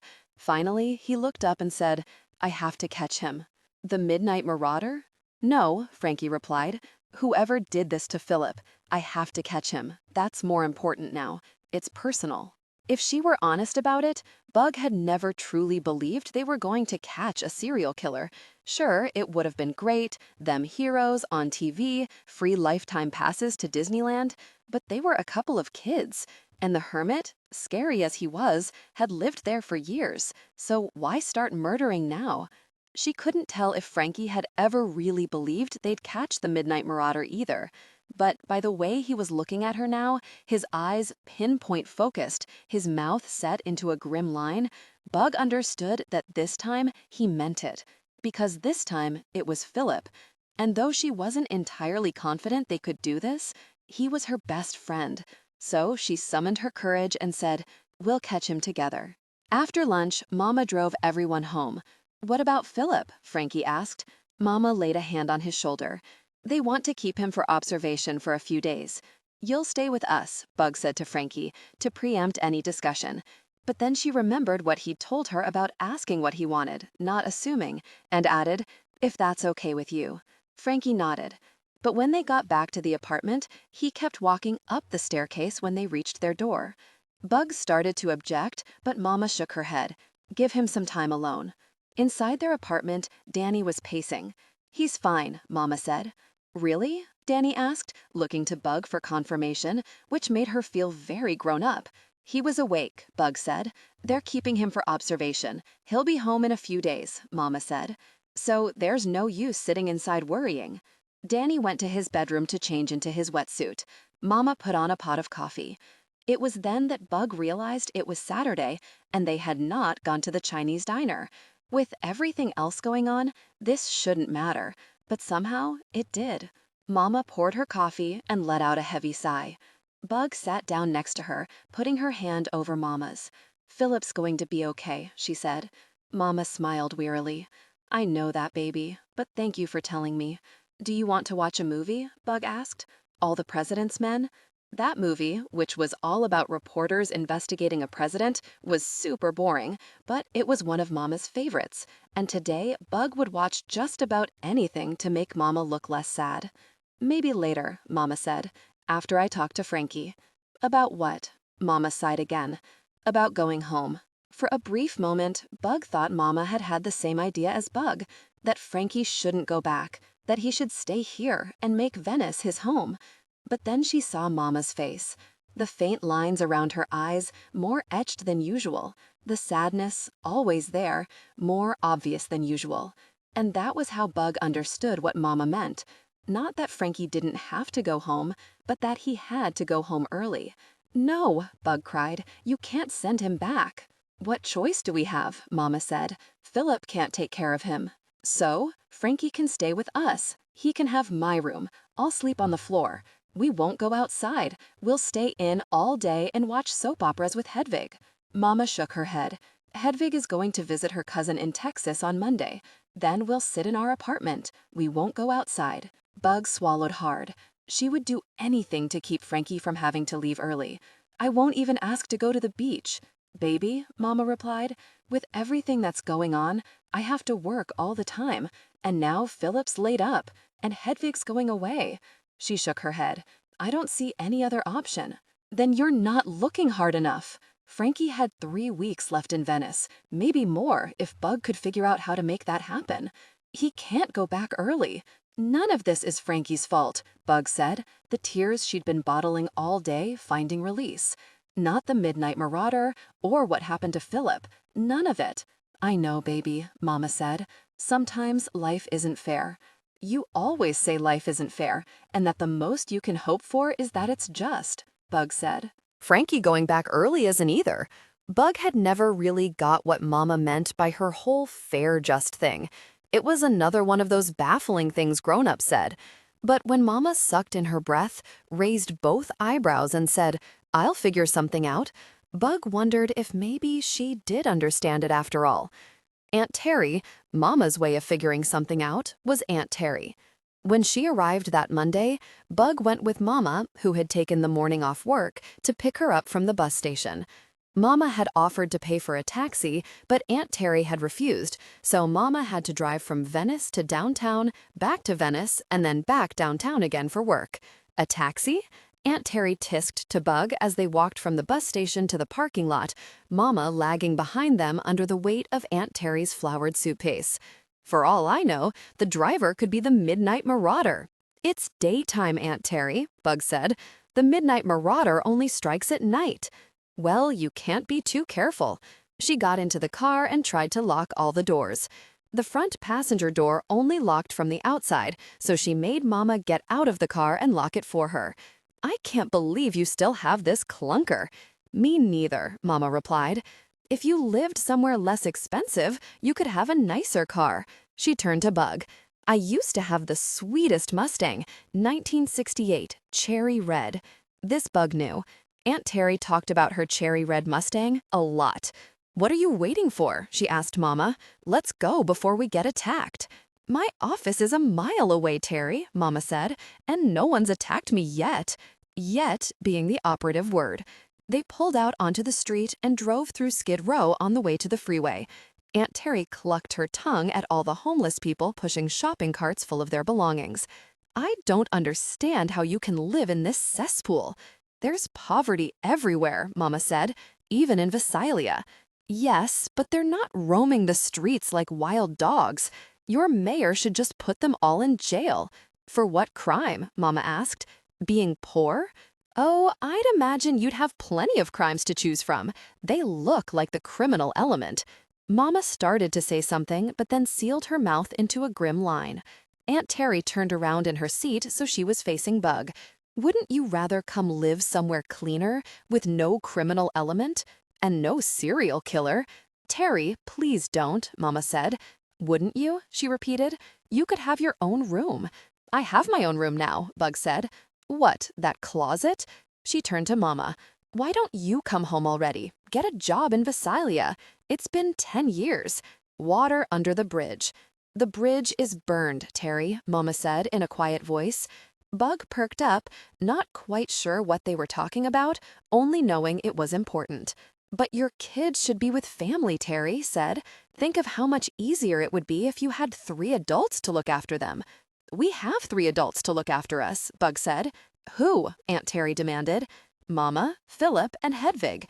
Aunt Terry snorted, as if Bug had just proved her point. "They're not family." When they got home, Mama carried Aunt Terry's bag into her bedroom. Mama would be shifting up to Philip's apartment with Frankie until he got out of the hospital. Then Mama left for work, promising to be home on the early side if there was no new emergency. No sooner did she leave than Aunt Terry started cleaning. "You don't have to do that," Bug said. "Someone does." "We clean together every other Sunday," Bug said. It was a condition of their allowance money. "Twice a month," Terry huffed. "No wonder. But we cleaned yesterday." "Never can be too careful or too clean is my motto," Aunt Terry said. This sounded like a terrible motto to Bug. Aunt Terry didn't exactly say Bug had to clean, but she frowned at Bug for sitting in a corner and reading, even though it was for school. So, reluctantly, Bug got a roll of paper towels and a bottle of Windex and cleaned the windows she had just cleaned the day before. Around lunchtime, Frankie came downstairs, asking if Bug could go play tetherball at the playground. They had planned to meet there to discuss their Philip investigation. "Oh no, Missy," Aunt Terry said, pulling the refrigerator out from the wall and frowning at the dust bunnies. "You're not going anywhere." "The playground is just across the street," Bug said. "I'm allowed to go." "Not while I'm here." Aunt Terry set down a bottle of 409. "When I'm finished cleaning, we can make a list of activities that are safe." "And the tetherball court isn't safe?" "No." "What about the beach?" "Certainly not." It was Bug's habit to protest, but knowing Terry had come so Frankie could stay, she kept quiet. So she picked up the spray bottle and handed Frankie the paper towel rolls. "We can talk while we clean," she whispered. They'd only just begun discussing their plan to catch Philip's attacker when Aunt Terry began interrogating Frankie. "You're here for the summer?" she asked. "Yeah." "And your parents allowed you to stay with Philip?" she asked. "Yeah." "And they know everything?" Frankie and Bug exchanged a look. Which everything was Aunt Terry referring to? The serial killer, which they must know about? Frankie's secret, which Bug had not told Aunt Terry about? Or what had happened to Philip, which they had decided not to tell Frankie's parents about? "They know everything," Bug said. It was Monday night, so Danny had brought home pupusas for dinner. Frankie pushed his food around the plate, reminding Bug of that first night when they'd eaten shrimp on the lanai, though Bug knew Frankie didn't have any problem with pupusas, and he now loved shrimp. Aunt Terry was also pushing around the meat inside the cornmeal pancake, frowning at the oniony curtido relish that Bug ate by the spoonful. "What is this?" "Pupusas," Danny said. "Salvadoran food. Is this some kind of joke?" "What joke?" Bug asked. "You know I don't like this kind of food, and yet you bring it in on my first night." "We always have pupusas on Monday," Bug explained. "Danny gets them from the Salvadoran area, where he has Spanish lessons." "Es la verdad," Danny said, which only made Terry frown more. "You know I can't handle spice," Terry said. "They're not spicy," Mama said. Aunt Terry wrinkled her nose. Frankie and Bug exchanged a look, and then Frankie took a big bite of pupusa. "Not spicy at all." Bug felt a warmth flutter in her chest because she knew Frankie was eating to stand up for her. "And I would know," he added, "because I'm from Ohio." Aunt Terry pushed her plate away. "I come all this way to help you, and you can't even get food I like," she said, standing up. "I'll go make a bologna sandwich. If you have something as normal as bologna." "We have bologna," Mama said. "I'll fix you a sandwich." "I can do it myself," Terry said snippily. Mama said nothing, just got that look on her face that she wore every time Aunt Terry came, and Bug remembered, belatedly, how unpleasant Aunt Terry's visits usually were. When they finished eating, Mama wrapped up the leftovers. "I'm going to bring these to Philip," she said. "The hospital food is not up to his standards." "Can I come?" Frankie asked. Mama thought a moment. Frankie had not been permitted to see Philip yet. Not the hospital's rules, but Philip's. He claimed he was not fit for company. "Please," Frankie added. "Okay," Mama said. "Can I come too?" Bug asked. Danny was always out skating with Whitney at night. Bug did not want to be alone with Aunt Terry. Mama shook her head. "I don't think so. It's not fair." The thought flickered through Bug's mind, but she let it pass. Frankie was here, and for now, that was what mattered. Lifestyles of the rich and famous. Frankie came home from the hospital with some perplexing news. Philip's wallet, which had been stolen in the mugging, was right there, on the nightstand. "With credit cards and cash and everything?" Frankie whispered. "How did he get it all back so soon?" Bug asked. "That's just it. I don't think it was ever stolen in the first place." Suspicious. You know what else is suspicious? Bug, replied Philip, was supposed to be going away, but he got attacked here. Mama said it was before he left, but it was at night. Why would they lie? Frankie asked. Bug thought about the tone Mama had used at the hospital, the way she'd spoken to Bug like she was a reporter, because there's something they don't want us to know. The next day, Bug and Frankie had planned to meet upstairs after breakfast to start their investigation into what had happened to Philip. Aunt Terry, however, had a different idea. "Where do you think you're going?" she asked Bug. "Upstairs," Bug said, "to Philip's apartment." "No siree, Bob," Aunt Terry said. "But it's not outside," Bug protested, "and not nighttime. I'll be fine." "You're not going into that man's apartment," she replied. "Who knows what you'll catch?" Philip's apartment was like 100 times cleaner than theirs, and Bug was sure that there were no dust bunnies hiding behind his fridge, but when she pointed that out, her aunt remained unmoved. I have a list of fun things we can do. Like what? Disneyland? Universal Studios? Knott's Berry Farm? Aunt Terry shook her head. I thought we might do a Lifestyles of the Rich and Famous tour. What's that? Bud asked. It's a bus tour of fancy houses. Movie stars, mostly, but apparently there's a Shah from Iran who turned his house in Beverly Hills into a Persian castle. It has an indoor racing track and an Olympic-sized pool cut in half, one part for family and the other for his harem. So the brochure says. What's a harem? Bug asked. Never you mind. Wouldn't you rather go on rides than sit on a boring old bus? No, Aunt Terry said, and the house tour is in Beverly Hills. We'll be safe there. The Midnight Marauder wouldn't dare attack such a nice place. Mama, who had come downstairs to their apartment to get ready for work, scoffed when Aunt Terry said that. I don't think wealth makes you immune to danger. Well, has he attacked in Beverly Hills? Aunt Terry replied, folding her arms in front of her chest. No, he has not. He wouldn't dare. Not with all those movie stars.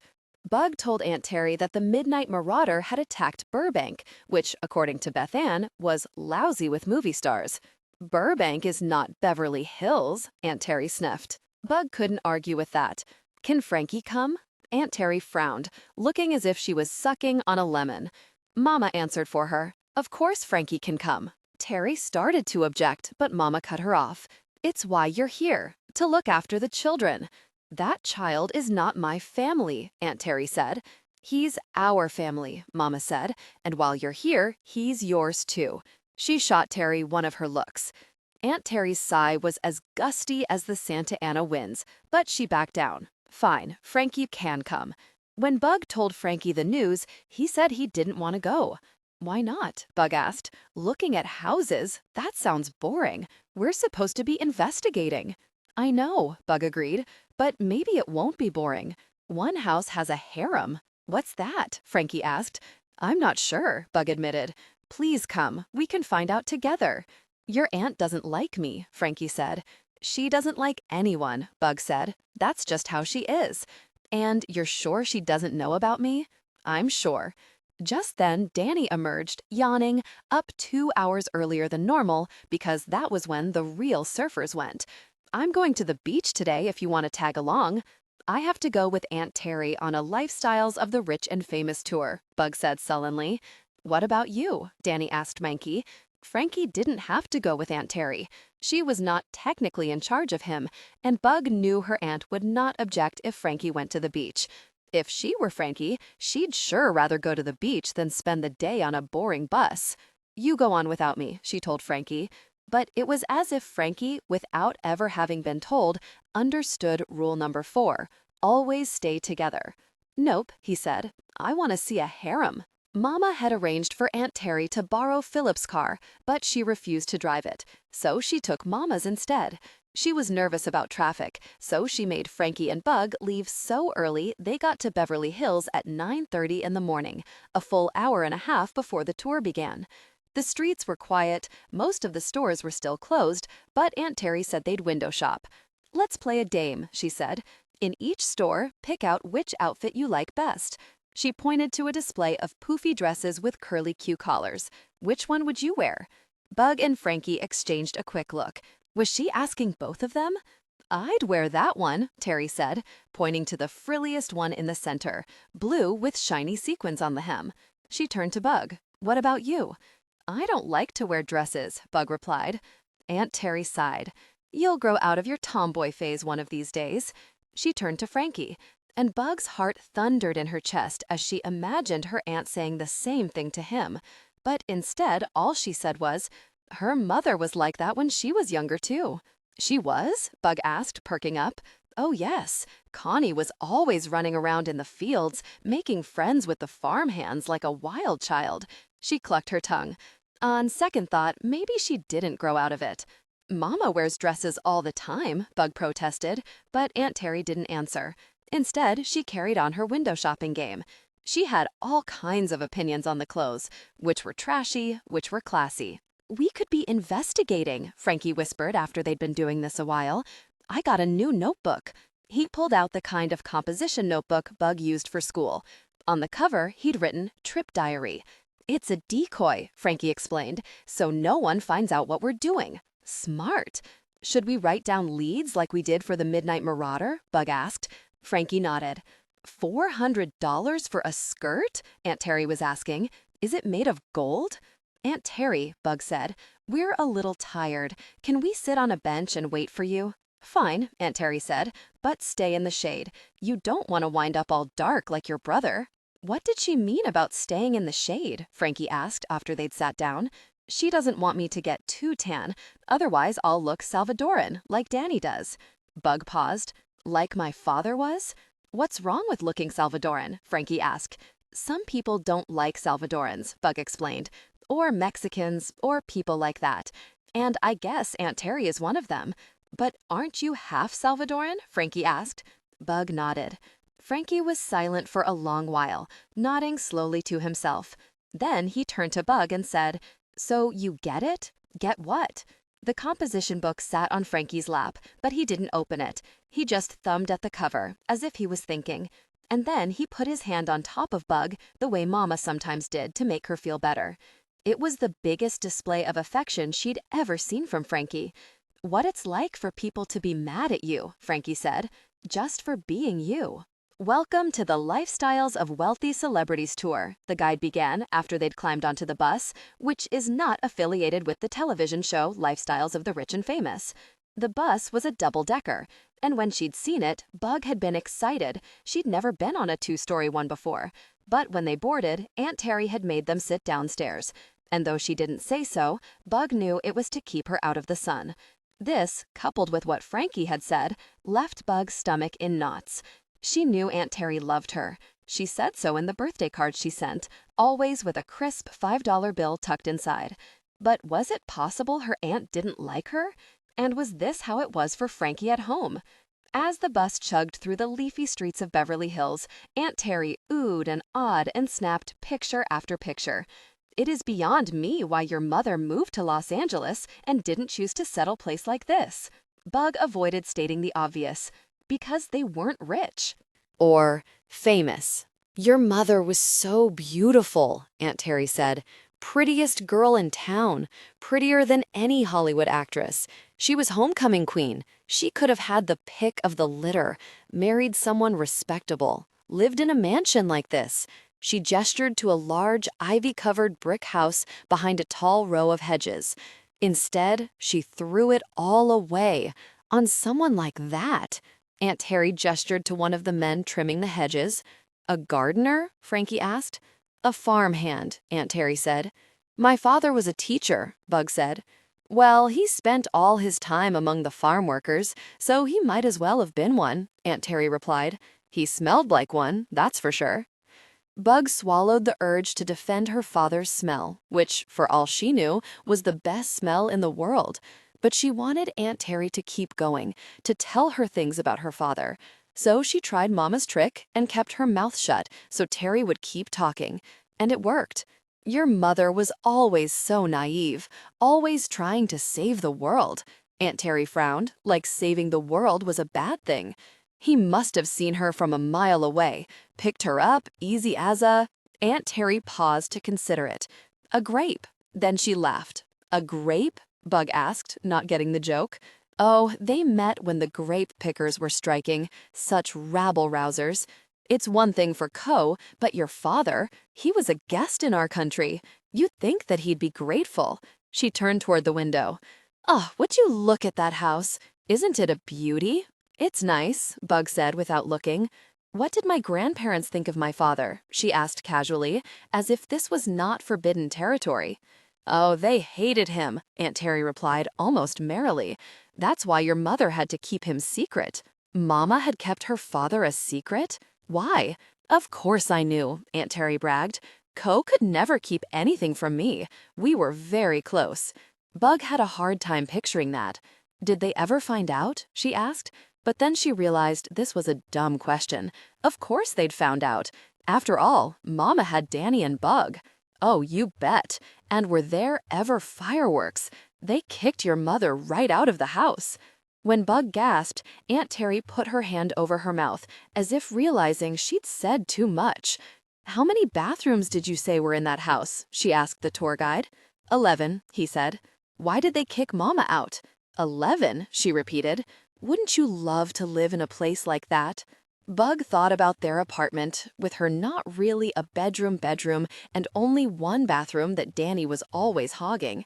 But upstairs was Philip, and downstairs was Hedvig, and inside were Mama and Danny, all people who loved Bug and liked Bug, and who would never turn her away no matter what she did. She wouldn't trade that for all the bathrooms in the world. A genuine lead. Mama came home that night with a bag of fish and chips and some good news.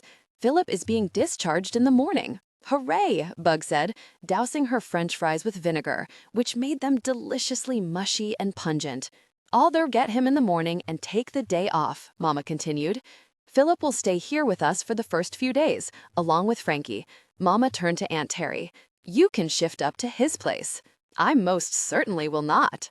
"You'd have the apartment all to yourself," Mama replied. "Bug, ease up on the vinegar." "I won't stay there. Lord knows what I'll catch." "It's really clean up there," Bug said. "Way cleaner than here."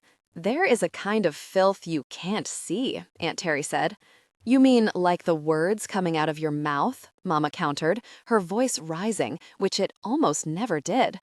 Bug wasn't clear what they were fighting about. Philip's place was immaculate. Everyone knew that, even if Terry didn't believe it. Mama took 3 breaths, in, out, something she did a lot when Terry visited. "Philip can't handle too many steps, and he needs someone to look after him," she said, her voice calmer. "You are welcome to stay down here, but you'll be sharing the couch with me." Bug dipped her fry into a puddle of vinegar and popped it in her mouth.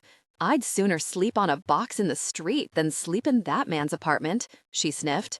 "If you ask me, he deserved what he got." "Why would Philip deserve it?" Bug asked as Frankie kicked her under the table. "He doesn't.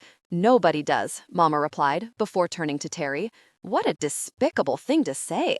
"Well, it's true. How can you look at this plague and not see it as God's punishment?" "What plague? What punishment?" Bug asked, and Frankie kicked her again. "Nothing, sweetie," Mama said, turning to Terry. "That's not how my God operates. And while you're a guest in my home, I'd ask you to keep such hateful opinions to yourself." "A guest? You begged to come help you with these children, in case you've forgotten," Aunt Terry reminded her.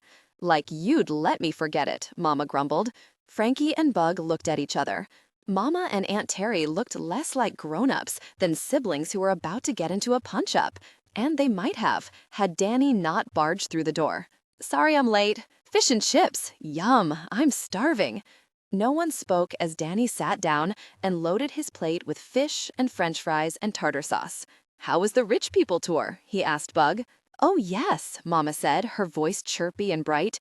"Did you see any movie stars?" She sounded so interested, and if you didn't know any better, you'd think she was genuinely curious.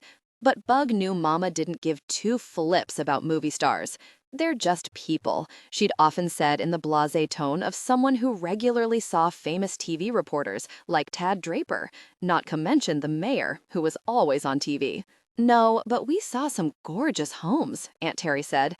"It seems so nice in Beverly Hills, and safe." She split a French fry in 2 and ate half. "I'd love to see you and the kids settled there. The guide told me the schools are excellent." "We go to a good school," Bug interjected, before she remembered that Danny wouldn't be going there this fall. "I mean, I do, yes, and that terrible commute.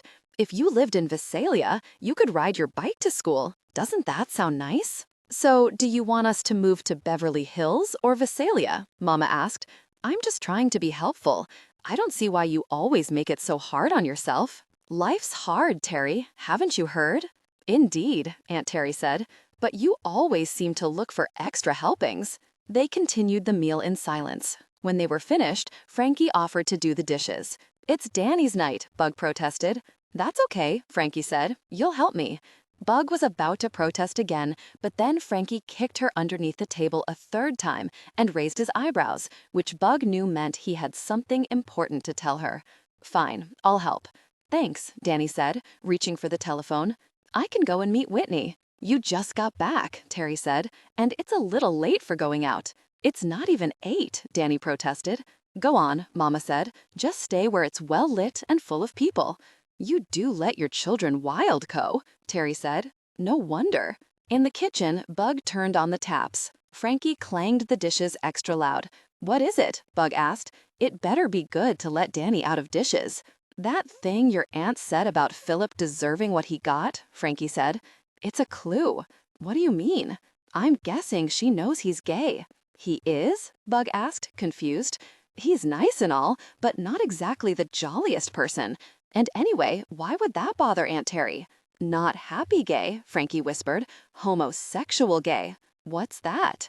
"It means he doesn't like girls romantically. He likes boys." "What?" Bug said. "Since when?" "Since always." Frankie paused. "Didn't you know? Was it possible to know something and not know it at the same time?" This was the first time anyone had told her Philip was gay, the first time anyone had explained what gay was. But hadn't she known Philip was a little different? A good kind of different, but still different. Why didn't anyone tell me? Bug asked, stung because yet another important thing had been concealed from her. Does Danny know? Hedvig? I don't know. Is it a secret? Frankie scrubbed a smear of ketchup off a plate as he considered it. Sort of. Why? Because of how people will react. You mean like Aunt Terry? Frankie nodded. He teaches kids to play piano, and if the parents find out, they might not let him near their kids. Frankie rinsed a plate and handed it to Bug to dry. Why? People don't like gay people. Why? I don't know. I guess they think being gay is wrong. Well, that's dumb, Bug said, stacking the plates back in the cupboard. And I still don't get how it's a clue. Think about it. Why would they say Philip was mugged if his wallet wasn't stolen? Bug didn't get it, and then, suddenly, she did. Why Aunt Terry wouldn't stay in his apartment or drive his car? Her thinking Philip deserved what happened to him. You think Philip was beat up because... Bug began. His gay? Frankie finished. I do. He bowed his head, and his body curled into the familiar slump. I wish I didn't, but I do. Zeus. It took Mama and Danny 10 minutes to help Philip get up one flight of stairs. When Bug saw him, she almost cried. Not just because he looked terrible. Bug now knew that Philip was 55, but this was the first time he seemed old to her, and it scared her. As if he could read her thoughts, Philip teased, I don't look that bad, do I? You look great, Bug stammered. One of the dearest things about you, Beatrice, is that you're a terrible liar. Was she? She'd been investigating the Midnight Marauder all summer and hadn't told him or Mama, and she now knew Philip was gay and what gay meant, but hadn't told anyone. Did that make her a liar or a secret keeper? Do you want anything? Frankie asked Philip. I wouldn't mind an ice pack. And then, pulling out a $5 bill, Philip added, and how about Daniel goes to get us some donuts? Sure. Danny took the money and left. Bug hopped up and went to the fridge and got both the ice and the pitcher of lemonade she'd squeezed that morning. She made a great show of pouring a glass and handing it to Philip, who hesitated and then took a sip and winced.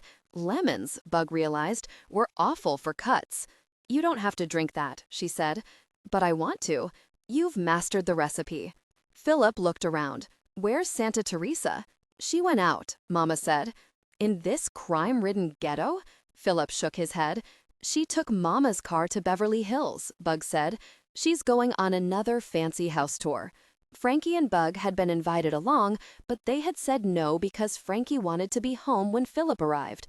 But they'd agreed to do whatever boring thing Terry suggested tomorrow to see if they could get any more information out of her. You two don't need to hover over me all day, Philip said, grimacing at Mama. I have Colleen for that. Indeed you do, Mama said, laying a hand on Philip's shoulder. Danny returned with the donuts. He'd gotten glazed jellies, which were Bug's favorites, and Boston creams, which were Frankie's and Mama's. Danny, licking the chocolate glaze off his fingers, casually asked Philip, "Do they have any suspects in your case?" "Not as of yet," Philip replied. "Did you look at a police lineup?" Danny asked. "Not yet," Philip said. "Do the police have any leads?" Danny asked. Frankie and Bug looked at each other. Neither had told Danny about the new investigation. Was he doing one of his own? "Not many," Philip replied. "Can you ask the mayor to help?" Danny asked Mama. Mama and Philip exchanged a look. "I'm sure the mayor has bigger fish to fry right now," Philip said. "What with the Midnight Marauder still at large?" "And how do you know for sure this wasn't the Midnight Marauder?" Danny asked. "I mean, you were attacked at night, not far from here." Bug and Frankie exchanged a look. Philip had been attacked nearby. That was new information, and it made no sense. He was meant to have been away for the night. Mama and Philip exchanged another look. "We just know," Philip said. At noon, Philip shooed them all away, and Mama told Danny to take them to the beach. Though it was hot, and would stay hot until Halloween, Bug could feel autumn's breath on her neck. Bug had heard people say that Southern California had no seasons, but she begged to differ. Maybe there were no crisp fall days, no snow, but the seasons at the beach distinguished themselves just as surely as they did anywhere. Maybe not in temperatures, but by the shorter lines at the food stands, the empty spaces on the sand. The crowds were thinning. At Muscle Beach, Frankie and Bug sat on their bench under the palm tree. As Bug watched an airplane take off over the water, her melancholy deepened. Unless she could convince Mama and Philip he should stay, Frankie would soon be on such a plane. Before Philip got hurt, this was going to be hard enough. But now that he was out of commission, Mama said, for at least a month, it was even more complicated. But what if they really did it? Found Philip's attacker? Then they'd be heroes. Maybe not big enough heroes to get lifetime passes to Disneyland, but big enough for Frankie to be allowed to stay. "We have to find out who did this to Philip," she said fervently. "I know," Frankie agreed. "That's what we're doing. But we should do more." "Like what?" "I don't know. Looking for leads." "How?" On the detective shows, they asked everyone in the area questions. Why were they just relying on Aunt Terry? Bug looked around. In the distance, she saw Zeus skating down the boardwalk. "I have an idea," she said, grabbing Frankie's hand and calling to Danny that they'd be right back. They caught up with Zeus in front of Sidewalk Cafe, where he was doing a dance routine to walk like an Egyptian for the patrons sitting at the outdoor tables. Bug waited impatiently for the song to end and for Zeus to see her. "Bugsy," he called. "Hi, Zeus. Remember my friend Frankie?" "Course I do," Zeus said with a little twirl on his skates. Bug and Frankie, Frankie and Bug, Frankie and Bug. Bug remembered how she'd bristled at that. Now it sounded right, like peanut butter and jelly, two things that went together. "Can we ask you some questions?" Bug asked. "Ask and ye shall receive," Zeus replied with another twirl. "We're investigating an attack," Frankie said. "The Midnight Marauder has everyone aflutter." And then he started spinning again. "We don't think it's the Midnight Marauder," Bug said. "It's a friend of ours, who's—" She stopped herself. She wasn't sure if she should tell, even if she wasn't saying who it was. "Gay," Frankie finished. "We think our friend got beat up because he's gay." The fearful fear what they do not know and become the thing the rest of us fear, Zeus said, holding his toe stopper in one hand as he extended his leg into a gliding arabesque in front of the impressed diners. "What's he mean?" Bug whispered. "I think that people are scared of Philip," Frankie replied. "Who'd be scared of Philip?" Bug asked. But then she realized her own aunt was. When Zeus returned to them, Bug asked, "Do you know anything about attacks on gay people?" "Not for me to know, but go with the flow. Flow knows the way." And then Zeus picked up his tip pad, perched his boombacks on his shoulder, and skated away. "Well, that was a bust," Frankie said. "I know. Let's go get ice cream. Maybe Beyond will know something," she suggested. But Beyond did not know anything about it. She scooped Frankie and Bug their usual caramel swirl and vanilla, but didn't charge them for it. "I go back to school next week," Beyond said. "Summer's ending." Bug licked her ice cream. Not even the sweet caramel could take away the achy feeling inside her. "I know it is." "Where have you been?" asked a frantic Danny when they returned to Muscle Beach. "You said you'd be right back, and that was an hour ago." Bug was surprised to see Danny so upset. "We lost track of time," Frankie explained. We were about to send a posse out to look for you, Dwayne said. Thought maybe the Midnight Marauder got wind of you poking around and did you in. He made a slicing gesture across his throat. We're not investigating the Midnight Marauder anymore, Frankie said. We're investigating something else. He paused. Or we're trying to. What? Danny asked. Frankie looked at Bug. Bug looked at Frankie. Philip? Danny guessed. Frankie nodded. He wasn't mugged. His wallet was right next to his bed at the hospital. Danny knocked his temple with his knuckles. You're right. I didn't even think about it when he took the money out for the donuts. Something's fishy, Bug said. We were trying to get leads, talking to Zeus. Was he any help? Not really, Bug replied. He said we should go with the flow, Frankie says. Flo knows the way. You know how he talks, Bug added. Go with the flow, Vanessa interjected. I bet he means Florence. Florence? Bug asked. Goes by Flo. Or Florida, black with the pink wig, sometimes skates with Zeus. Frankie's eyes went wide. Flo's a person, he said. That person? That be my guess, Vanessa said. Do you know how we can reach Flo? Bug asked. Sure do, Vanessa said. She pulled out a battered leather notebook from her gym bag and scribbled down an address on a piece of paper. Here you go. Bug stared at the slip. They were really doing it, following leads, like detectives. She turned to Danny. Tomorrow, Mama would be back at work and would insist that Frankie and Bug stay with Aunt Terry. This was their day, their shot. Can we go? She begged. Danny hesitated. Please, Frankie added. Flo's good people, Vanessa said. They'll be fine. Danny looked at Bug. 1 hour, he said. And don't tell Mom. Or Philip. Bug and Frankie were already racing away. We won't if you won't, they called. Going with the flow. The address Vanessa had given them was for one of the junk shops on Abbot Kinney, which was where he worked. Or she. Bug wasn't sure which one to use. With Frankie, it was easy, obvious. With Flo, less so. Well, just ask, Frankie said matter-of-factly when Bug expressed this concern. Isn't that rude? Bug asked. Frankie shrugged. Ruder than calling someone the wrong thing? The clerk in the shop directed Frankie and Bug to the back, where Flo was going through a box of clothes. There was no spangled unitard, just jeans and a tank top. No hot pink wig, just a smooth, shaved brown head. But even without makeup and a wig, Flo was something to see. Y'all want to take a picture? It'll last longer, Flo said, in a raspy, amused voice. Sorry, Bug apologized, feeling dumb. She was accustomed to unusual people in Venice. Close your mouth before he swallow a fly, Flo told Frankie, but it was said with a smile. I'm sorry, Frankie said. He's from Ohio, Bug explained. That right? Flo laughed. I'm from Tennessee. Mama was from Visalia. Philip and Frankie from Ohio. Bian from Vietnam. Was anyone in Venice from Venice? Are you a he or a she? Bug blurted out when Frankie failed to ask the pressing question. That depends on the day, Flo replied breezily, shaking the dust out of a paisley dress. So, what can I help you two with? We're investigating a crime, Frankie said. That so? Flo said with a slight smile. What kind of crime? Someone steal your roller skates? Someone beat up my uncle, Frankie said. Flo's smile disappeared. Who is gay? Frankie added. Flo's mouth curled into a frown. I'm very sorry to hear that. We're trying to figure out if he was beat up because he was gay, Bug explained. Why else would he be? Flo replied. For money, Bug said. Or because the person who beat him is a psychopath like the Midnight Marauder. If I hear one more word about the Midnight Marauder, I'm gonna maraud someone myself, Flo said, with an exasperated sigh.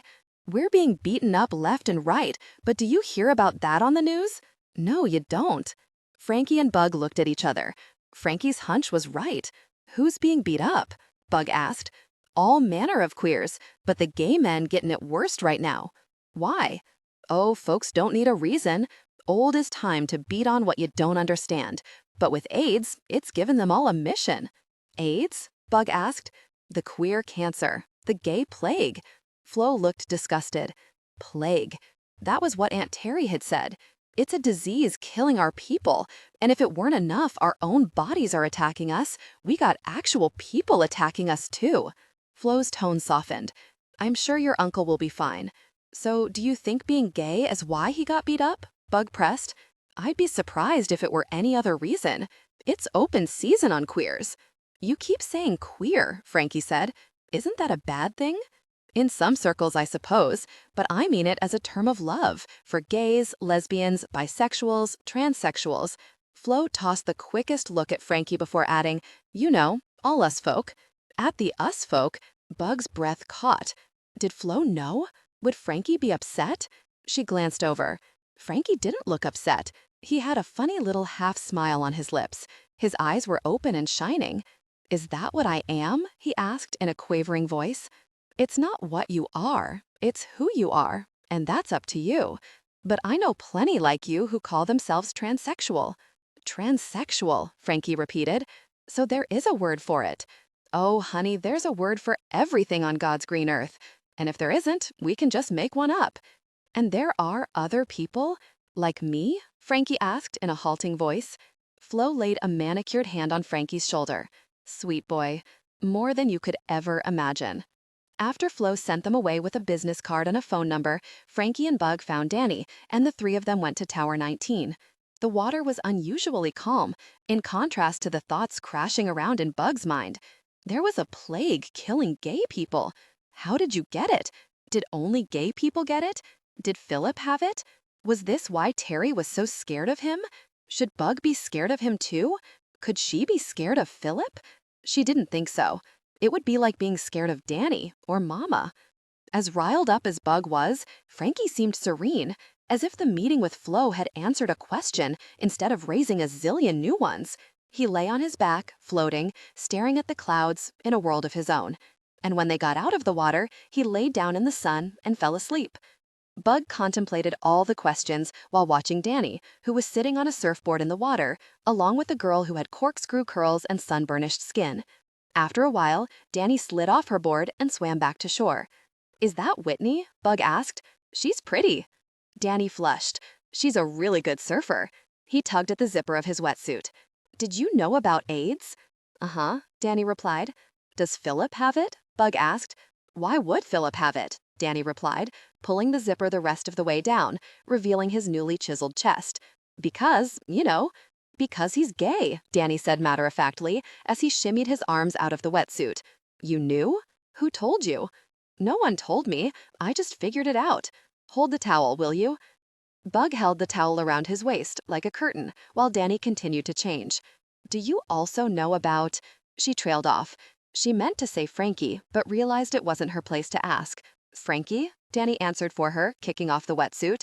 Yeah, he told me after he told you. Oh. Bug paused to hand Danny his swim trunks. So, do you think Philip might have got beat up because he was gay? Danny nodded slowly. Yeah, I do. Because he has AIDS? Philip does not have AIDS.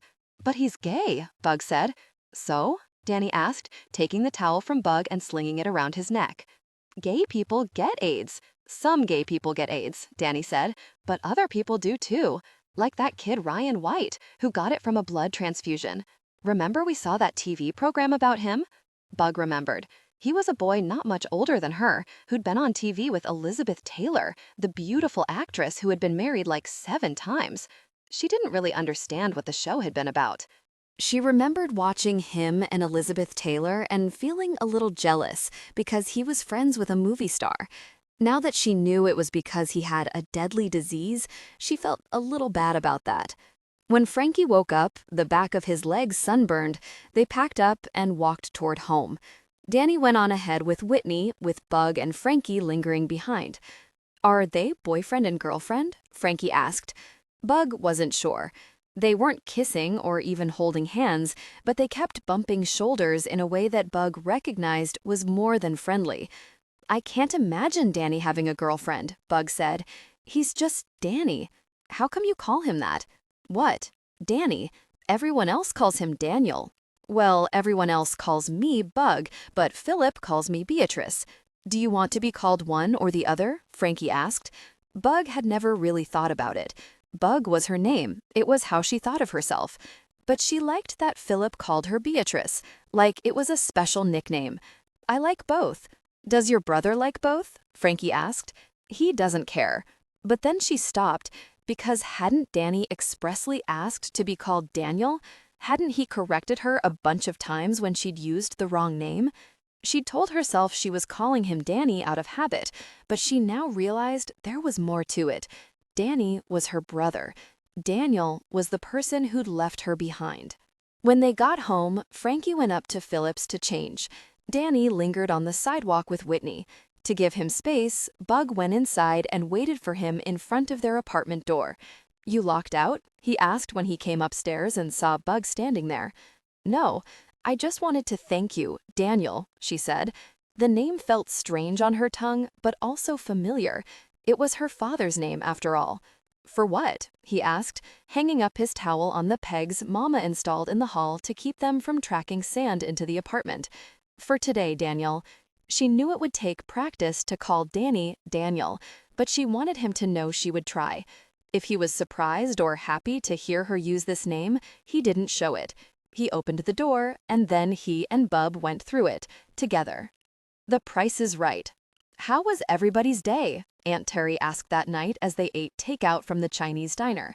She was in jolly spirits, having snapped a photo of Chair, or someone she was 98% sure was Chair, outside her home in the Hollywood Hills. She dropped off the film at the kiosk in front of the Savon Drugs, splurging for the 24-hour processing so she could get prints back and have proof. Speaking of proof, Frankie and Bug were now certain that Philip had been beaten up because he was gay, but they needed proof. "Our day was fine, nothing special," Danny said, giving Bug and Frankie a conspiratorial look. "Yes, fine," Bug repeated. "Fine and fine," Philip replied. "What about you?" Frankie asked Philip. "How are you feeling?" "Never better," Philip quipped. Bug could tell by the furrow between his brows that this was not true. "Well," Aunt Terry continued merrily, "I had a wonderful day. The tour guide was fantastic. He was a game show regular. Did you know there was such a thing? He's been on The Price is Right, The Joker's Wild, and Match Game. He won a washing machine, a camper, and $1,100. "Is that so?" Mama asked. "It is. And he told me how to get tickets to be in the television audience and maybe get picked for The Price is Right. It's so easy. I had no idea. All you have to do is wait in line. I'm going to try tomorrow. Apparently, they accept children as young as 8 in the audience, so you can come," she said to Bug. She must have been feeling pretty generous because, without prodding, she turned to Frankie and added, "And you too." "Thank you," Bug mumbled. Even though being in a studio audience of a show where people had to guess the price of washing machines sounded like the most boring thing she could imagine. "Maybe I'll win a car," Aunt Terry said. "Maybe even a convertible. I used to have a 1968 cherry red Mustang convertible." Bug and Danny exchanged a look. Not the car again. Mama put a hand over Terry's. "We know you did," she said. Aunt Terry paused and forced a little smile at Mama before turning to Bug. "Well, we'll have to get an early start to wait in line. That's how you get in. So if we get there by 7, when the doors open at 10, we'll be right at the front." Correction, this sounded like the most boring thing she could imagine. "We have to wake up at 6 to go wait in a line for 3 hours?" Bug asked. "Wake up at 5, Terry responded. "We'll leave at 6 to beat the traffic." "But there's no traffic that early." The protest died on Bug's lips. The deal, her deal, was that they went where Terry went, and in return, Frankie got to stay. "I think it's okay if the kids want to sit this one out," Philip said. "I'm feeling better." He didn't look better. His face was like a bad Crayola mashup, black and blue under his eyes and yellow and green on his cheeks. His knuckles were all scraped up. He still had trouble climbing the stairs. "I thought I came here to take care of the children while he recuperated," Aunt Terry said to Mama, not even looking at Philip. "We'll go with Aunt Terry," Bug said. She shot Frankie a look, and he nodded. Bug knew he didn't really want to go, same as her. But Philip needed rest, and Aunt Terry is our best source, she whispered to Frankie as they scraped the leftover Kung Pao chicken off the dishes in the kitchen. "Source for what?" "Information," Bug said. "Philip won't tell us where he was Friday night, and even if Mama knows, she definitely won't tell. She's very good at keeping a poker face. But Aunt Terry lets things slip all over the place. She gave us our first lead. Who knows what information she might have?" As it turned out, there were lots of people whose idea of a good time was to wake up at the crack of dawn and wait in line outside the studio, which was in a place called Television City that sounded way cooler than it was. The line was already snaking around the building when they got there. Aunt Terry frowned, and when she saw all the people, many wearing t-shirts with decals on them or special outfits, she frowned harder. "We should have dressed up so that Johnny Olson would tell us to come on down," she said. "Maybe you should come back tomorrow," Bug said, regretting agreeing to this. 3 hours waiting in line was 3 of Hedvig's soap operas and a whole lot more boring, which was saying something. "Oh no, we're here now. And maybe having you two with me will help me stand out, so make sure you smile a lot," she said, laying out a blanket on the sidewalk, the one, Bug noted, Mama normally slung over them when they watched TV in winter. Then she presented Bug with a large floppy bonnet. "Put this on so you don't get too dark." "I don't think Johnny Olson will care," Bug said crossly. She did not like hats. They made her ears itch. "Oh, you'd be surprised," Aunt Terry said. "Everyone cares. It's a blessing you take after your mother and not your father." "That's a mean thing to say," Bug cried, even though she had felt, at least with the skinheads, this might be a little bit true. She glanced at Frankie, who was staring at her with wide eyes. He nodded slightly, as if to say, "You tell her."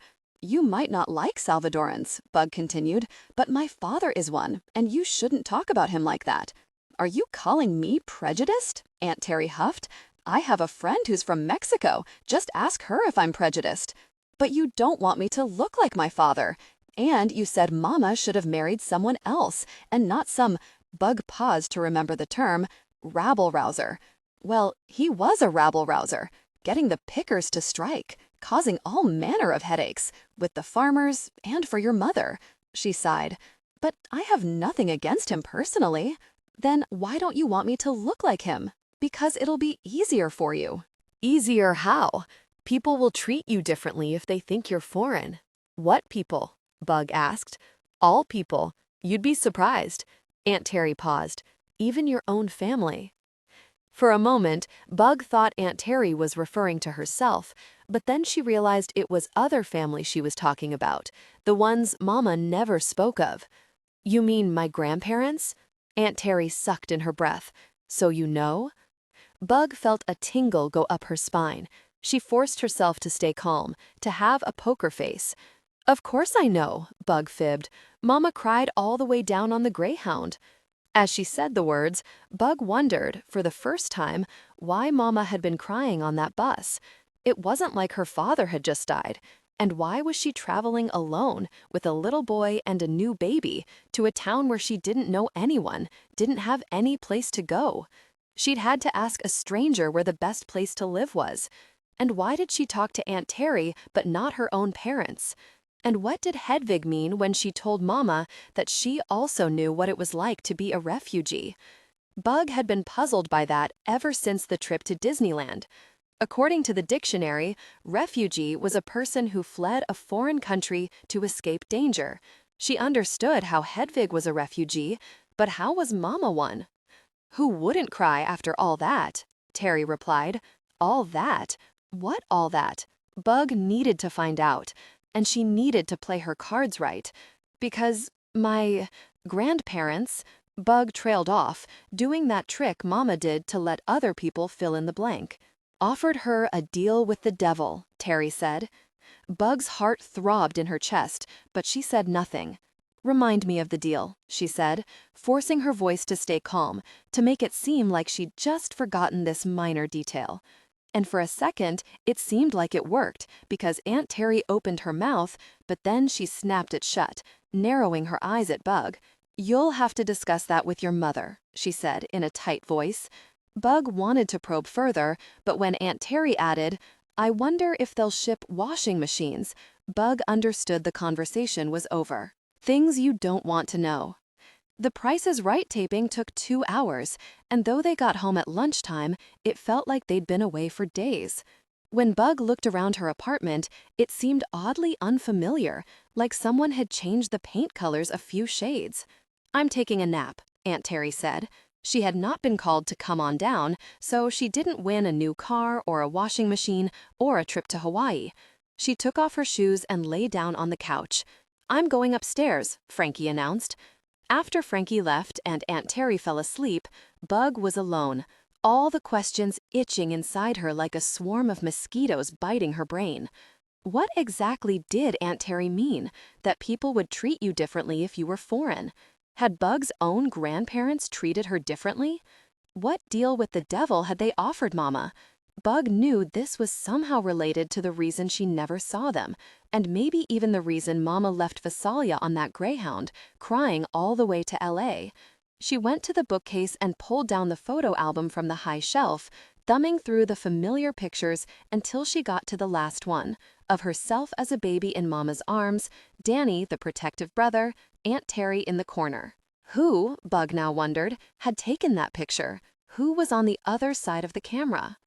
Bug knew Mama's rules, and she knew Aunt Tara's rules, and under both sets, she was not allowed to go to the beach herself.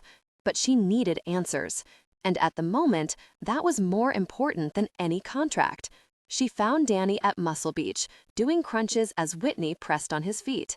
"Hey, Bug," he said breathlessly as he sat up. "What are you doing here?" He went back down and came back up. "I thought you were at The Price is Right." Sometimes, when Bug was swimming, a giant wave would sneeze up out of nowhere and wallop her. And that was what it felt like now as a tsunami of feelings crashed over her. Suddenly, she wasn't just crying, she was erupting with salty, oceanic tears. "Sweetie, what's wrong?" Whitney asked. Danny jumped to his feet. "What happened?" he asked, real panic in his voice. Bug didn't know how to explain what was wrong. And even if she could, she was sobbing too hard to speak. Soon, all of Muscle Beach seemed to surround her. Randy and Dwayne and Bill and Vanessa and other people she didn't know. "Who hurt you?" Dwayne asked. "Will hurt them worse." "Was it the Midnight Marauder?" Randy asked, hopping from foot to foot. "She doesn't look hurt," Vanessa said, inspecting Bug's face. "And they say on the news the Midnight Marauder's hiding," Randy added. "No new killings in 10 days." All these people circling her, worried about her, made Bug feel warm and good and protected, which somehow made her sob even harder. "Come on," Danny said, putting his towel around Bug's shoulders like a blanket. He led her out of Muscle Beach and to the drinking fountains, dabbing the towel's hem in the water and wiping her face, taking care of her like the protective big brother he'd always been. When Bug's sobs had subsided to hiccupy gasps, Danny knelt in front of her, putting his hands on her shoulders. "What happened? Why did Mama leave Visalia? Why did we move here? Why did she cry all the way down on the bus? Why do we see Aunt Terry but not our grandparents? What's a deal with the devil?" The questions came out in a whoosh, as if they'd been stuck up in her for a long time. Danny did not have Mama's poker face. His chin wobbled and his cheeks went pink, so when he said, "I don't know," Bug knew it was a lie. "Yes, you do," Bug fired back. "Tell me." Danny paused to wipe the sweat on his brow away with his fuzzy wristband. "What did Terry tell you?" "Nothing," Bug said. "She must have told you something." "She said people treat you if, look, foreign." She stopped, wondering if this would insult Danny, but he didn't look upset, at least not at her. "And she asked me if I knew why we'd come to Venice in the first place. And when I said I didn't, she said to ask Mama." Danny nodded solemnly. "She's right. You should. But you know. And Terry knows." Bug paused. "Does Philip know?" "He's Mom's best friend," Danny answered in a gentle tone. "Of course he knows." "Why does everyone know important things but me?" Bug cried out. "No one told me about Frankie or Philip, which was bad enough. But this is about me." She jabbed herself possessively on the chest.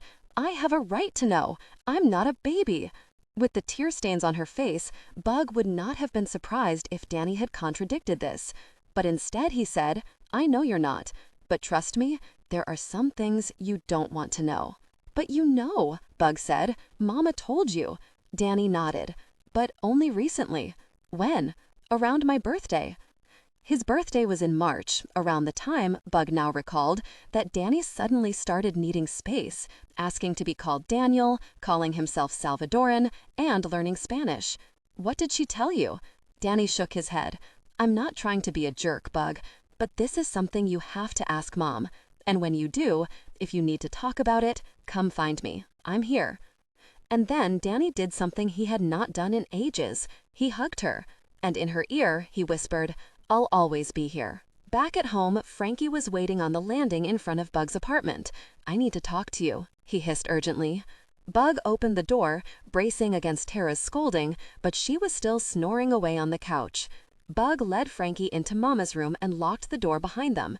She could hardly breathe. Her insides were full of so many feelings, it was like there wasn't room for air. "I found proof." Frankie held out an onion skin piece of paper in front of Bug. "Philip keeps all his receipts in a folder. I went through them when he was sleeping." "Oh," Bug said, a weird, icky feeling shuddering over her. She knew snooping like this was something detectives did, but with Philip, it felt like spying. "This is a receipt from the day the attack happened," Frankie whispered. Bug looked at the paper. It was from a place called Roosterfish. It was for $27, $22 plus a $5 tip. "A restaurant?" Frankie nodded. "I think so, and I looked it up in the yellow pages. It's on Abbot Kinney. That's in Venice," Bug whispered. "I know," Frankie said. "I looked it up on the math, too." "Would someone attack Philip at a restaurant for being gay?" Bug asked. "I don't know," Frankie replied, "but I know who might." Flo answered the phone on the 6th ring with a rushed, "I told you I'm putting on my face and I'll get there when I get there," as if midway through a conversation with someone else. Frankie and Bug, sharing the handset, paused, neither sure what to say. "I'm hanging up now," Flo said. "Wait," Frankie said. "Who is this?" Flo asked. "It's Frankie and Bug," Frankie replied. "We met you the other day at work. You said we could call if we had more questions." "Well, hello, darlings. Lovely to hear from you, but I'm on my way out the door, so I'll have to talk to you later." "What's Roosterfish?" Bug blurted, not wanting to lose their opening. Flo went silent for a minute, and Bug thought the connection had ended, until Flo said, "Why, you want to know?" "It's where my uncle was the night he got beat up." The line went silent again. Then Flo said, "It's a gay bar." More silence. "I'm sorry." Even more silence. "I have to go now, but you two come see me tomorrow if you want to talk about this." "Okay," Frankie said in a robotic voice. After Flo hung up, they sat in more silence, the receiver off the hook until it started making the busy signal sound. Bug gently put the phone back in the cradle while Frankie pulled out his leads book and wrote down the following. Philip was at a gay bar the night he was beaten up. Philip was beaten up for being gay. He looked at Bug. "What kind of people would beat someone up outside a gay bar in Venice?" Bug asked. But as soon as the words were out, she knew the answer. The kind of people who attacked Japanese tourists. The kind of people who had come after Danny and called him that terrible name. The kind of scared people who became scary people. Bug took the notebook and pen from Frankie. She paused, clicking and unclicking the tip of the ballpoint. She felt sick. It was one thing to chase after the Midnight Marauder. He was like a bogeyman, scary, but far away. The skinheads were different. They lived here. They'd hassled her own brother, her own mother. Some of them went to Venice High School, where Danny would be starting in a few weeks. And they'd beaten up Philip. She knew it was true, because her gut voice was screaming that it was true. But oh, how she wished it weren't. She wrote, "The skinheads attacked Philip for being gay." She handed the book to Frankie, hoping, this time, that he would laugh at her, tell her she was being crazy, because then it wouldn't be true. Frankie stared at the page for a long time, his face unreadable. Then he quietly closed the book and set it down. "I guess we solved the mystery. It should have been a triumph, 2 kids solving a crime." But Frankie sounded so very sad, like he too understood that there were some things you just did not want to know. Mama's deal. Normally, Bug loved meatloaf, or at least how Philip made it, tangy with lots of onions that he fried until they turned crispy and sweet, with a topping made from breadcrumbs and maple syrup. But the meatloaf Aunt Terry cooked that night for dinner tasted like sand. Then again, tonight, anything would have tasted like sand. Mama chewed her own meatloaf a really long time. "Thanks for cooking, Terry," she said. "Well, I thought someone around here ought to," Terry said. "Someone around here does cook." Philip, Bug thought, as she mashed the meatloaf with her fork, hoping it would make it look more eaten that way. Danny had stayed out with Whitney, and Philip was upstairs, so it was just her and Frankie and Mama stuck with Aunt Terry's meal. "Don't play with your food," her aunt scolded. Bug quickly ate a giant mouthful of meatloaf, chasing it down with a gulp of milk. Terry had put dinner on as soon as Mama got home, giving Bug no time to talk to her. She needed this meal to be over so she could talk to Mama alone. She managed a few more bites before scooping up some of the watery potatoes, which Aunt Terry had made from a box. If he'd objected to concentrated lemonade, Bug could only imagine Philip's horror at powdered potatoes. "Can I be excused?" Frankie asked. He'd eaten even less than Bug, pushing the food around his plate. "I want to go see Philip." "Of course," Mama said in a gentle voice. "I'll help Bug with dishes." After Frankie left, Aunt Terry announced, "Now that the bathroom's free, I think I'll have a nice long soak." She went to the kitchen to get the Ajax to scrub out the tub. "You're awful quiet tonight," Mama said, as they cleared the dishes from the table. "Something on your mind?" Bug nodded, but didn't speak. There was too much on her mind. And now that she was alone with Mama, she didn't know where to start. How to start? Mama didn't push. They carried the dishes into the kitchen and filled the basin with soapy water. Mama washing, Bug drying. Mama was quiet, waiting for Bug to be ready. It was now or never. She took a deep breath and on the exhale asked, "Why don't me and Danny ever go see our grandparents?" Mama paused midway through scrubbing the loaf pan. For a moment, the only sound was of the dripping faucet.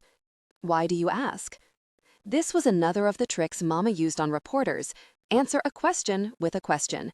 Bug was not falling for it. "I know there's a reason, and I know Danny knows, and I want to know too." Mama closed her eyes and took a deep breath. "What did Terry tell you?" "She didn't tell me anything," Bug cried, "only that I should ask you why we don't see our grandparents." "And this just came up out of nowhere?" "Well, no, it sort of came up because she was telling me it's easier for me if I don't look Salvadoran like Danny does." Mama squeezed the sponge so hard all the water came spurting out of it. "She shouldn't have said that." "Why? I don't understand," Bug cried. "What happened? Why did we leave Vasilia when I was a baby?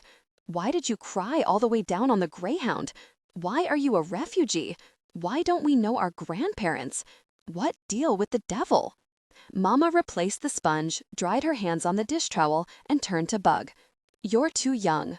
"I'm not too young," Bug cried. "I know a lot. I know about Frankie." She paused before adding, "And Philip, too." Mama's eyebrows rose in surprise. "Oh," she said. "I know he's gay, and I also know there's a reason you left home, and I know that you told Danny, and then he started calling himself Daniel and needing space." Mama's eyebrows rose again, which was how Bug knew she was right about this, too. "I deserve to know. It's part of my life, too, and it's not fair that you don't tell me." For once, Mama didn't say life wasn't fair. Instead, she let out a sigh that went on for a long time. "Look, you should know that I had problems with my parents well before I met your father." "What do you mean?" "We had different values. They were very against me being involved with the UFW. UFW? It was a union fighting for better farm worker conditions. I got involved in high school. They forbade me from participating, but I did it anyway. I just snuck out." "Like you did with my father?" Mama smiled at the memory. "Yes, that was how I met Daniel, and I knew my parents would not approve of him either, so I just kept sneaking." "Why wouldn't they approve? Because he was Salvadoran?" "Among other reasons." "So they're prejudiced?" Bug asked. "Everyone is prejudiced, Bug," Mama said. "It's what you do with the prejudice that matters." "What do you mean?" Mama shrugged. "You can either give in to the prejudice and treat people badly just because they're different from you, or you can shine a light on it to understand how arbitrary it all is and judge people for who they are, not what they are." Bug thought about that. She knew which category Mama was in. She wouldn't even hate the skinheads, but wasn't so sure about herself. So, what happened when my grandparents found out about my father? Bug asked. They kicked me out of the house and refused to speak to me. They did? This was so dramatic.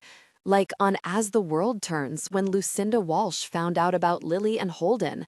Was Lucinda prejudiced? Holden wasn't Salvadoran, but he was poor, and Lucinda and Lily were rich. They did. I thought they'd get over it, but they didn't. They refused to come to our wedding or to Danny's christening. But Danny remembers them, Bug said. That's because we moved back in with them before you were born, Mama said. They finally came around? Bug asked. Like Lucinda had after Lily had been kidnapped and she and Holden had joined forces? It's more that Aunt Terry stepped in. Aunt Terry? Bug asked. She was still talking to you? Mama nodded. Yes, she would come to see us even though she now had to sneak. Did she like my father? No, but she loved me, and she loved you and your brother. And when Daniel died, Mama paused to clear her throat. Terry convinced my parents to live with them until we got back on our feet. So what happened? I'm getting to that. Mama took another deep breath. We moved back in with my parents. It was awful, but everything was awful back then. And then you came out wailing, fighting from your first breath. A tear fell down Mama's face, and it seemed like things might be okay. I had you and your brother and help watching you. I thought maybe I could finish school, become a reporter, shine a light on important things. But then, when you were about 3 months old, my parents sat me down for a talk. A knot twisted in Bug's stomach. She knew that getting sat down for a talk was never good. What about? Mama grimaced, as if in pain. Baby, I don't want to tell you the rest. She paused. One day, but not yet. Why not? Bug cried. Because the world is as full of love as it is hate, and I want you to marinate in the love a little longer before you see the other side. That's not fair, Bug cried. I already know it's something bad, and if you don't tell me, it's going to make it worse. Mama swallowed hard, the way Bug did when she was trying to be brave, trying not to cry. When you were 3 months old, my parents offered me a deal. A deal? Bug repeated, knowing that this would not be a good kind of deal. Buy 1 pair of shoes, get a 2nd pair free, but the kind of bad deal Frankie had made, a deal with the devil. They said it wasn't too late for me. I could leave behind all that unpleasantness. Here, Mama made finger quotes. Start fresh. She gulped hard. They wanted me to annul my marriage to Daniel, sign a paper that would erase it from the record. This was bad, but I could have forgiven them for that. But then Mama trailed off. They what? Mama put her head in her hands for a minute before stiffening up straight, looking Bug right in the eye. They wanted me to send your brother away. What? Bug asked. Send him where? To El Salvador, to be raised by his relatives there, even though he'd never met them? I'd never met them. Why would they want Danny to be raised by strangers? They said it would be easier for me to start over. What about me? Another tear slid down Mama's face. You, they said, I could keep. Why? Bug was about to ask, but with a sudden sickening feeling, she knew why. Because Danny, even in the baby pictures, looked like their father, and Bug looked like their mother. It'll be easier for you, Terry had said. People will treat you differently, even your own relatives, even your own grandparents. Why would they do that? Bug gasped. In their mind, I suppose they hoped I would get remarried, to a white man this time, start fresh. But without Danny, Bug felt like throwing up. Mama's face slackened, the way it always did when she talked about Bug's father. But Bug realized it wasn't Bug's father that made her sad. It was Mama's parents. I walked out of that house with you and your brother, nowhere to go, no money, no job, halfway through my degree. I didn't know what was going to become of us, but I knew I couldn't stay in that house a moment longer. What happened? Bug asked. Aunt Terry happened. Mama gestured toward the bathroom, where her aunt was singing in an off-key voice. Aunt Terry? Mama nodded. You know that car she talks about? The cherry red Mustang? She'd scrimped and saved to buy it and fix it up, and everyone knew it was her when she drove down Mooney Boulevard. She was constantly getting offers from people who wanted to buy it, but that car was her pride and joy. It was her baby. But she sold it. It took a minute for Bug to understand. She sold the car? For you? For us, Mama said. She gave me the money, and we used it to come down here and start over. And that's when you took the Greyhound to LA, Mama nodded. No wonder you were crying, Mama nodded again. Now I understand why we don't have any other family. This time, Mama shook her head. Oh, but baby, we do. She pointed upstairs to Philip's apartment, downstairs to Hedvig's. It's just a different kind of family. Citizen's arrest, 3 things happened the next day. The Midnight Marauder struck again, only this time the victim survived and described him in detail. There was now a police sketch of what he looked like all over the news. The image looked nothing like the hermit. Hedvig returned from Dallas, and Aunt Terry went back to Visalia. Bug wasn't sure if she was going back because of Hedvig or because of what she'd sort of told Bug. There'd been no fight, but Bug knew Mama was upset with her aunt.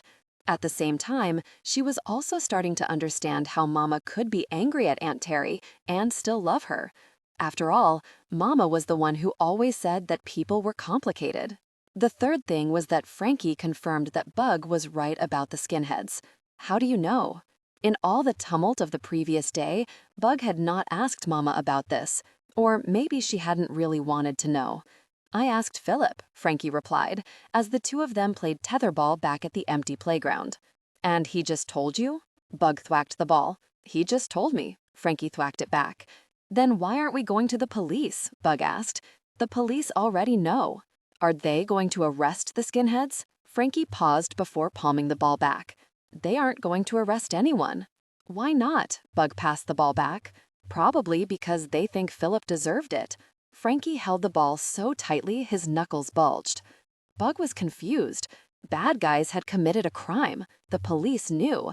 Now they would go to jail. That was how it worked, she told Frankie. Not in this case, Frankie said. They aren't doing anything. Bug was indignant. They have to. I'll call Mama. She'll make the mayor arrest them. He's the boss of the police, and he can make them arrest anyone. Frankie shook his head. Philip doesn't want that. He's afraid if he makes too big of a stink, the families he teaches piano to will find out. So they'll fire him, and then he won't have a job. Bug was about to say this was silly, but then she thought of Aunt Terry, who believed Philip deserved getting beaten up. She thought of what Flo said about police paying all that attention to the Midnight Marauder while ignoring attacks on people like them. There has to be something we can do, Bug cried, because this was beyond unfair. She and Frankie had figured out who had attacked Philip. They'd done it, and now it didn't even matter. I've been thinking about that, Frankie replied. We could do a citizen's arrest. A what? It's something people on TV do, Frankie replied. Like when ordinary people arrest bad guys until the police arrive. You want to do a citizen's arrest? Bug asked incredulously. Of the skinheads? Uh-huh, Frankie replied. I do. Are you nuts? Bug asked. The skinheads are mean and scary, and they beat people up for fun. And anyhow, it wouldn't do any good because you do a citizen's arrest until the police arrive. But the police won't come because they don't care. You said so yourself. Frankie dribbled against the ball with his fingertips. That's why we have to do it, he said at last. So they know we know. So they know they didn't get away with it. But they did get away with it, Bug replied, and a couple of dumb kids telling them otherwise won't change that. A slow flush crept up Frankie's neck, but he didn't say anything. He just let go of the ball and began to walk away. Bug ran after him. Where are you going? To find the skinheads. How? You don't even know where they are. I'll ask. What? You're going to ask Randy or Flo? You think they're going to tell you? They know how dangerous guys like that are, even if you don't. Frankie swiveled to face her. You think I don't know how dangerous guys like that are? His eyes blazed. I might be a dumb kid, but trust me, I know.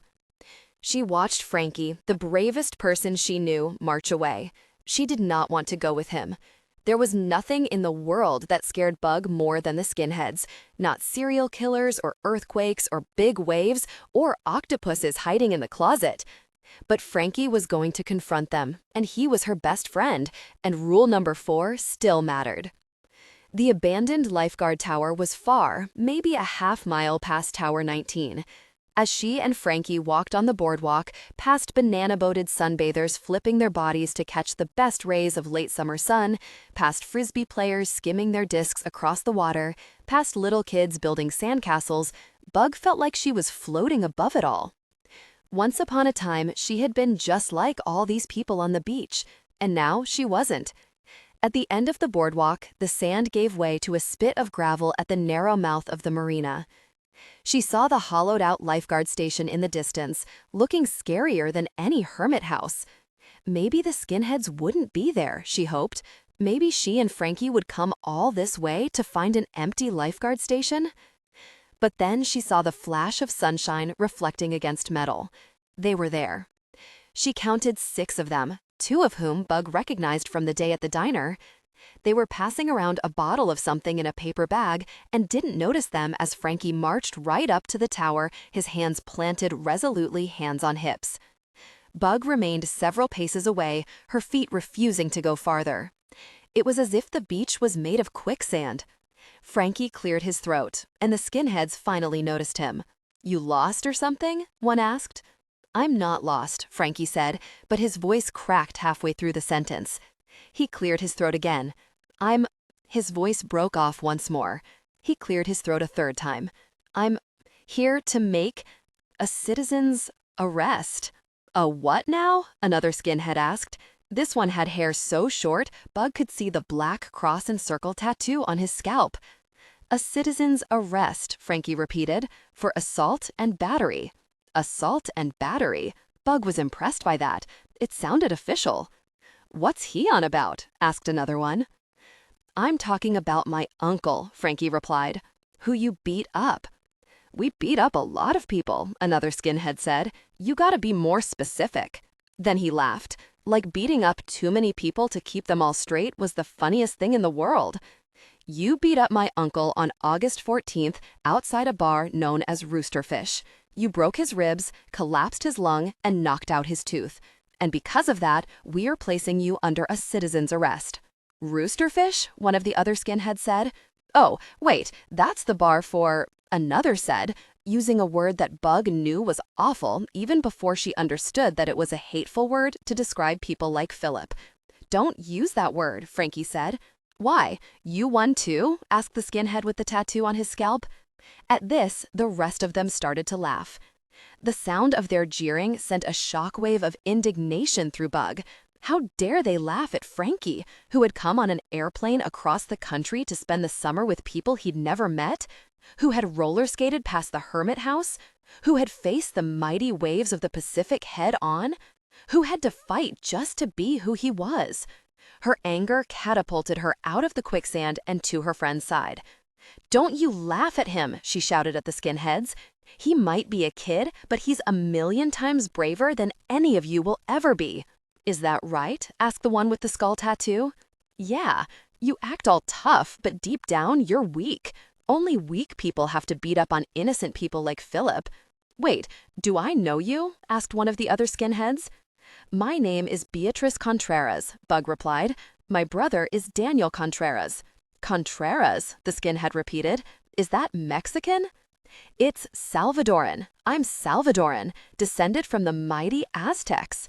She paused, her heart doing cartwheels in her chest as she thought of her father, who had spent his too short life fighting for justice, who had named her Bug, who never got to meet her but was a part of her no matter what she looked like. She reached over to grab Frankie's hand. He squeezed back so tightly she heard her knuckles crack. "And this is my best friend, Frankie, and we're doing a citizen's arrest." "Oh yeah?" The skinhead with the scalp tattoo hopped down from the tower and put his hands together. "Where are your handcuffs?" Frankie and Bug looked at each other. Neither one of them had really thought this part through, which became apparent when the rest of the skinheads leapt off the tower and began circling them. "What now?" Bug whispered to Frankie. "Now we run," Frankie whispered back. The two of them took off down the beach, the roar of the ocean and the wind and their own fear and bravery drowning out everything else. They ran hand in hand across the beach, sand churning under them, toward the boardwalk. They ran with all the strength in them, never letting go, staying together always. Until, there on the boardwalk, they saw the unmistakable shock of Flo's pink wig, heard the heavy bass beat of Zeus' boombox. Frankie and Bug plunged into the melee, and suddenly they were surrounded by voices, laughter, music. Bug wasn't sure if the skinheads were still chasing them, if they had chased them at all. All she knew was that here, surrounded by the bodybuilders and the skaters and the queers and all the super freaks who made Venice home, she and Frankie were safe. Bomb pops. Bug and Frankie made a vow not to tell anyone about their citizen's arrest. For one, it would get them into so much trouble, or at the very least, a lot of talking tos. And in the days that followed, Mama telling Bug about Bug's grandparents and Philip telling Frankie about the skinheads, there had been so many boring family meetings to process everyone's feelings. Frankie and Bug agreed they'd had enough. There were too few precious days of summer to spend them indoors, talking. During all the meetings, Bug kept looking for ways to ask about Frankie staying in Venice for good, but the time never seemed right to approach Mama. But then she realized it wasn't Mama she needed to ask, so one night while Frankie was helping Danny and Whitney build a skateboard ramp, Bug made her way up to Philip's apartment. He was playing the piano, smiling, looking more like himself. "Can Frankie stay here? In Venice?" she blurted. Philip stopped playing. "That would be nice," he said, and hope filled Bug's chest like a balloon until he added, "But he has his own home." "Some home," Bug fumed. "His parents are horrible." "Oh, I didn't realize you'd met them," Philip replied, his mustache twitching in amusement. "You know I haven't," Bug replied. "They have to be horrible to make Frankie be someone he isn't." "Don't use that word," Frankie said. "Why, you one too?" asked the skinhead with the tattoo on his scalp. At this, the rest of them started to laugh. The sound of their jeering sent a shockwave of indignation through Bug. How dare they laugh at Frankie, who had come on an airplane across the country to spend the summer with people he'd never met, who had roller skated past the hermit house, who had faced the mighty waves of the Pacific head on, who had to fight just to be who he was. Her anger catapulted her out of the quicksand and to her friend's side. "Don't you laugh at him," she shouted at the skinheads. "He might be a kid, but he's a million times braver than any of you will ever be." "Is that right?" asked the one with the skull tattoo. "Yeah, you act all tough, but deep down, you're weak. Only weak people have to beat up on innocent people like Philip." "Wait, do I know you?" asked one of the other skinheads. "My name is Beatrice Contreras," Bug replied. "My brother is Daniel Contreras." "Contreras?" the skinhead repeated. "Is that Mexican?" "It's Salvadoran. I'm Salvadoran, descended from the mighty Aztecs." She paused, her heart doing cartwheels in her chest as she thought of her father, who had spent his too short life fighting for justice, who had named her Bug, who never got to meet her, but was a part of her no matter what she looked like. She reached over to grab Frankie's hand. He squeezed back so tightly she heard her knuckles crack. "And this is my best friend, Frankie, and we're doing a citizen's arrest." "Oh yeah?" The skinhead with the scalp tattoo hopped down from the tower and put his hands together. "Where are your handcuffs?" Frankie and Bug looked at each other. Neither one of them had really thought this part through, which became apparent when the rest of the skinheads leapt off the tower and began circling them. "What now?" Bug whispered to Frankie. "Now we run," Frankie whispered back. The two of them took off down the beach, the roar of the ocean and the wind and their own fear and bravery drowning out everything else. They ran hand in hand across the beach, sand churning under them, toward the boardwalk. They ran with all the strength in them, never letting go, staying together always. Until, there on the boardwalk, they saw the unmistakable shock of Flo's pink wig, heard the heavy bass beat of Zeus' boombox. Frankie and Bug plunged into the melee, and suddenly they were surrounded by voices, laughter, music. Philip nodded, like maybe he was agreeing. Then he said, "Did you ever think about why my sister sent Frankie here? To get it out of his system. Little strange to send Frankie to live with his gay uncle to get it out of his system. It was the first time Philip had ever referred to himself as gay in front of Bug. Her face must have registered shock because Philip smiled. "I'm gay, Beatrice. I know I've kept this part of my life separate from you, but I want you to know I love who I am, I love my life, even with—" He gestured to his eye where the bruise was already starting to fade. "And I love Frankie, and want Frankie to love his life too." He paused once more. "I believe my sister wants that for him too. But then why make Frankie go home and be someone he isn't? No one can make Frankie be someone he isn't. Frankie is who Frankie is. But what about the deal? Frankie's father, who thinks he's a mistake?" Philip shrugged. "Life is long, and people are complicated." Bug thought of Aunt Terry, who had said terrible things about her father and Philip, but had sold her cherry red Mustang to help Mama come to Venice. She didn't know if Philip was right, but she sure hoped he was. "I was hoping if we caught Philip's attacker, Mama and Philip would be so grateful that they'd let you stay," Bug told Frankie later that night as the two of them sat on the curb outside Dixon's, eating bomb pops as they watched Danny and Whitney do skateboard tricks on their newly constructed ramp. "If that's what you wanted," Bug added. "I have to go home," Frankie said. "You can have my wetsuit if you want." "I don't need a wetsuit. I can handle the cold water. I'm tough." "I know you are," Frankie said. There was a kind of tough that could swim in the cold Pacific, and then there was the kind of tough Frankie was. "Are you scared?" Bug asked. "To go home?" Frankie didn't reply at first, just slowly licked. The bomb pops were cherry on top, lemon in the middle, and blue raspberry on the bottom. Frankie liked red best, so he ate the top part the most slowly. Bug liked the blue, so she hurried through red and white to get to it. "It's home," Frankie said, as if that answered the question. "But aren't the people there?" Bug trailed off, thinking of what Philip had said about Frankie's mom. "Mean?" Frankie finished. Bug nodded. "There are nice people and mean people everywhere." Bug thought of Venice. On one hand, there were people like Philip and Hedvig and Randy and Dwayne and Flo, but on the other hand, the skinheads. "Too bad we didn't catch the Midnight Marauder," Frankie said. Frankie finished the red part of his bomb pop and let the white drip all over his hands. It occurred to Bug that they could have devised a system, Bug trading him the red part of hers for the blue part of his. But now it was too late. He was leaving. She would probably never see him again. She shivered, the ice of the pop invading her veins, suddenly overcome by a terrible sadness, as if it wasn't just this summer that was ending, but all summers. There was so much she wanted to say to him, but her throat was thick with pent-up tears. She knew crying in front of him would only make Frankie feel bad too. So she swallowed and said, "Yeah, I wish we'd caught him too." "But at least we caught the skinheads," Frankie said. And it was a funny thing, because Bug had been right. Citizen arresting the skinheads hadn't really changed anything. Except, Frankie seemed to walk a little taller, and Bug kept imagining her father being proud of what she'd done, and it made her feel a little closer to him, somehow. So maybe it had changed something. "At least we caught the skinheads," Bug replied. This time, they all went to the airport. Frankie and Bug and Mama and Philip and Danny and Hedvig all squashed into the Datsun. They walked Frankie through the terminal to the gate. "Here," Hedvig said, handing Frankie a dirty Tupperware full of who knew what, food for the flight.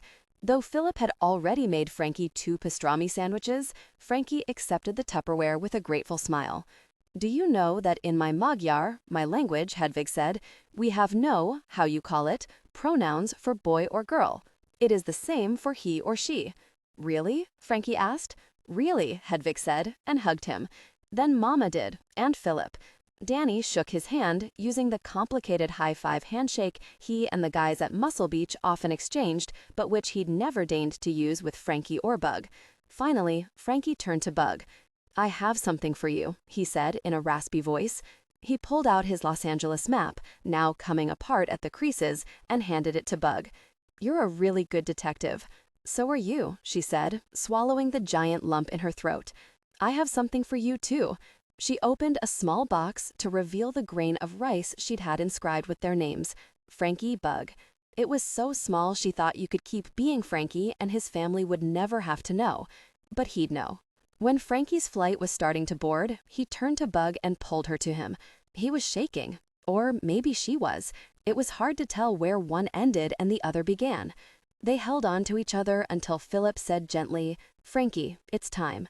Philip walked him to the gate, whispering something into his ear.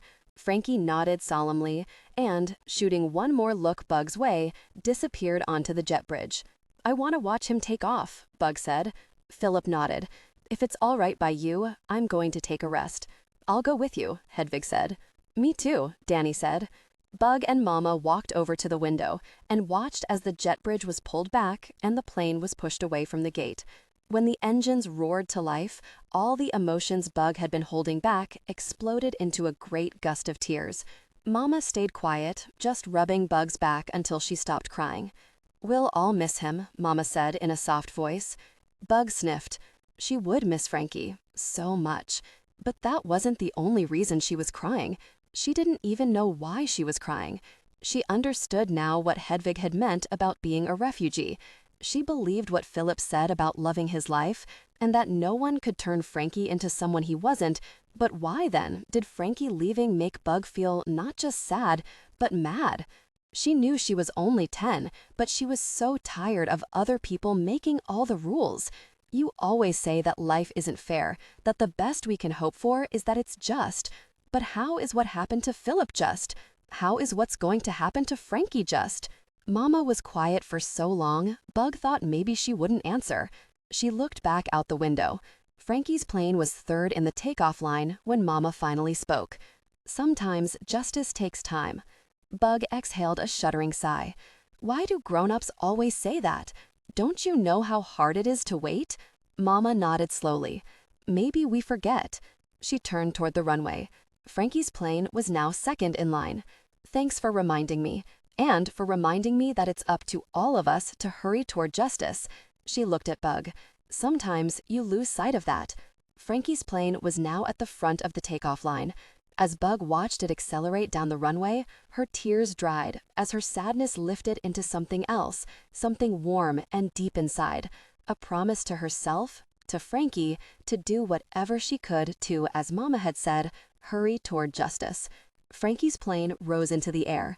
It would, Bug knew, fly out over the Pacific Ocean before banking inland and taking him home. Love, Frankie. A week after Frankie left, the Midnight Marauder was caught. He'd gone to Boise, Idaho, and then ridden back to LA on a Greyhound bus. He was captured not far from the station. In the end, it wasn't the police who got him, but citizens who recognized him and chased him down, subduing him until the cops arrived. This made Bug happy. She wondered if it made Frankie happy too. A few days later, she got her answer when the first letter from Frankie arrived. "A citizen's arrest," he wrote. And at the bus station? Wasn't that where you picked your aunt up? I bet she never comes to visit you again, if you're lucky. Haha.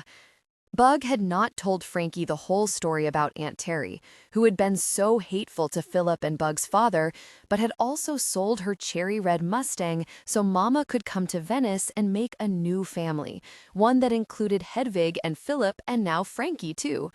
But she would tell him that in her first letter back, along with all her other news, like how she didn't play with Beth Ann at recess anymore, but she'd made a new friend at school named Paco, who had also followed the Midnight Marauder case and who was going to help her practice Spanish now that she was taking lessons too.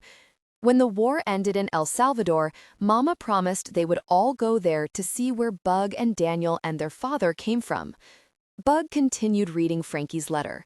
There was nothing about how it was to be home, or about the deal. Everything was about the Midnight Marauder, except for the last two lines of the letter. Because after he signed off, Frankie added the following postscript. "P.S. Don't get rid of my wetsuit. I'm already bugging my mom to let me come back next summer." And right above that, in the blockish scrawl that would become so familiar to Bug over the years, the letter was signed with the only name Bug would ever know her best friend as, the person he would always be. The letter was signed, "Love, Frankie. I am ready."